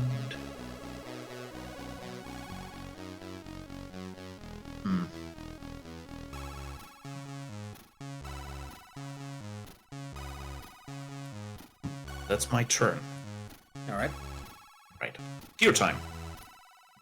I will purposefully take 1 heat and move up to 4th gear. I'm gonna lower it to 3. 4 cards. Actually, should I? Thanks.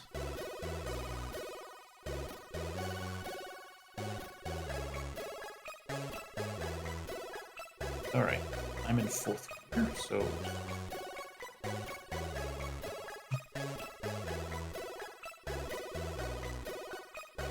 No, I'm gonna stay at 4.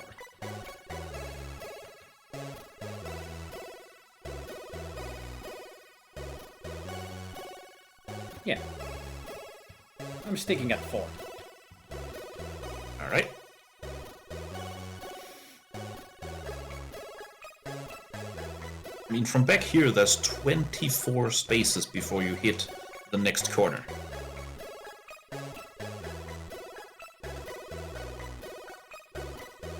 And you're furthest along, so you go first. 4, 3, 3, 2. Well, Math. so that would be here. Right? Most likely. Yep. Alright. Gonna discard that. And that's it. Wait. That is my turn. Okay. And draw back up to 7.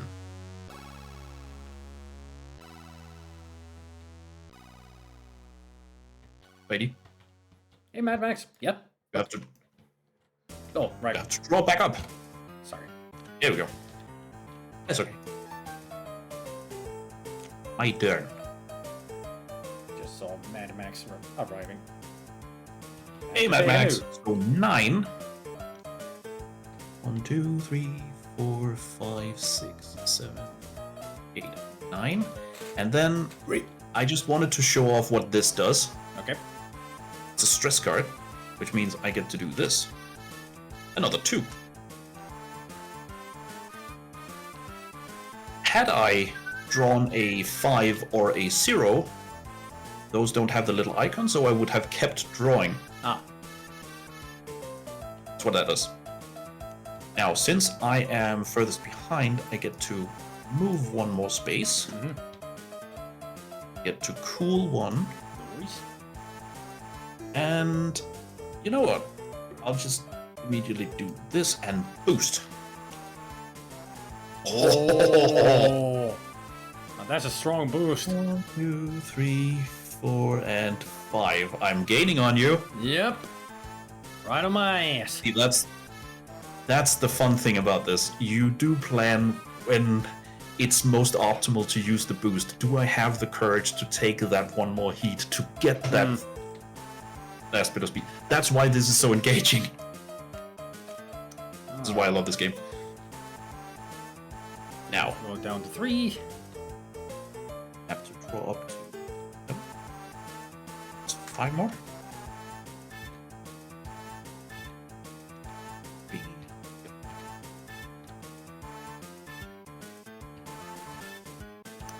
Wait a minute.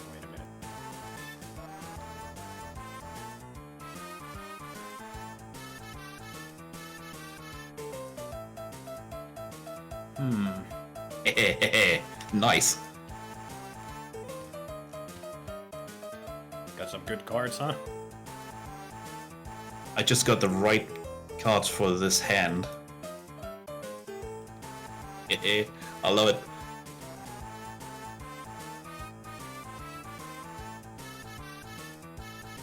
All right. Let's ride. Right, you're furthest along again. First. 5, 3, and 1. Oh, that's a lot of heat.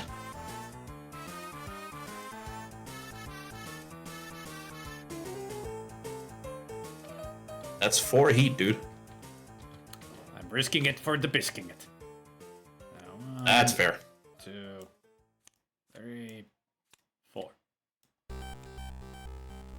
Ooh, you have 3 left. Yep. Like I said, I mean, risking I'm not it for the supposed to be able bisking. to see that. For the bisking it, I love it. Biscuit for the biscuit. Right. Now, you can choose to boost if you want to. I got a feeling if I did, I would that's- break my car. See, the boosting is exactly why you only calculate the Yeah. corner speed at the end, because you have to add everything together. That's your turn, so that's me. Look at that. Look at how beautiful that is. That puts me there with no heat. So the 5 added to the heat anyway for me. Yeah, because it's the overall speed. I'm sorry, that's what I had to clarify. The little icon isn't the thing that adds to the corner. It's the number that adds to the corner. Okay. The little icon only matters in terms of the stress cards. Okay. That's why I had to re-look to the rules.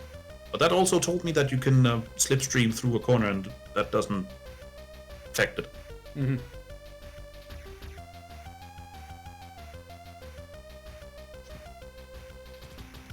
Right. Let's see. I am furthest behind, so I get to cool one. I don't want to boost, that'll only ruin things. I can't use slipstream because you're too far ahead.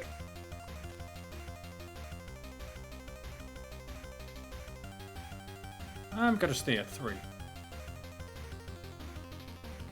Let's see. I have 7. Okay.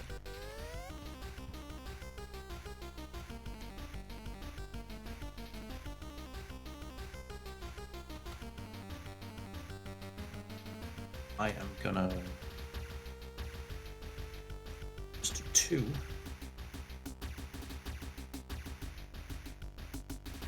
How many rounds do you go? So the next time you cross the finish line or I cross the finish line is the end. Okay. Go those 2 laps. It says up here. Ah. I don't know what the 60 or the 5 means. I can't remember, but it means something. Okay. I think it's in terms of the Legends speed or something. Mm.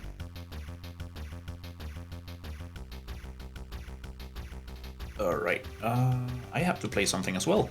Yes. Thank you for reminding me. You're welcome. I'm here to remind you.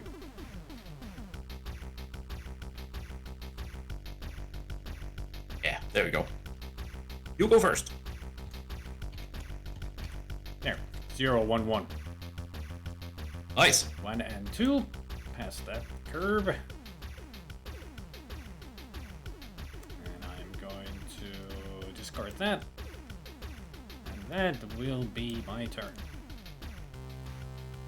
Nice. Oh yeah, now I gotta Oh. shuffle that so I can get up to 7. Mash the R button. Alright.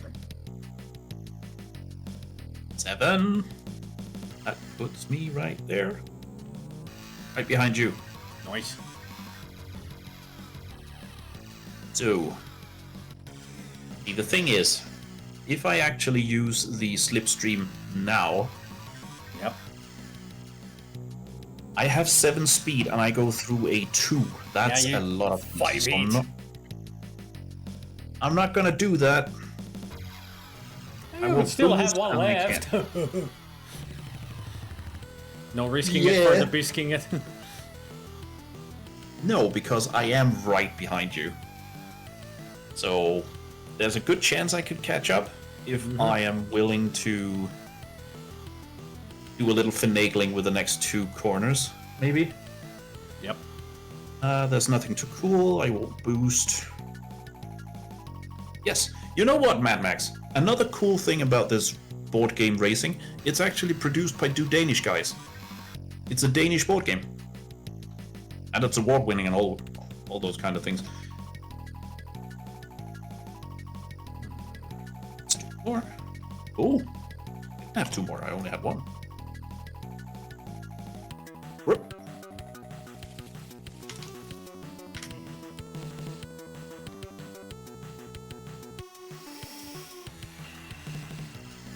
Go. I'm gonna go shift down to 2. Exactly. Then we love it. I'll stay at 2. What was the cooling mark next to second and first gear? So first gear is 3. That means if you have 3 heat on your hand, you can cool all 3. And on second, it's 1. So if you have 3 on your hand, you get to cool 1 of them. All right.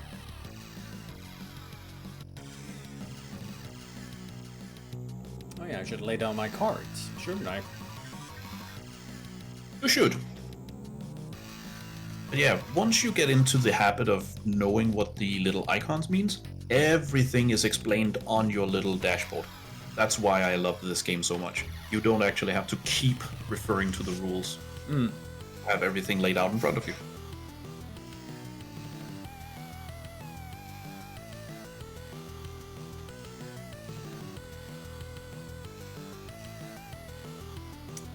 Alright.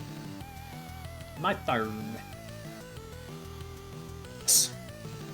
4 and 2. 6. Alright. No, that's it. That's all I do. Alright. Me. 1 and 1.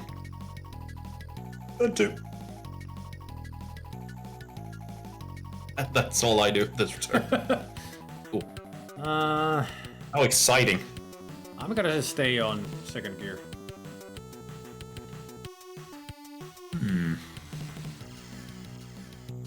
I have to draw cards before I choose. 7. Okay. It will go up 1.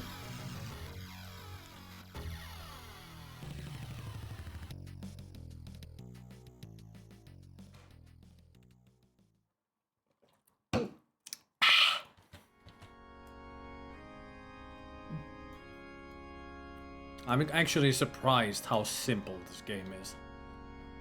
Yeah. I mean, it is a lot to take in on the first, explanation, but once you get into it, it's super simple. And yet, there's something about it that just means it's fun to keep going. Yep. At least to me. The game is called Heat, Pedal to the Metal. Yeah. It's a racing board game.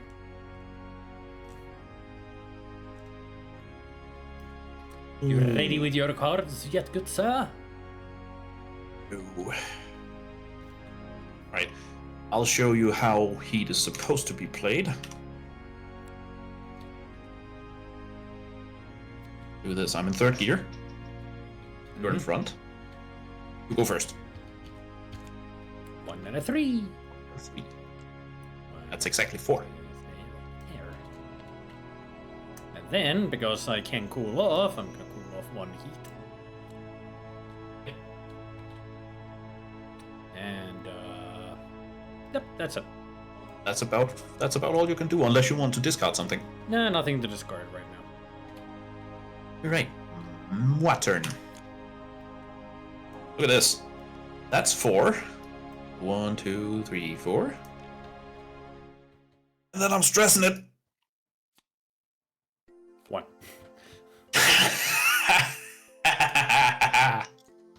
Like perfection. Right behind the I line. drew the exact thing I wanted to. Alright. I do get to do stuff because I'm last, but I don't want to add to my... Yeah, you know what? I get that one space for free. Mm-hmm. No, I don't. I don't get that one space. That actually adds to my... You know what? Fuck it. This is the last round. I'll take that one. Take and one heat. add a heat, because... Yes. And I take another heat, because that brings my total... Like, I'm at 5. Mm-hmm. That's 4. That's 1 heat. Yep. And another heat for doing the thing that adds 1 more to it, so it's 6. All right. So I have the 2 heat there. That's perfect. It's the mass thing. Whoop. 3 cards.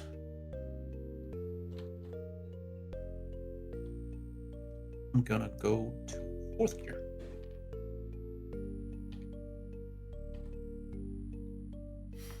I am going to stick to 2. Second gear.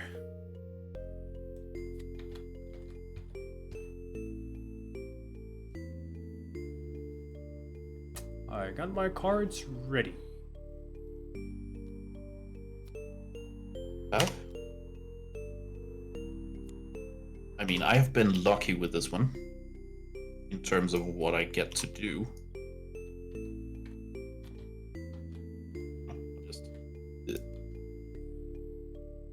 these there, so I don't accidentally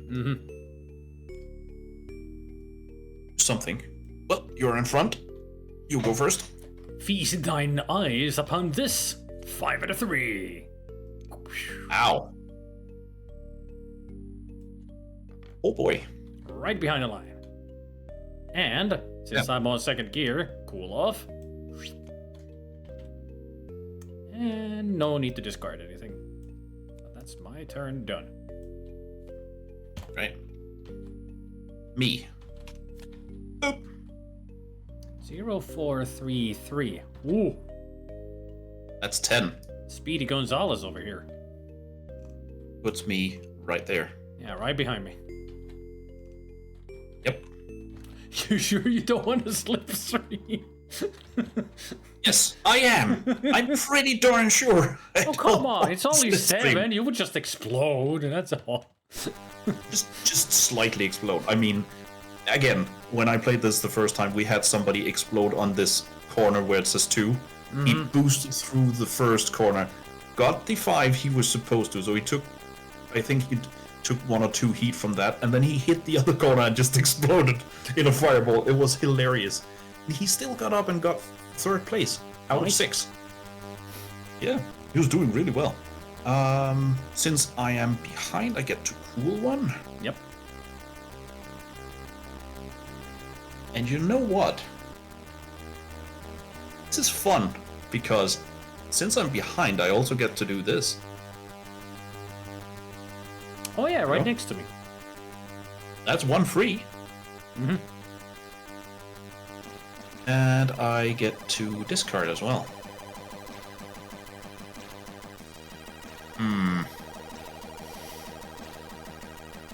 Yeah, discarding both.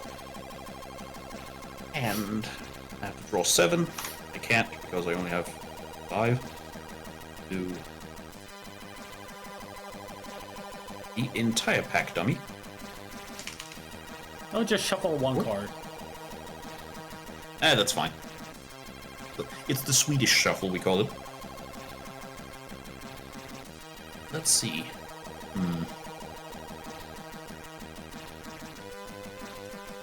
I am going to stay at 2. I am gonna go down to 2. Peace.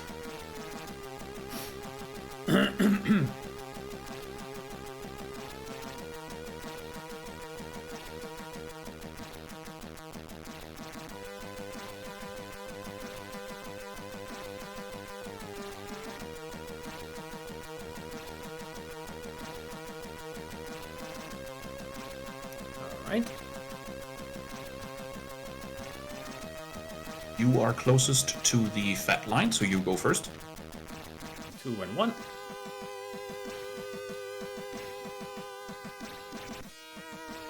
That is 3. Nice. Then I can cool down. Yep, you can. And I'm going to discard 1 card. There we go. Yeah, Nice. that's it. Alright. Now, my turn. A 5. 5. And that gives me 2 heat. Mm-hmm. I don't have anything I can cool. I don't want to boost. No slipstream. I do want to discard though. Ah.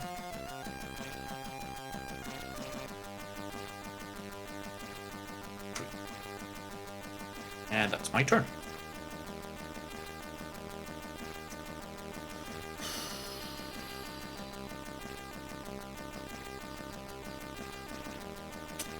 Now I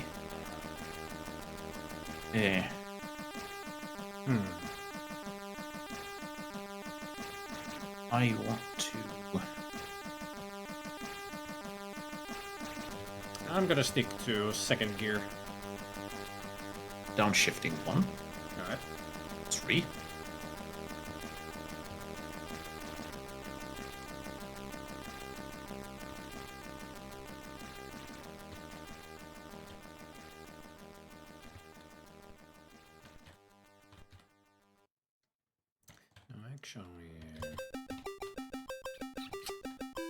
Actually, let me rethink my cards. Math, you know. Yeah, I know.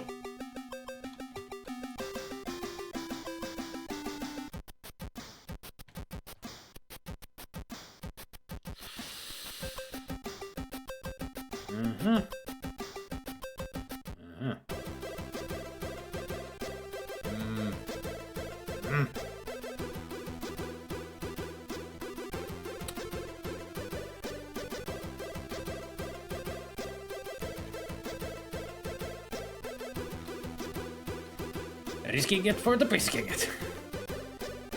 And who's saying that I'm gonna keep on saying? I'm reconsidering as well. But it's too risky. Yeah, it's too risky. I'm sticking with what I've done now. But I am in front. So my turn first. Ready?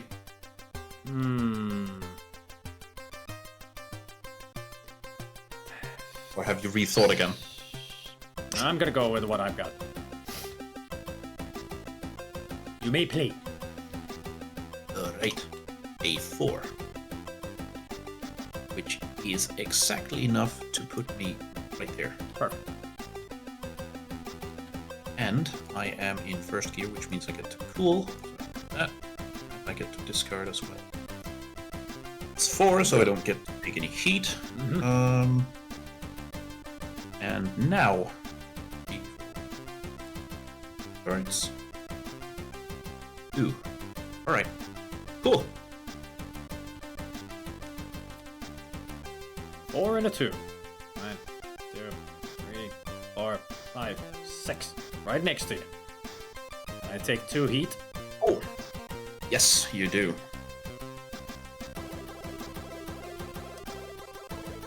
And I'm gonna discard that. And since I am on second gear, I could cool off, but I don't have any heat cards. Unfortunately.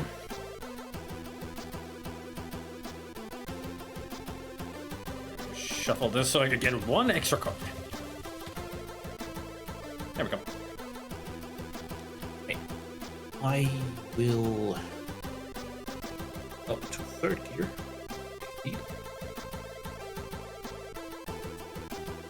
I'm gonna go third gear as well. Now.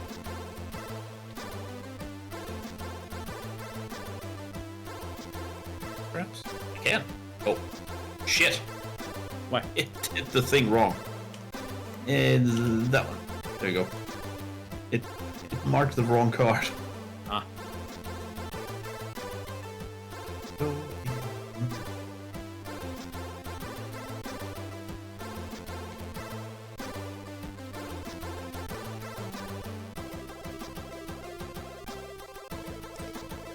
let's one more clarifying factor. With the one with the blue-white plus, that is the boost card. Yes. So do you play that like after you've made your move, or can you play it with the other cards, like replace one of the cards? It is one of the cards, so you play it as a card. All right.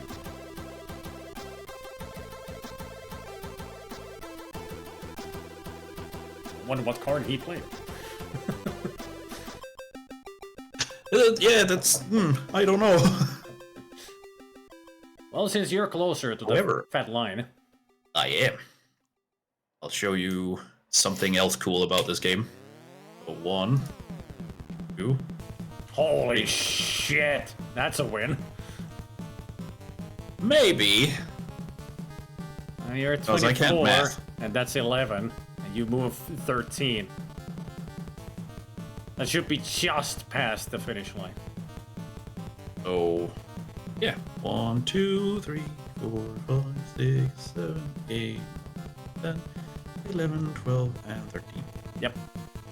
Now, since I don't want you coming up here and boosting and all the things you can do, I will take 1 heat and I will boost.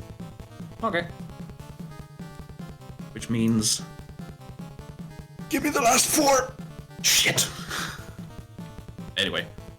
1, 2. No, watch this speed. 4, 3, boost. So do I immediately play another card from the deck? You move the first spaces. Right. So, 3 and the 4. 7. Then you draw 1. Yeah. You draw another 1. Oh. Oh.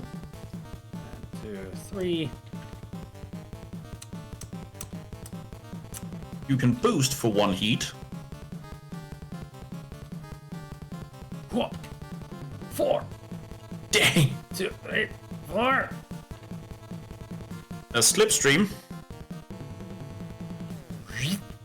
And because there's no corner and you were furthest back, you get to move 1 extra space. Like here. Yes. You know what that means? I win! Yes. That's exactly what it means. You want to see the cards that I had in my hand at the end? Yeah. Another boost. 1 and 2 heat. This one, Nice. like I had 4, 3, and Much 1. heat I was here. like, "Ugh." That's why I had See, to ask if I had played- about this card. Like, how do I just play it and boost? See, if I had been a little more lucky with my cards, I could have gotten even further. It was only because I didn't have the right cards that I had to downshift to first gear to get through the last corner.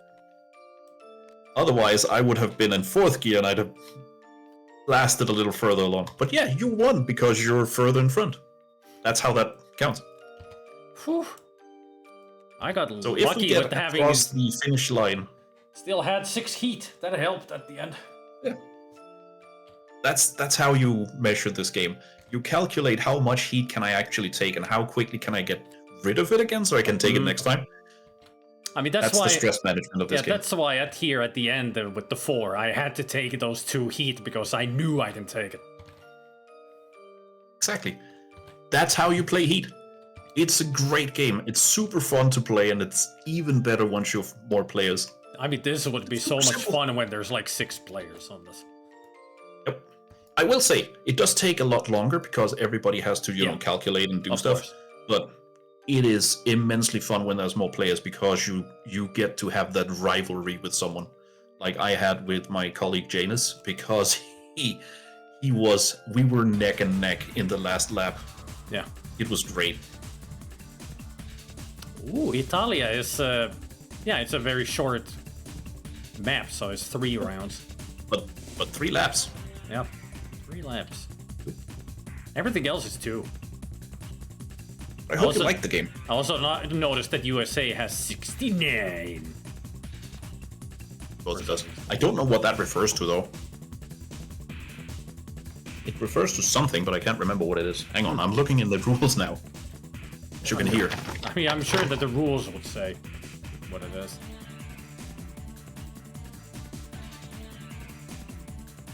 Oh! That's the amount of spaces for one whole lap. Oh! So it's 69 paces to get through one lap. Yes. Interesting. And the little speedometer at the end that says 4, that's the amount of bends. Ah. Yeah, it shows. Makes sense. 1, 2, 3, 4. Alright. Cool. You now know how to play Heat. Yeah. This is Congratulations. awesome. Congratulations! You had $3 less. I don't know why that always pops into my mind. I know, it's great. And for people saying this is complex, It's not. It's just once math. once you get into it, it's not complex. There is just a few things, the first one or two rounds that you have to, so that's what that means. Yeah. But after that, it just rolls through because everything is explained on the speedometer and the turn is always the same. Mm-hmm. The only thing that shifts is the numbers. Yep. And you get to do cool shit like, I can take these 3 heat, I'm gonna speed through this fucking bump. Yeah, it was that my end was like, okay, I take this heat, I take more heat, I can win! And I did. It was risking for the bisking, and it worked. Yep. And that is the only reason that my colleague won, because we were neck and neck on the last stretch, and he got that just one space across the finish line, and I didn't. Yeah. I didn't have the heat to boost, so I landed just one space shy that I couldn't use the slipstream or anything.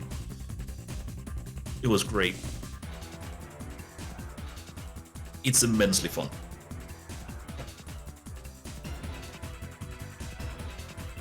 Now that you've seen it played, Pest, do you still think it's complicated? Because if you do, I can totally understand it. I mean, it does seem complicated, but it gets better. Yep. There's something in front of you. Trophy. Oh, I see, it's Maxwell.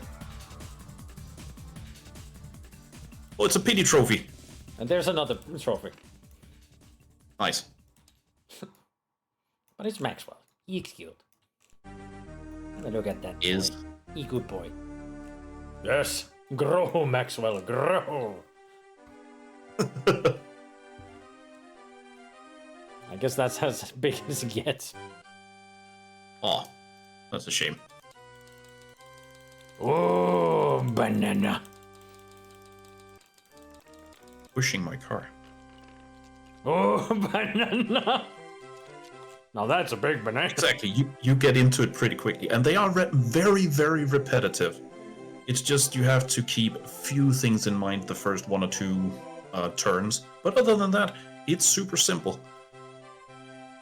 I will say there is a Legends mode where I potentially could play this on my own against some kind of AI that has its own way of moving. Mm-hmm. Which is kind of esoteric, and I haven't looked into it because it's in a separate rulebook in the base game. But it is a possibility. I haven't looked into it because it seems complex, but I am gonna look into it at some point because that's a great way for 2 or 3 players to experience the game if they want more cars to race against. And then there's the whole thing with the upgrades to your car if you play multiple tracks. Like if this is an all-nighter board game, you can upgrade your car between tracks and stuff. There's that too, which is in the base game. Cool. And you got road conditions, I think, in the base game as well. And then on top of that, you get heavy rain as the first expansion, which adds weather conditions to it and a few more tracks and a few more players. It's just immense how much there is in this game.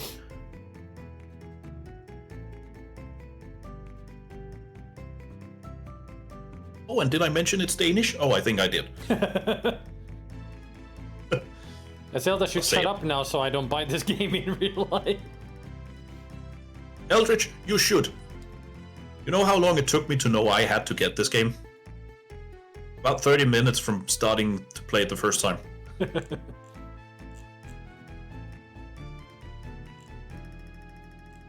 I just wanted I to can load- promise you, load Eldridge, up. if you do get it in real life, you'll be super happy and super surprised at how much game there is in just the base game. It's really a bang for your buck. Oh no. What do you mean, oh no? I don't know how to play. I know how to play this, but I cannot, it doesn't work in my brain. I mean, it's pretty much just simple math. I suck at simple math. This, I will say, this and the Danish version of Monopoly are the only two games so far where my wife has consistently beaten me. Where there's no contest. The other board games we have, it's kind of, usually she beats me, but it's a bit more fairly matched. This, no contest. She beats me every time. Hey, Gabriel. I just simply can't do it. Hey, Gabe. How did the protest go? At least he's safe and sound.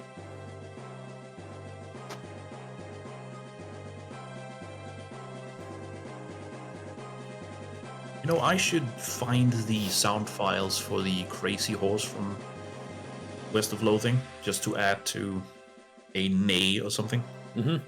Nay. Let's get to here.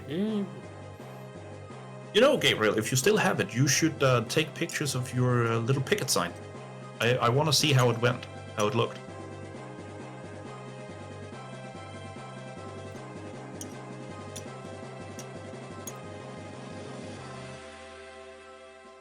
That's good. Not much in the way of incidents. Do you and Bannigan want to play this? That'd be fine by me. I just loaded I it love up watching because it. I didn't remember what it looked like. I think I'm the only one who actually likes Awari.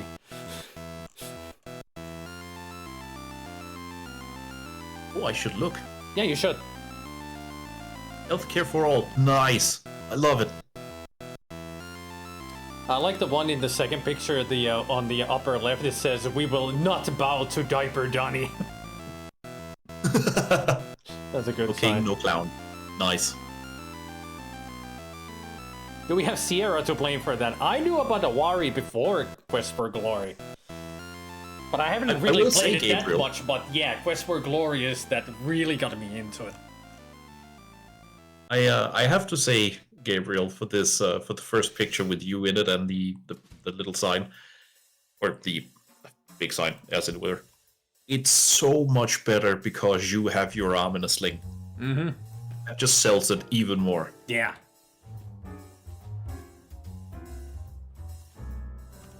Also, I do see the resemblance between you and your dad. It's the eyes. No gods are kings only, man. Hey, Mr. Eridan. Hey, Mr. Eridan. Organizers even got with the local police beforehand. They were all too happy to be there too, just in case something did happen. And it didn't, but they were a lot closer to an unrelated incident. Nice. Hey, Pest, wanna play some Scrabble?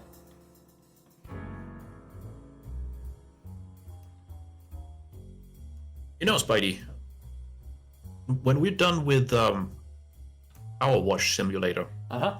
there is actually a board game that we could play, just the two of us. Oh? Which would be...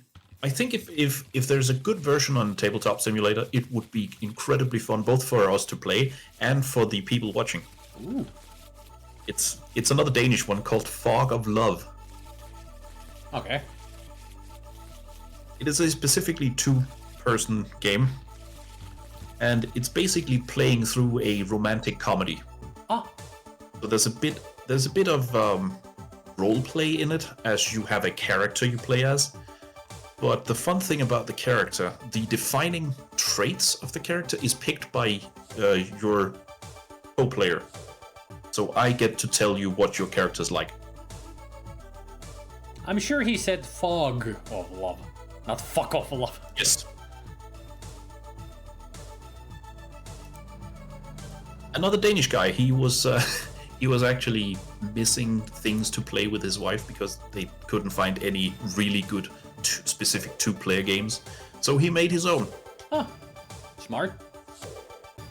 And it's basically something like, I get to tell you what your character's like. Like, the first thing I noticed about you was your squeaky voice and your tendency to squint or something like that. And you get to play this character. And what it is we draw cards that say stuff like, we've just won a trip to Spain.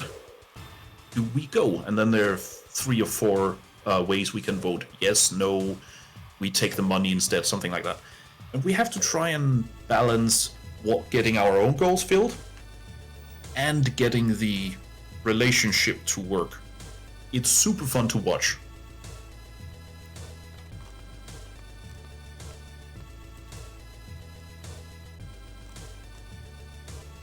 So how many tiles do we pick? I can't remember. It's been a while since. 7. Let's play Scrabble. Oh, nice, great. Yeah, I'll spell a lot of things with that.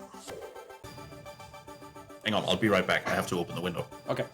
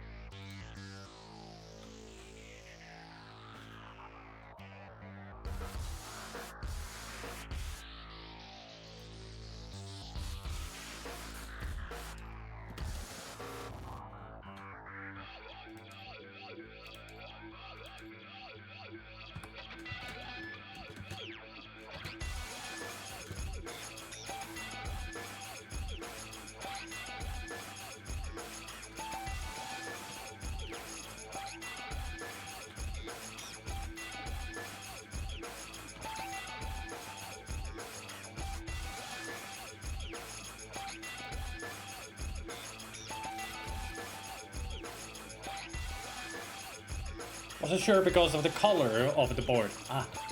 But yeah, it's Scrabble.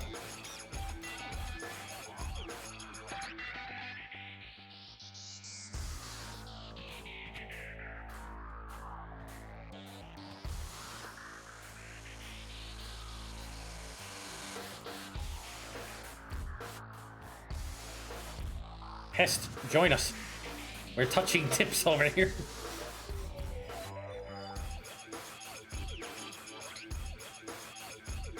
No, we're not. With our powers combined. Eh.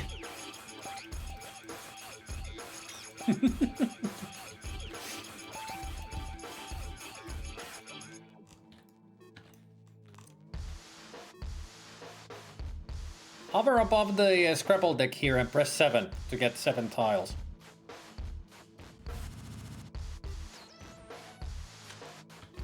Now the question is, who starts? You won the last round. Alright. No, I'm no using phone or anything. I'm using this. The stupid brain that I got.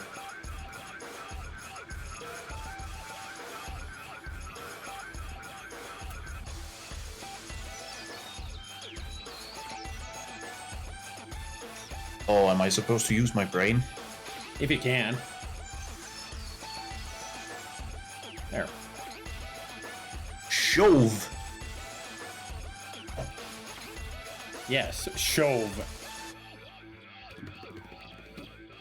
Let me put down names here. Apparently, because of my headset, I couldn't hear it, but my wife was laughing at the thought of me using my brain. Ah. Thank you, honey.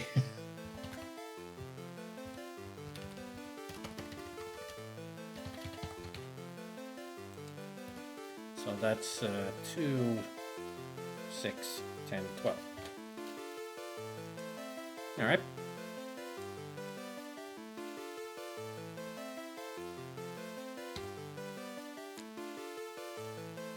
Pest, your turn.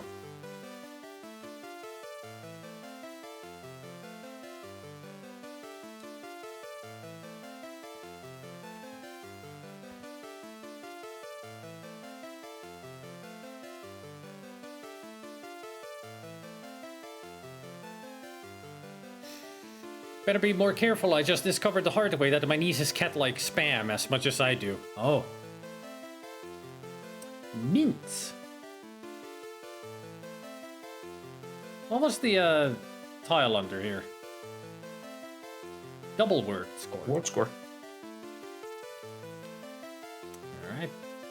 So that's 3, 4, 5, 6, 7. And double. So that's 14. Alright. Remember to pick 4 tiles so you always have 7 in your hand.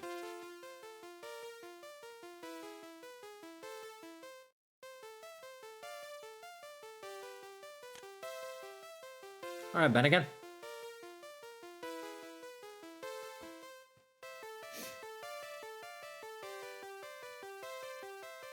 I've actually played a little bit of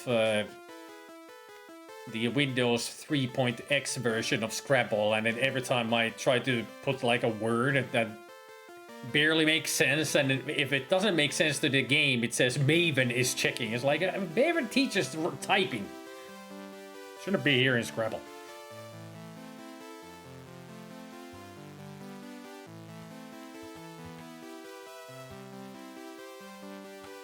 Pig.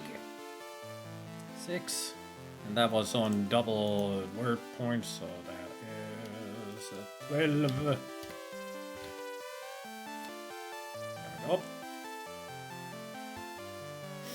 There we go.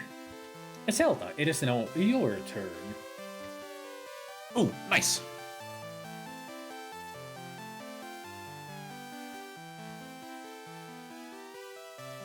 Halt. It's 14. Because of the double. Very even scores. Pest and Zelda now at 14, me and Bennigan at 12. Nice. Alright. Can I make any sense out of these? No. I mean, if you wanted my opinion, no, you can't. I mean, yeah, because I'm bad at English, so...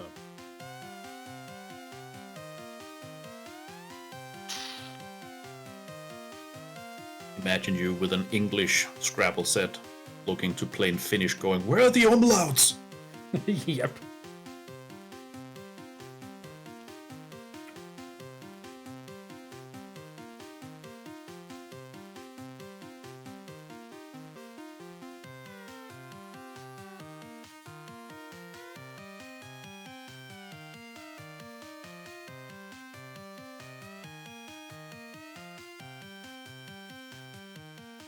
Ta-da!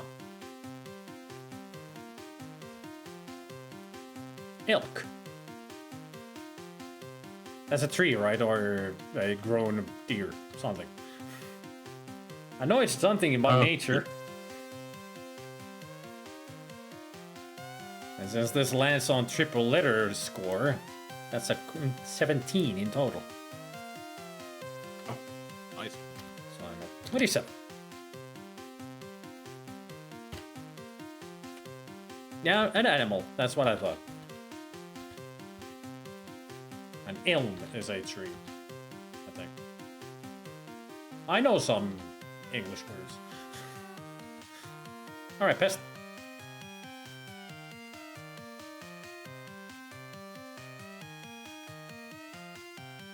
Doesn't that only add 1 score? Because you add to a word. I think it adds the whole word. Let me check. Consulting the phone for Scrabble rules.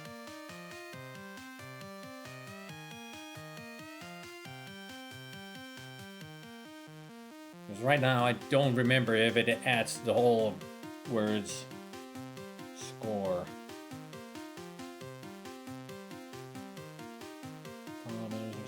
values.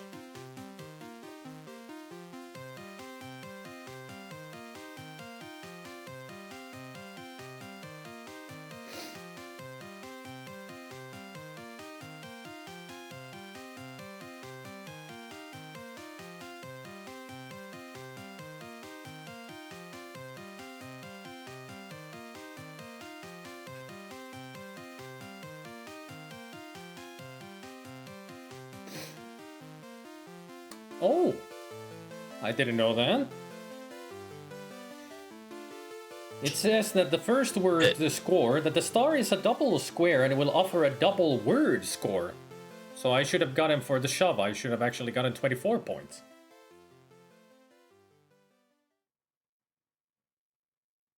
Interesting. I mean, we don't need to do that now, I just never knew that about Scrabble. That actually... Rigged. Yeah, it's rigged because the person who starts the game gets extra points already. It's like, what the hell?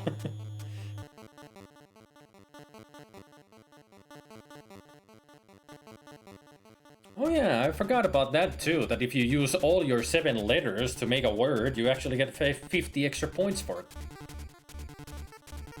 Oh.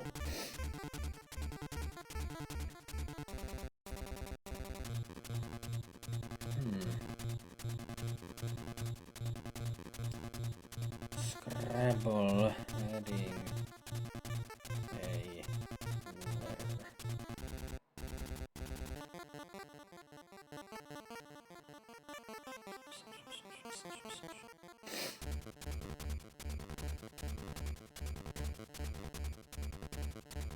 Let's see what it says here.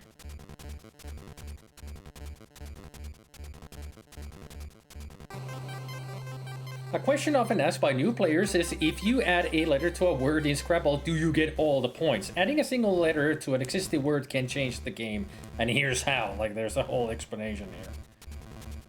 Oh.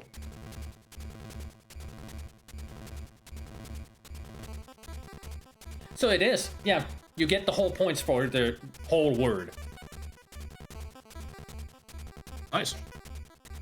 So you also get the double letter score, so you get 13 points in total. I'm not sure about that. What do you mean? I'm not sure that the extra tiles, like the triple and double letter score and such, count the second time. I think it's only the word. Yeah, it's only if it's on the lands on a bonus square, the letter that you're adding. So it's minus 1 point. But still, 11 points. Still, it's a lot of points. 12 points in total. You're only 1 point behind me. All right, Bennigan.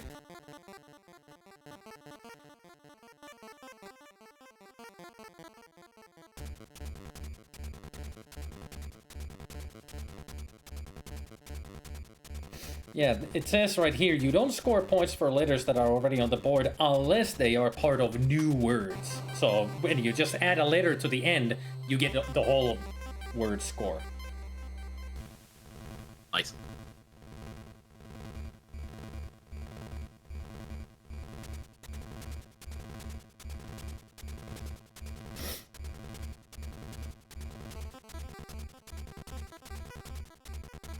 That is not accepted.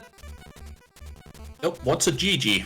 And what's a poo? Yeah, what's a poo and what is a GG? You can't do this. That is not accepted.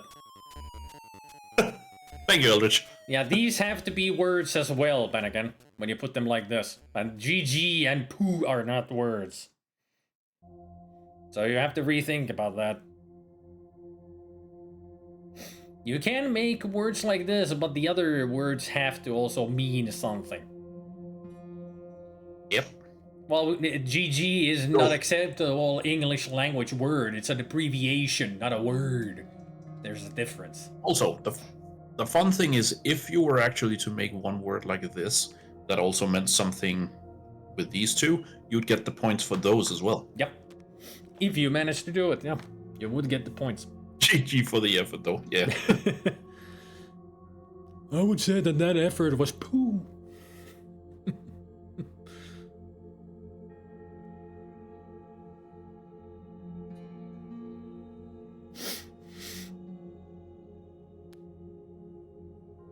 You can't just put a word anywhere. You have to put it with the letters that are already used in the game. You just can't start a new one.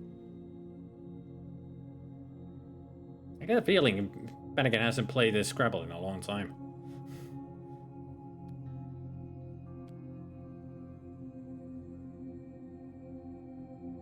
Probably not.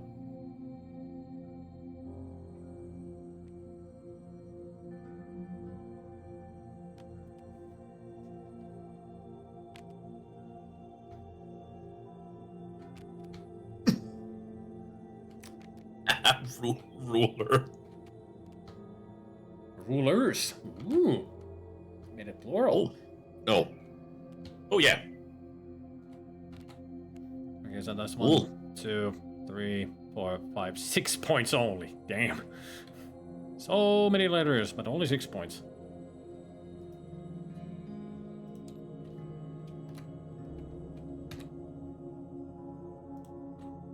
Welcome back, Goblin. So, Zelda, your turn. And don't forget, Bennigan, to add up to 7 in your hand.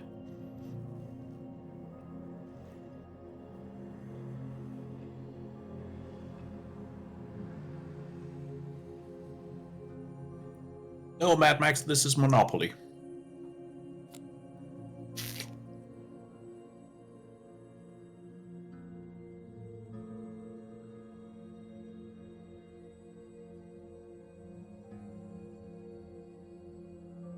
I can hear the gears working in the Zelda's head. Oh, I was eating ice cream, sorry. Oh, my turn? That's the sound that I was hearing. Yes, it's your turn. I was trying to figure out what to do.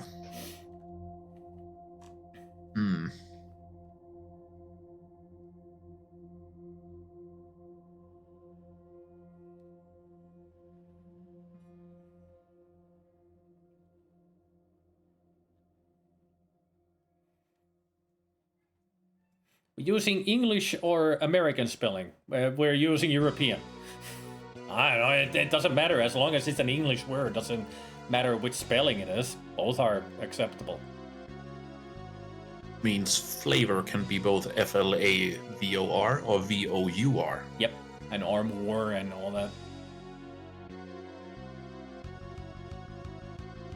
As long as it's English, it doesn't matter if it's British or American.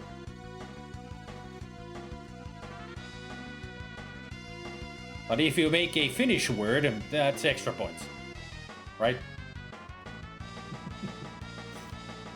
If you can make it fit, yeah, sure.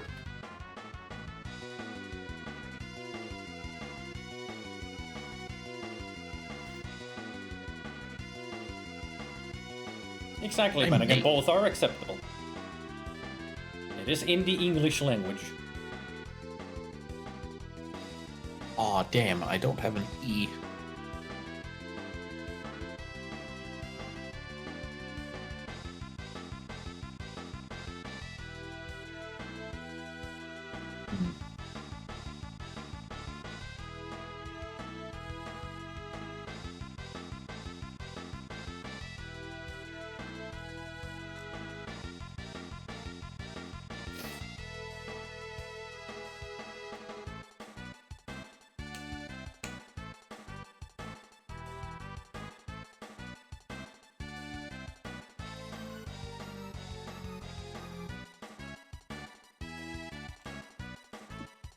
Almost makes me want to quote Dan from Game Grumps when they were playing chess.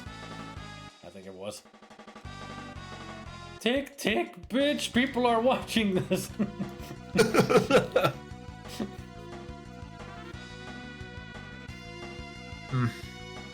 I have the same problem when it's the English Scrabble. I'm so fluent with the English language. Because I wanted more than this. SAG. Okay. So that's 1, 2, Boy, you get... 6, and 8 total. Yeah. 20 points. Because I wanted more than that. And also, damn you. I had perfect for that to get extra points, but damn it.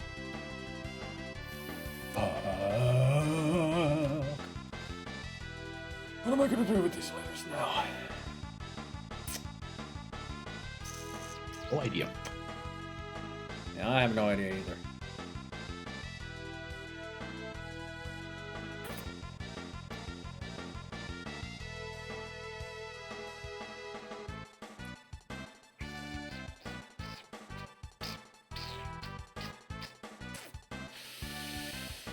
Yeah, I thought that would be. Don't mind me, I'm just talking to my own brain. Oh.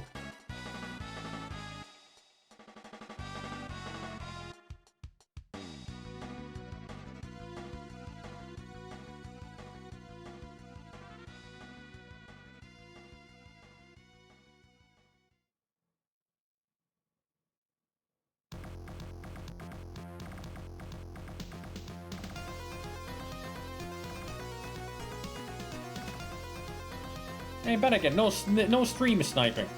You can't see what words I have, or what letters I have.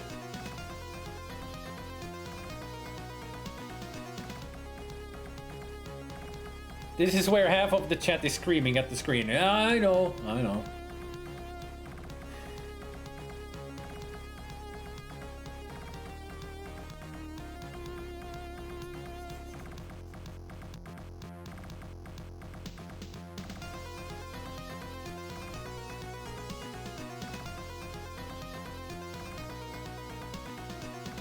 There.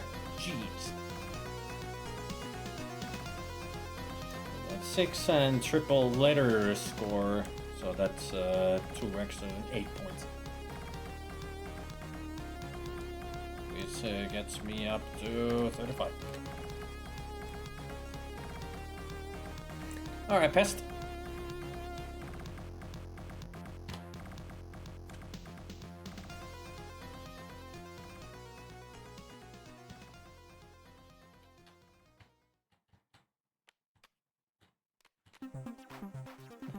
Sorry. Rust. That was a double letter. Oh, your double word score. 8 points. Oh, nice. Yeah, so you're up to 34. 413. 413. 413.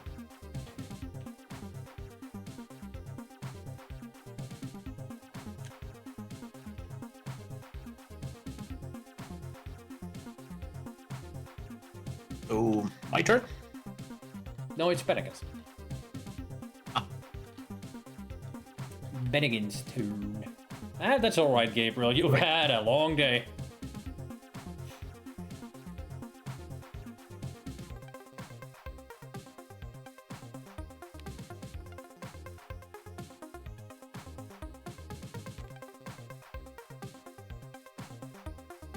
Double letter score.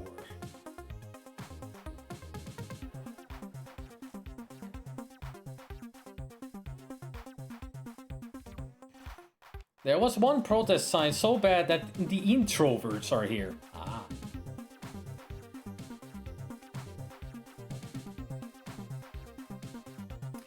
It's not a V, it's a W if you're trying to type wagon.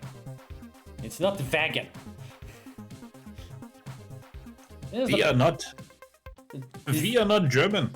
Yeah, Pestas. But that's a problem with the many Finnish people. They confuse the V with W. Because we don't use W, except in ye old Finnish. So a lot of people mistake W to V and so forth. Ah! They have another A there? Vagin. If he does, I'm gonna laugh. Sadly, no A, so that's not a word then. Unfortunately.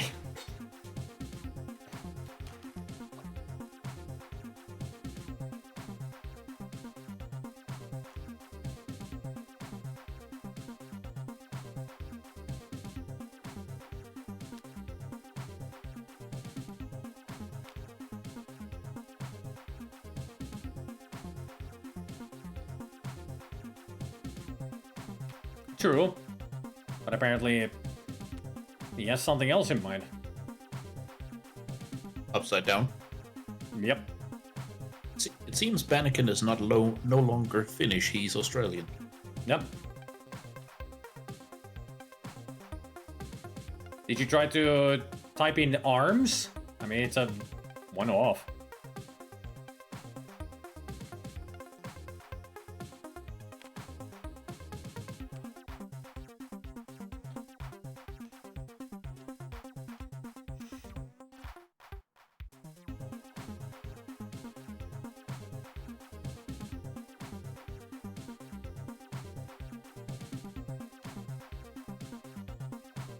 I mean, if you have an F, an H,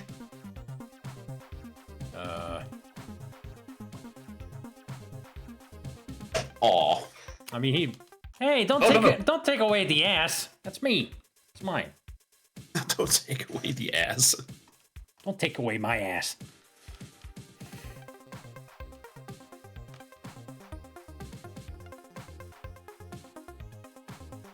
Scrabble really is a thinking man's game. Not to mention, you have to be good at words.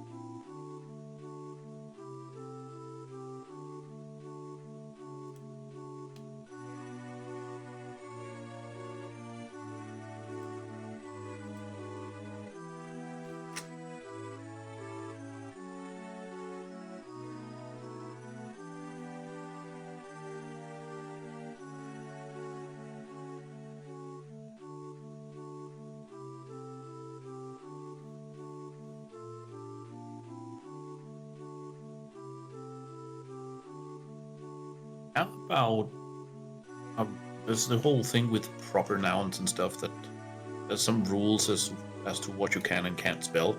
Mm-hmm. What about onomatopoeticons? Like words as sound words. So bang. I think they are accepted because they are in the vocabulary. Because you do say bang and bam and boom, whoosh. I think those are accepted. All right. I should try them in the Scrabble video game. If it actually will be accepted if you type in bang or boom. Just have to have the letters for it. I was thinking that maybe Bannikin could write ting. Gadzooks has to be accepted. Except that's 8 letters and you only have 7. Unless there's already a G or whatever those letters in there. Rams. Yeah, 2-letter words are acceptable as long as it is appropriate. Ass off. Rams. Which gives him... Triple letter score, so that's 3, 4, Bannikin, 7, Bannikin, 8. Bannikin, Bannikin. I would have R's. Or could it be mags? That also, or grams? Yeah, there you go, grams.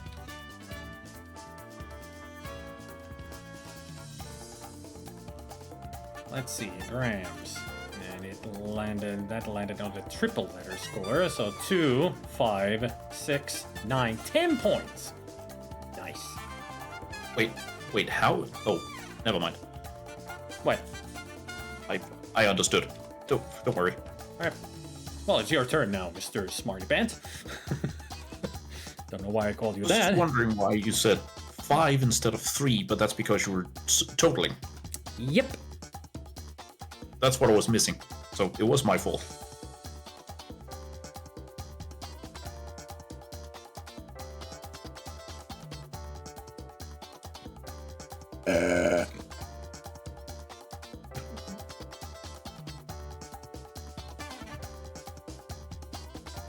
Want to see me get a lot of points with one simple word? Yep. Okay. Jig. There, 33. Yep. That's 33 points. You are way in the lead now with 53 points. Me second place with 35, Pest with 34, and Bannigan with 28.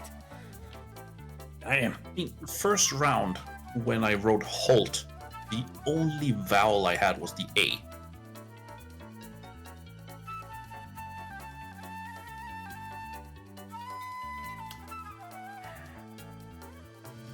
I've forgotten what I was thinking of writing somewhere.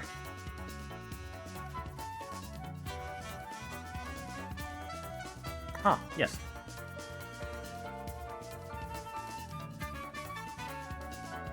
That's 18 points for me. No, actually. Can I make it even better? Let's see. So that would be 16, 18. No, it has to be X.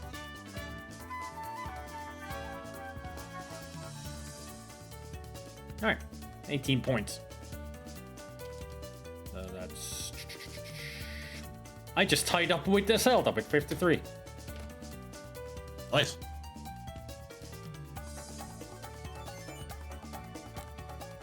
All I needed was 2 letters, but I had the X. You know what I cursed at you when you put down SAG? Because I would have gotten the X on the triple letter word. Or triple letter score there because I would have typed in sex.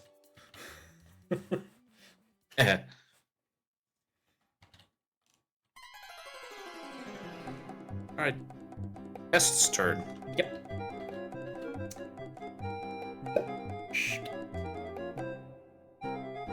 I almost put down Axel, but with the L at the end, and I was like, no, that's a singer's first name. Not a real word. In the real word, the L would be before, between X and E. Ah, yep. Double letter score, so that's 6, 10, 12.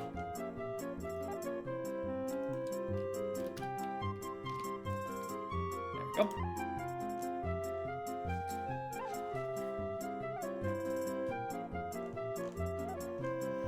Bennigan.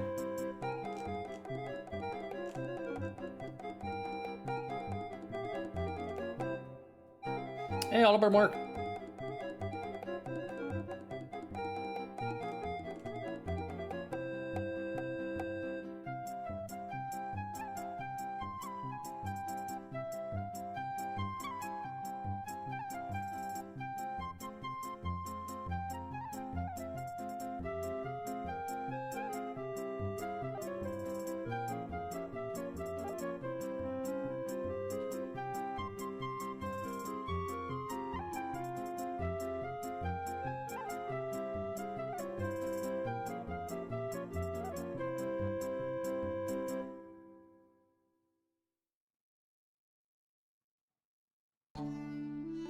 Hey, Albert Mark, since I didn't say.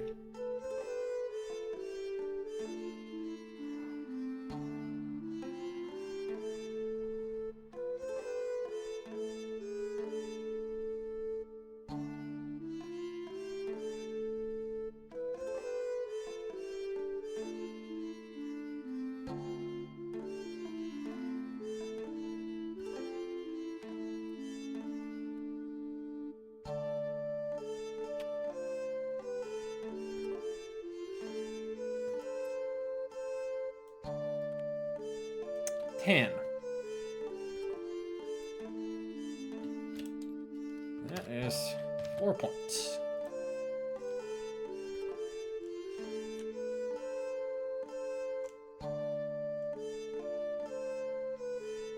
Fuck my in.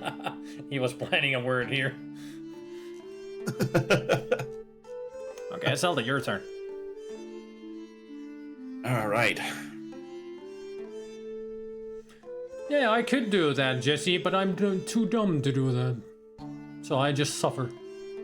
Suffer great.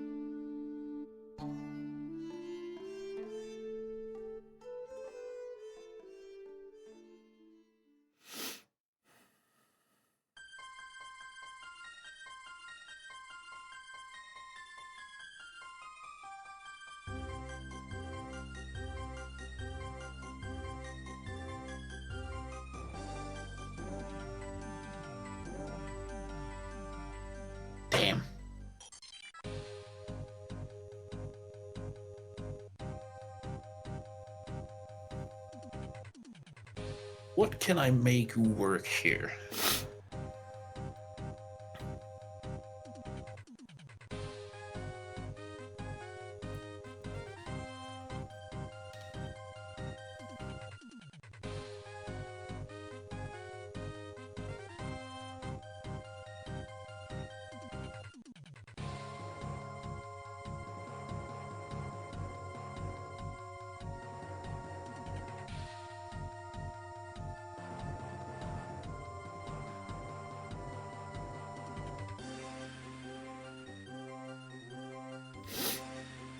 Oh. Oh. Fuck! Asshole! No. I'm gonna admit so much. Fado. Yes, a fado. It is a Portuguese song. I have a couple of music sheets that has that, like a waltz or something like that. Hang on. Type soul. Look it up. I'm looking it up. Fado.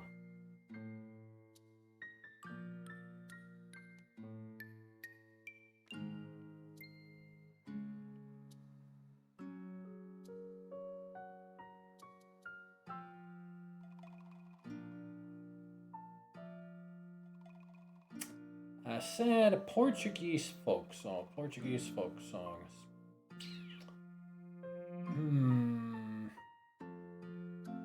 The word fado itself means fate in Portuguese.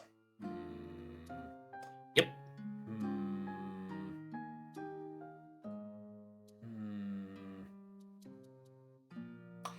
Accepted.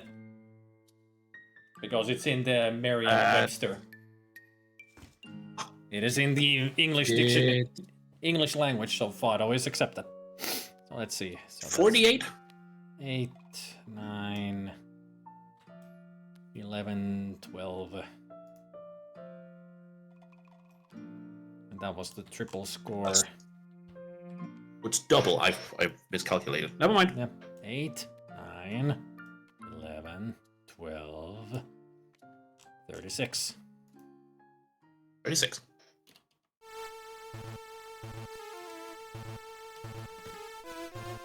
Which takes you up to 89 points. Son of a bitch stole my score. The fuck am I gonna do now? Fuck! Something. Can I flip the table? You ruined everything. I have nothing. Nothing.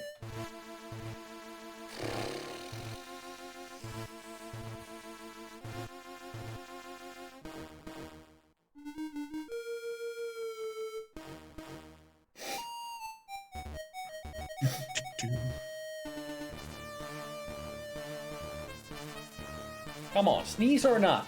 Come on. God damn it. I've been having those so many these days. Just wanting to sneeze, but the sneeze says, nah.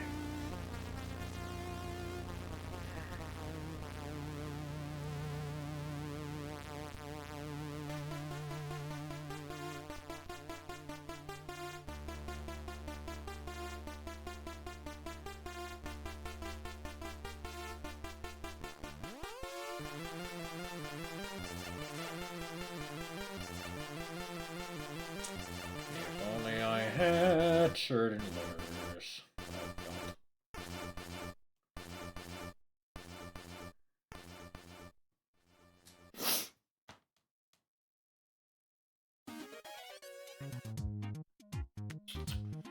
Oh, that's a name, idiot.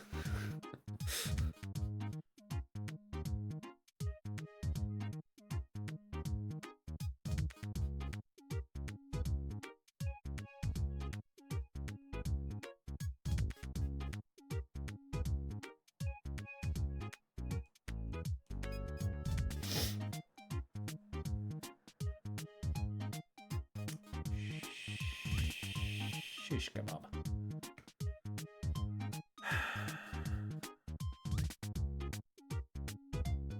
Oh! Oh! Shish kebab? look him up. Ah.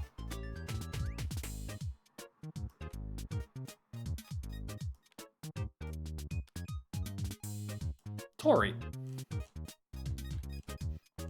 Nice. Aren't there 2 R's in Tori? No, that's Tori is the English, one of the English old Parliament stuff. It's with 1 R.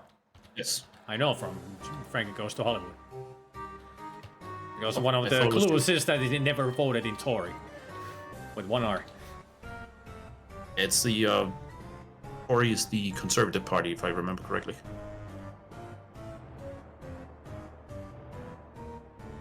Always Tory or Labour, if I remember correctly. Political conservative supporting monarchy and traditional political and social institutions with 1 R. Ah, cool. It's just because I remember it with 2. That's me. So that's 21 points. So I go up to 74.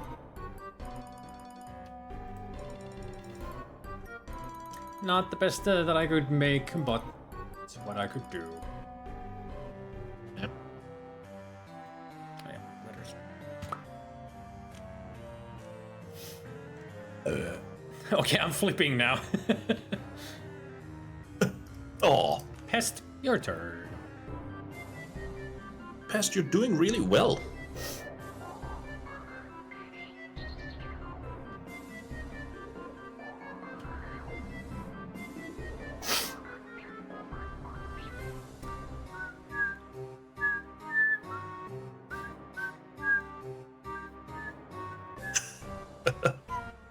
What? Said you went by Merriam-Webster, right? Yep. That was one of the photo definitions. And also there's Cambridge Dictionary and such. I'm just looking up at the name and meaning, and it gives me either the Wikipedia explanation or just the English meaning in the Cambridge Dictionary. So if it's there, it's a real word that can be used. That's why I accepted photo. Because it is in the English vocabulary. It's just the weirdest thing I had to look up now. I'll look up words in Merriam-Webster as well, just to make sure that it actually goes.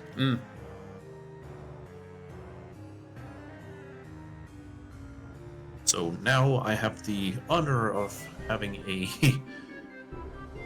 history that tells me that I've been to Merriam-Webster to look up the word queef. Well, queef is a word. But it's not accepted. It's. I just thought it would be funny.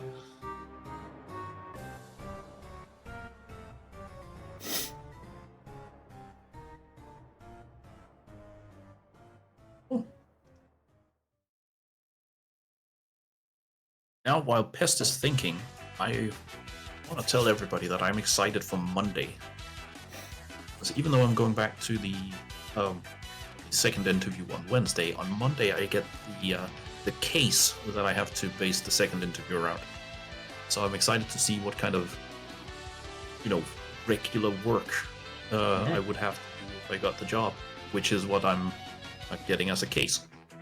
Also, I'm getting my new chair, which means no more. Yes.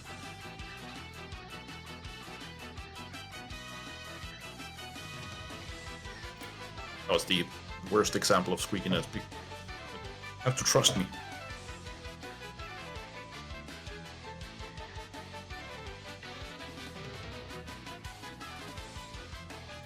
I just went to the Scrabble dictionary and I entered the photo and it says, yes, it is valid. Ah, nice.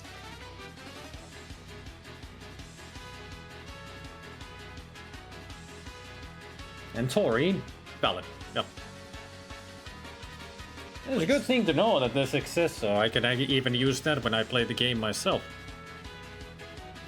The video game. So I can always check that, is this a word? That's what I'm thinking of. Where's Pest? Still thinking? I think so.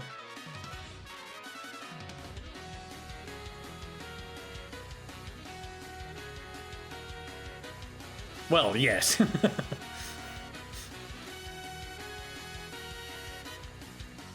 Are you angry at the game or your own brain? Because usually I go angry at my own brain. It's like Van Halen says, words. I need more words to describe the pain and nausea that you saying is causing me to experience. So what are you trying to say? Is that a good thing?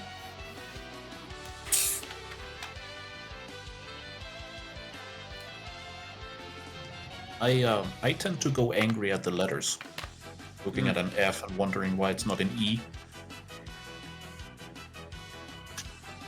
Something like that.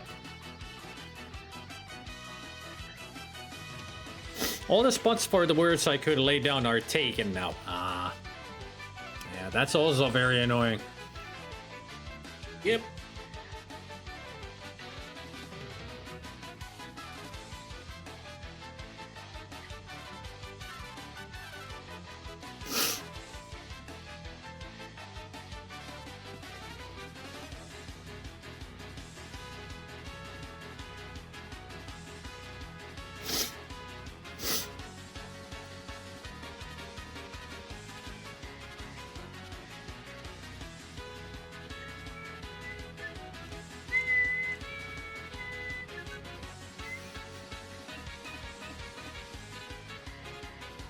That's another thing you can get mad at in this game, yep. People like Zelda stole my spot. A good thing there was a spot for a lot of points in the upper corner.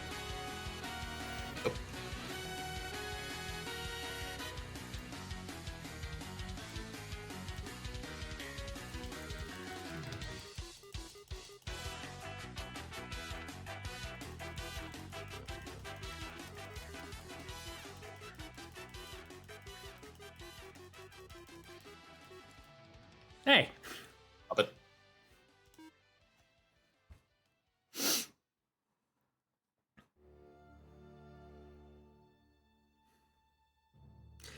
I mean, the thing is that you're having to think so many other places where you could put your own words, and then somebody steals it, and you're like, okay, back to your drawing board.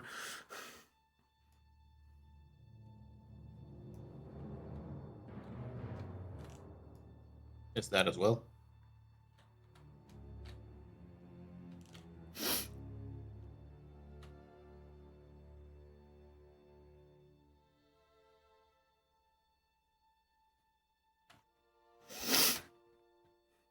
And then you're just coming up with all kinds of ridiculous sounding words that mean nothing.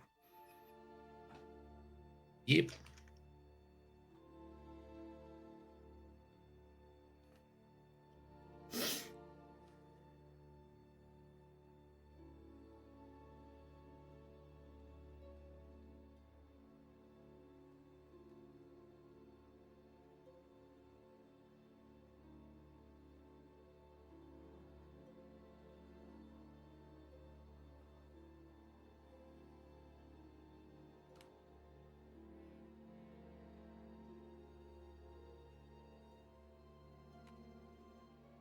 Huh?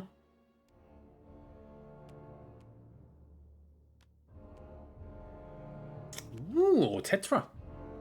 That's a good word. Nice.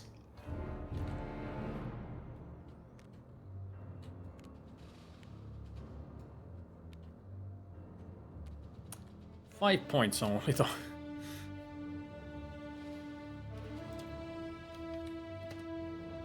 And it also sucks when you can't get to a double word or double letter scoring. Yeah, it does.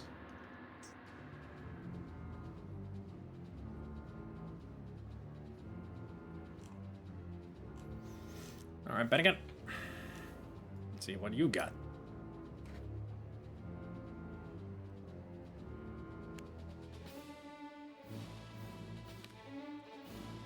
Heat. That landed on double letter score. So 4, 5, 7, 8. Hey, that was the game we just played. There we go. Alright, Assaulta.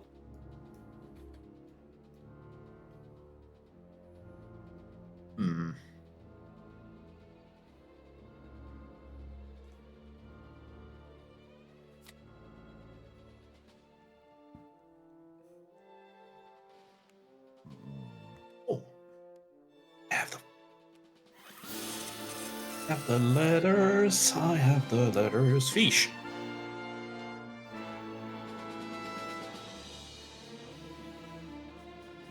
You've heard of microfiche, right? Don't talk to me right now. Oh. You were planning something there, weren't you? No, I was not. How dare you? Fuck!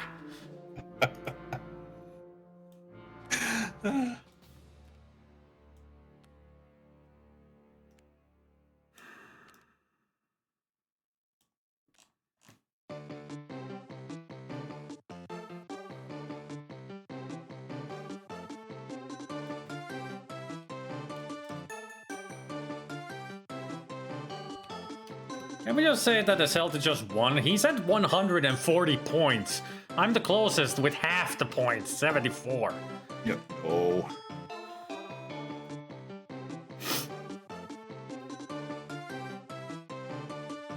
I even checked that in the Scrabble dictionary. That is a word. It's valid. You can't hear me smiling, but I'm smiling. You can't hear me angry because I'm angry. What? Ah. I don't know.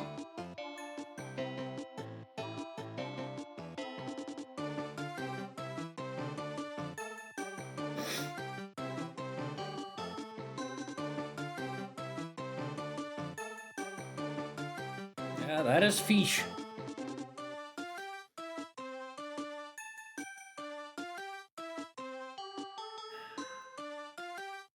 Your turn, Spidey.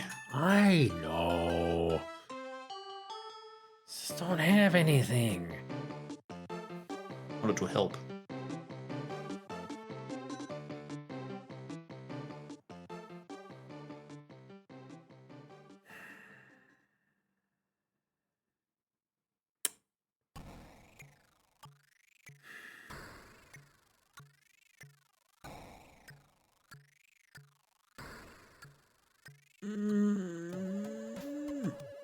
I mean, I found such a good word for that, but you stole it, so now I got nothing.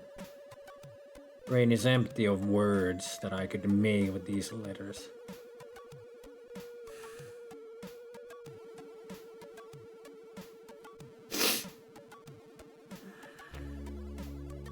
And also, it's not easy to find a place where this could fit to make sense. Oh, that's another thing.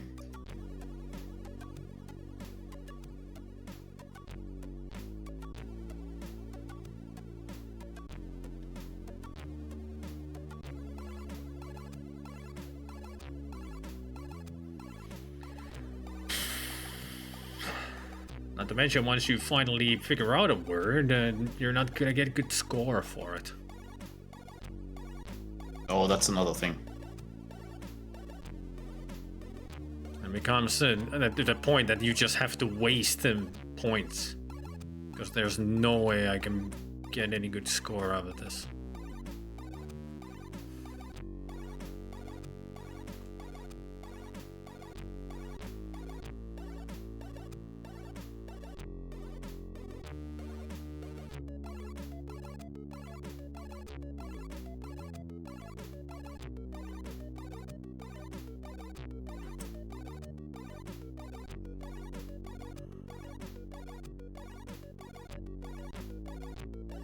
See ya, Gabriel. See you later. Gabe. Enjoy your bean supper. Huh.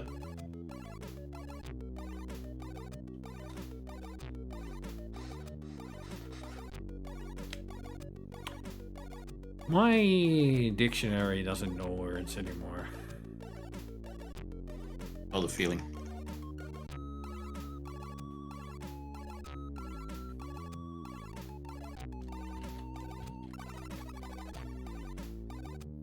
I really have no choice but to just waste letters. For nothing.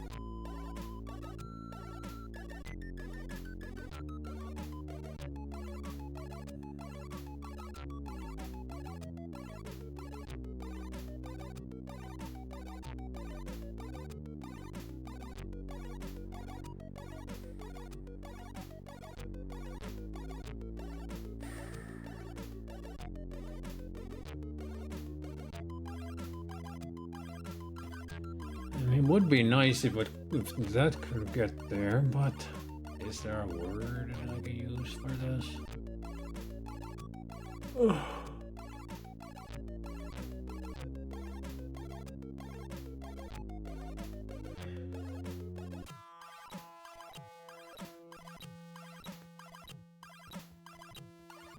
There's something in that English dictionary up in there that knows a word that fits here. Lee?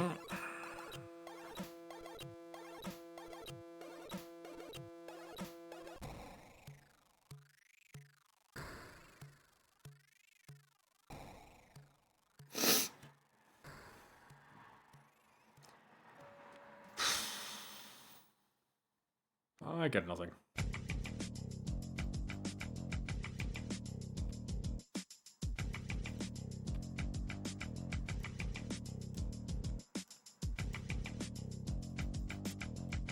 That's the best I can think of. 8 points. No, wait. 3, 5, Still a good one. 7, 9 points. Ooh.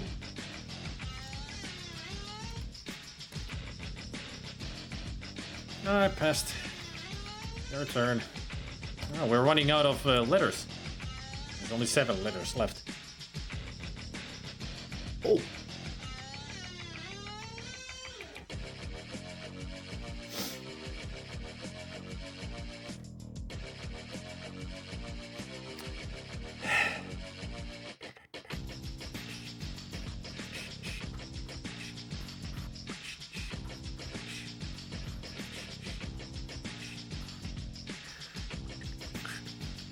Processing. Mm-hmm.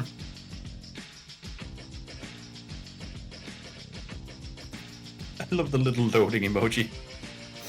That's from early Windows. Yeah, I know. Booth has very unique emotes. That's where it's from. Yep. I'll just put that up there.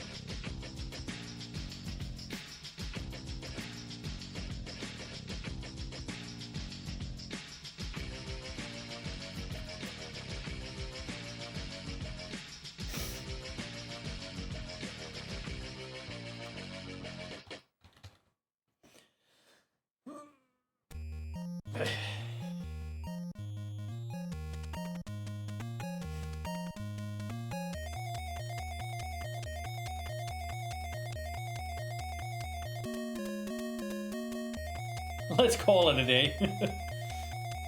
I think we're getting too tired to think. I would have had a good word for this to get the triple score. You have. Well, he's gonna put down right, so that's ruined then. Not getting that triple score for me.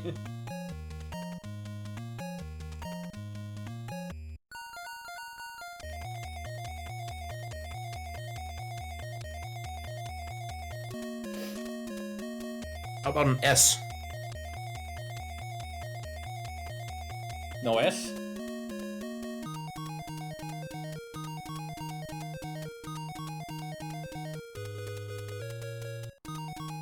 Apparently, Pest put on a blindfold.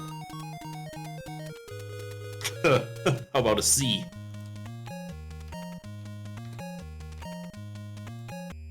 Void. Good one. Extra, no extra. Double letter. 4, 5, 6, 8 points. Alright, there's Zelda.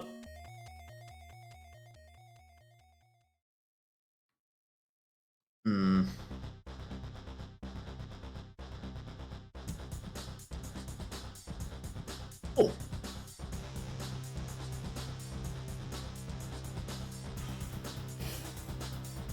No, risen is not proper. Risen would be with an S, but not risen. Risen.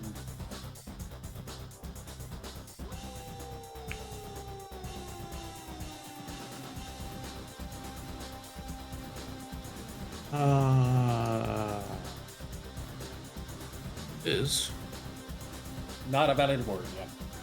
Let's check. Squad. Holy shit.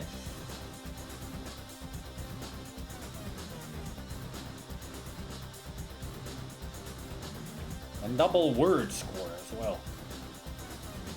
30 if I'm... 30 points. I'm counting right. You're at 107. Do I just take the last one? Yes. You just grab the last ones. Nice. Oh, look at that. I can actually get the triple score. I made Ryder. Hey. Hey. That's 18 points for me. Woo! I broke the 100. I'm at 101. Nice. Welcome to the 3 Digits Club. Thanks. I'm only 69 points behind. Nice. That's pretty dope. Alright, Pest. Can you make any words with the final letters?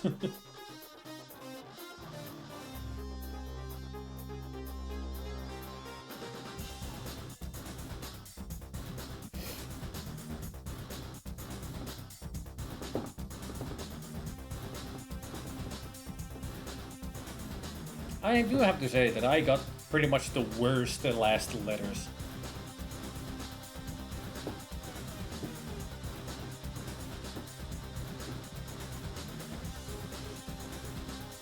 Almost said I know how you feel, but at least I can sympathize. No, good. At least that fact.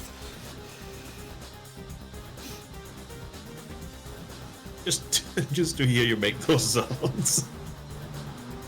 That was worth it.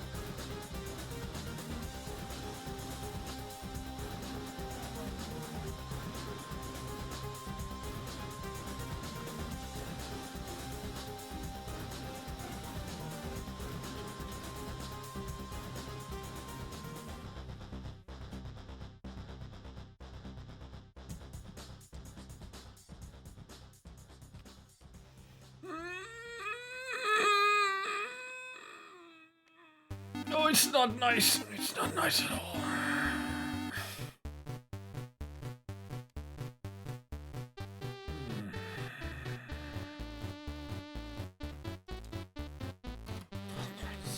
Hey, Pest, you're at 69. Nice. And the reason why it's not nice is because I just figured out a good word there to get a lot of score, and you ruined it! Why do you guys hate me? Let me have my words.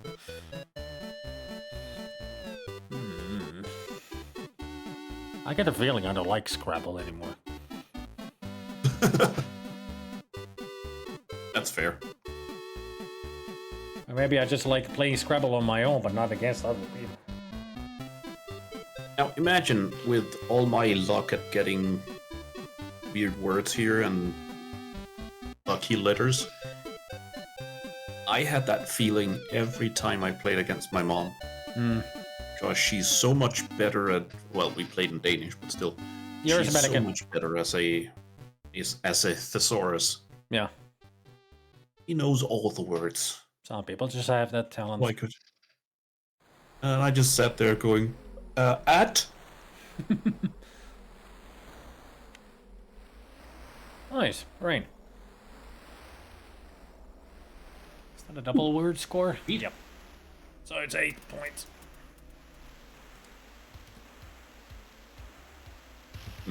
I think I can actually hit the last, or one of the last triple word scores down here. Can you? It's your turn. Yeah, I can. Holy crap. All, do, and whoa. So 1, 3, 7, 8, 9, 27 points. Yeah. You almost broke 200. You're at 197. Woohoo!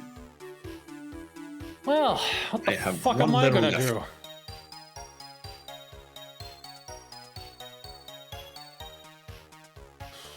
I got nothing. It's all.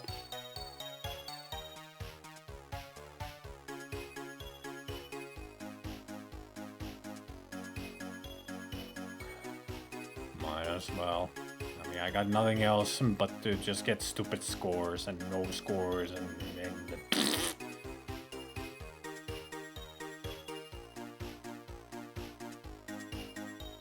7 points.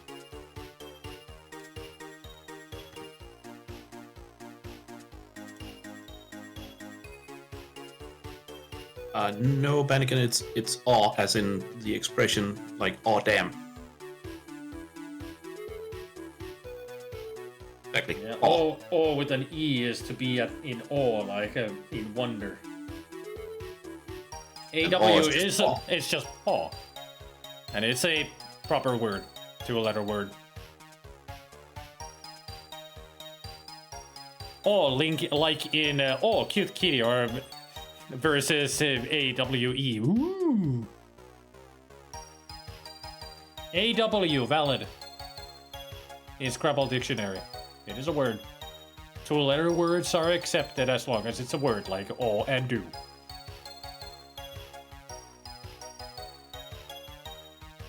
Oh, 2 W's, that's amazement, like, aw. But 1 W is disappointment. Aw. That. And also, if you're in awe, then you're ooh. And they were in awe. Aw. Not that kind of awe. Oh. She's just making sounds at this point. That's from Men in Tights. No. But still, we're just going, aw, ooh, Oh. George of the Jungle, what's your quote? George. Nice. George of the Jungle.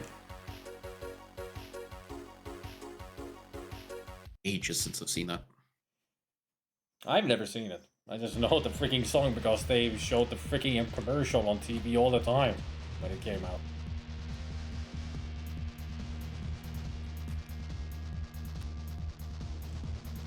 Who put the E there?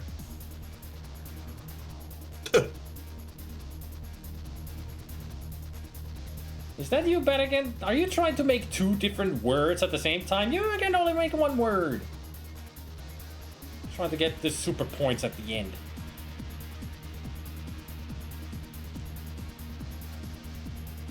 You put the on there, and that's it, what you get. Unless you want to put the E there as well to make it a 1.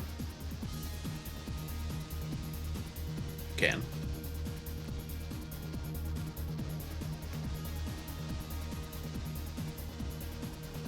It's a triple letter word score as well, so that's 5 points.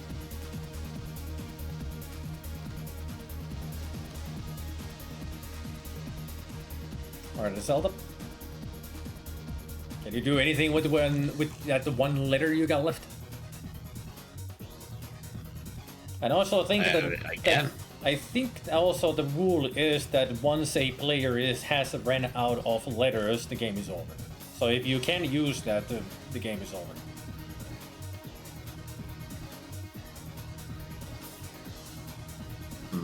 Let's see.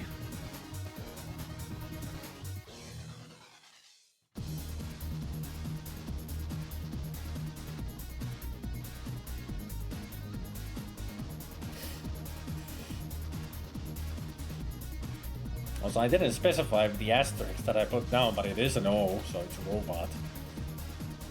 Ah. That's what I would have put here where writer is, but...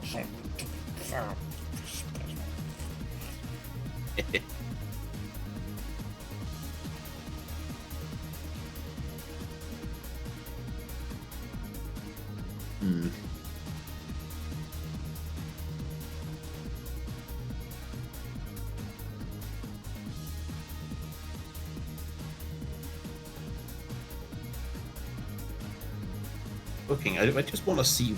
I can do a couple of things, but I don't know which one I want to do. Doesn't matter, you've already won. Well, what would be the funniest thing to end on? Going over 200 points, which is 3 points away. That's the thing. All you need is 3 points.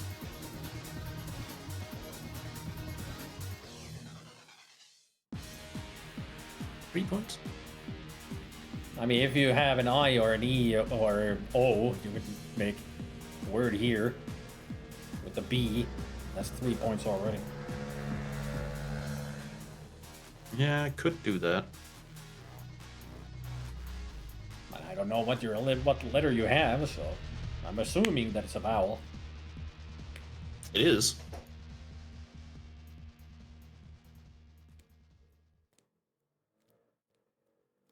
Ah, I can.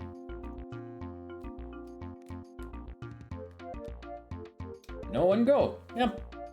That's 5 points. 5 points in total. Zelda wins. And he used his last letter, which means that the game is over and Zelda wins. Yay. These were my final 2 letters. D and 0 points. Nice. Know what I deserve. Yep. When I hear the final scores? Lot versus. Zelda wins with 202 points. I'm second place, 108 points. Then it's Pest with 69 and Bennigan with 61. So close call on the third place too. I think Pest had the Z. Yep. There's the Z, and N, and Y. Oh boy. Hard letters. And Bennigan had nothing but the vowels left. E, O, I.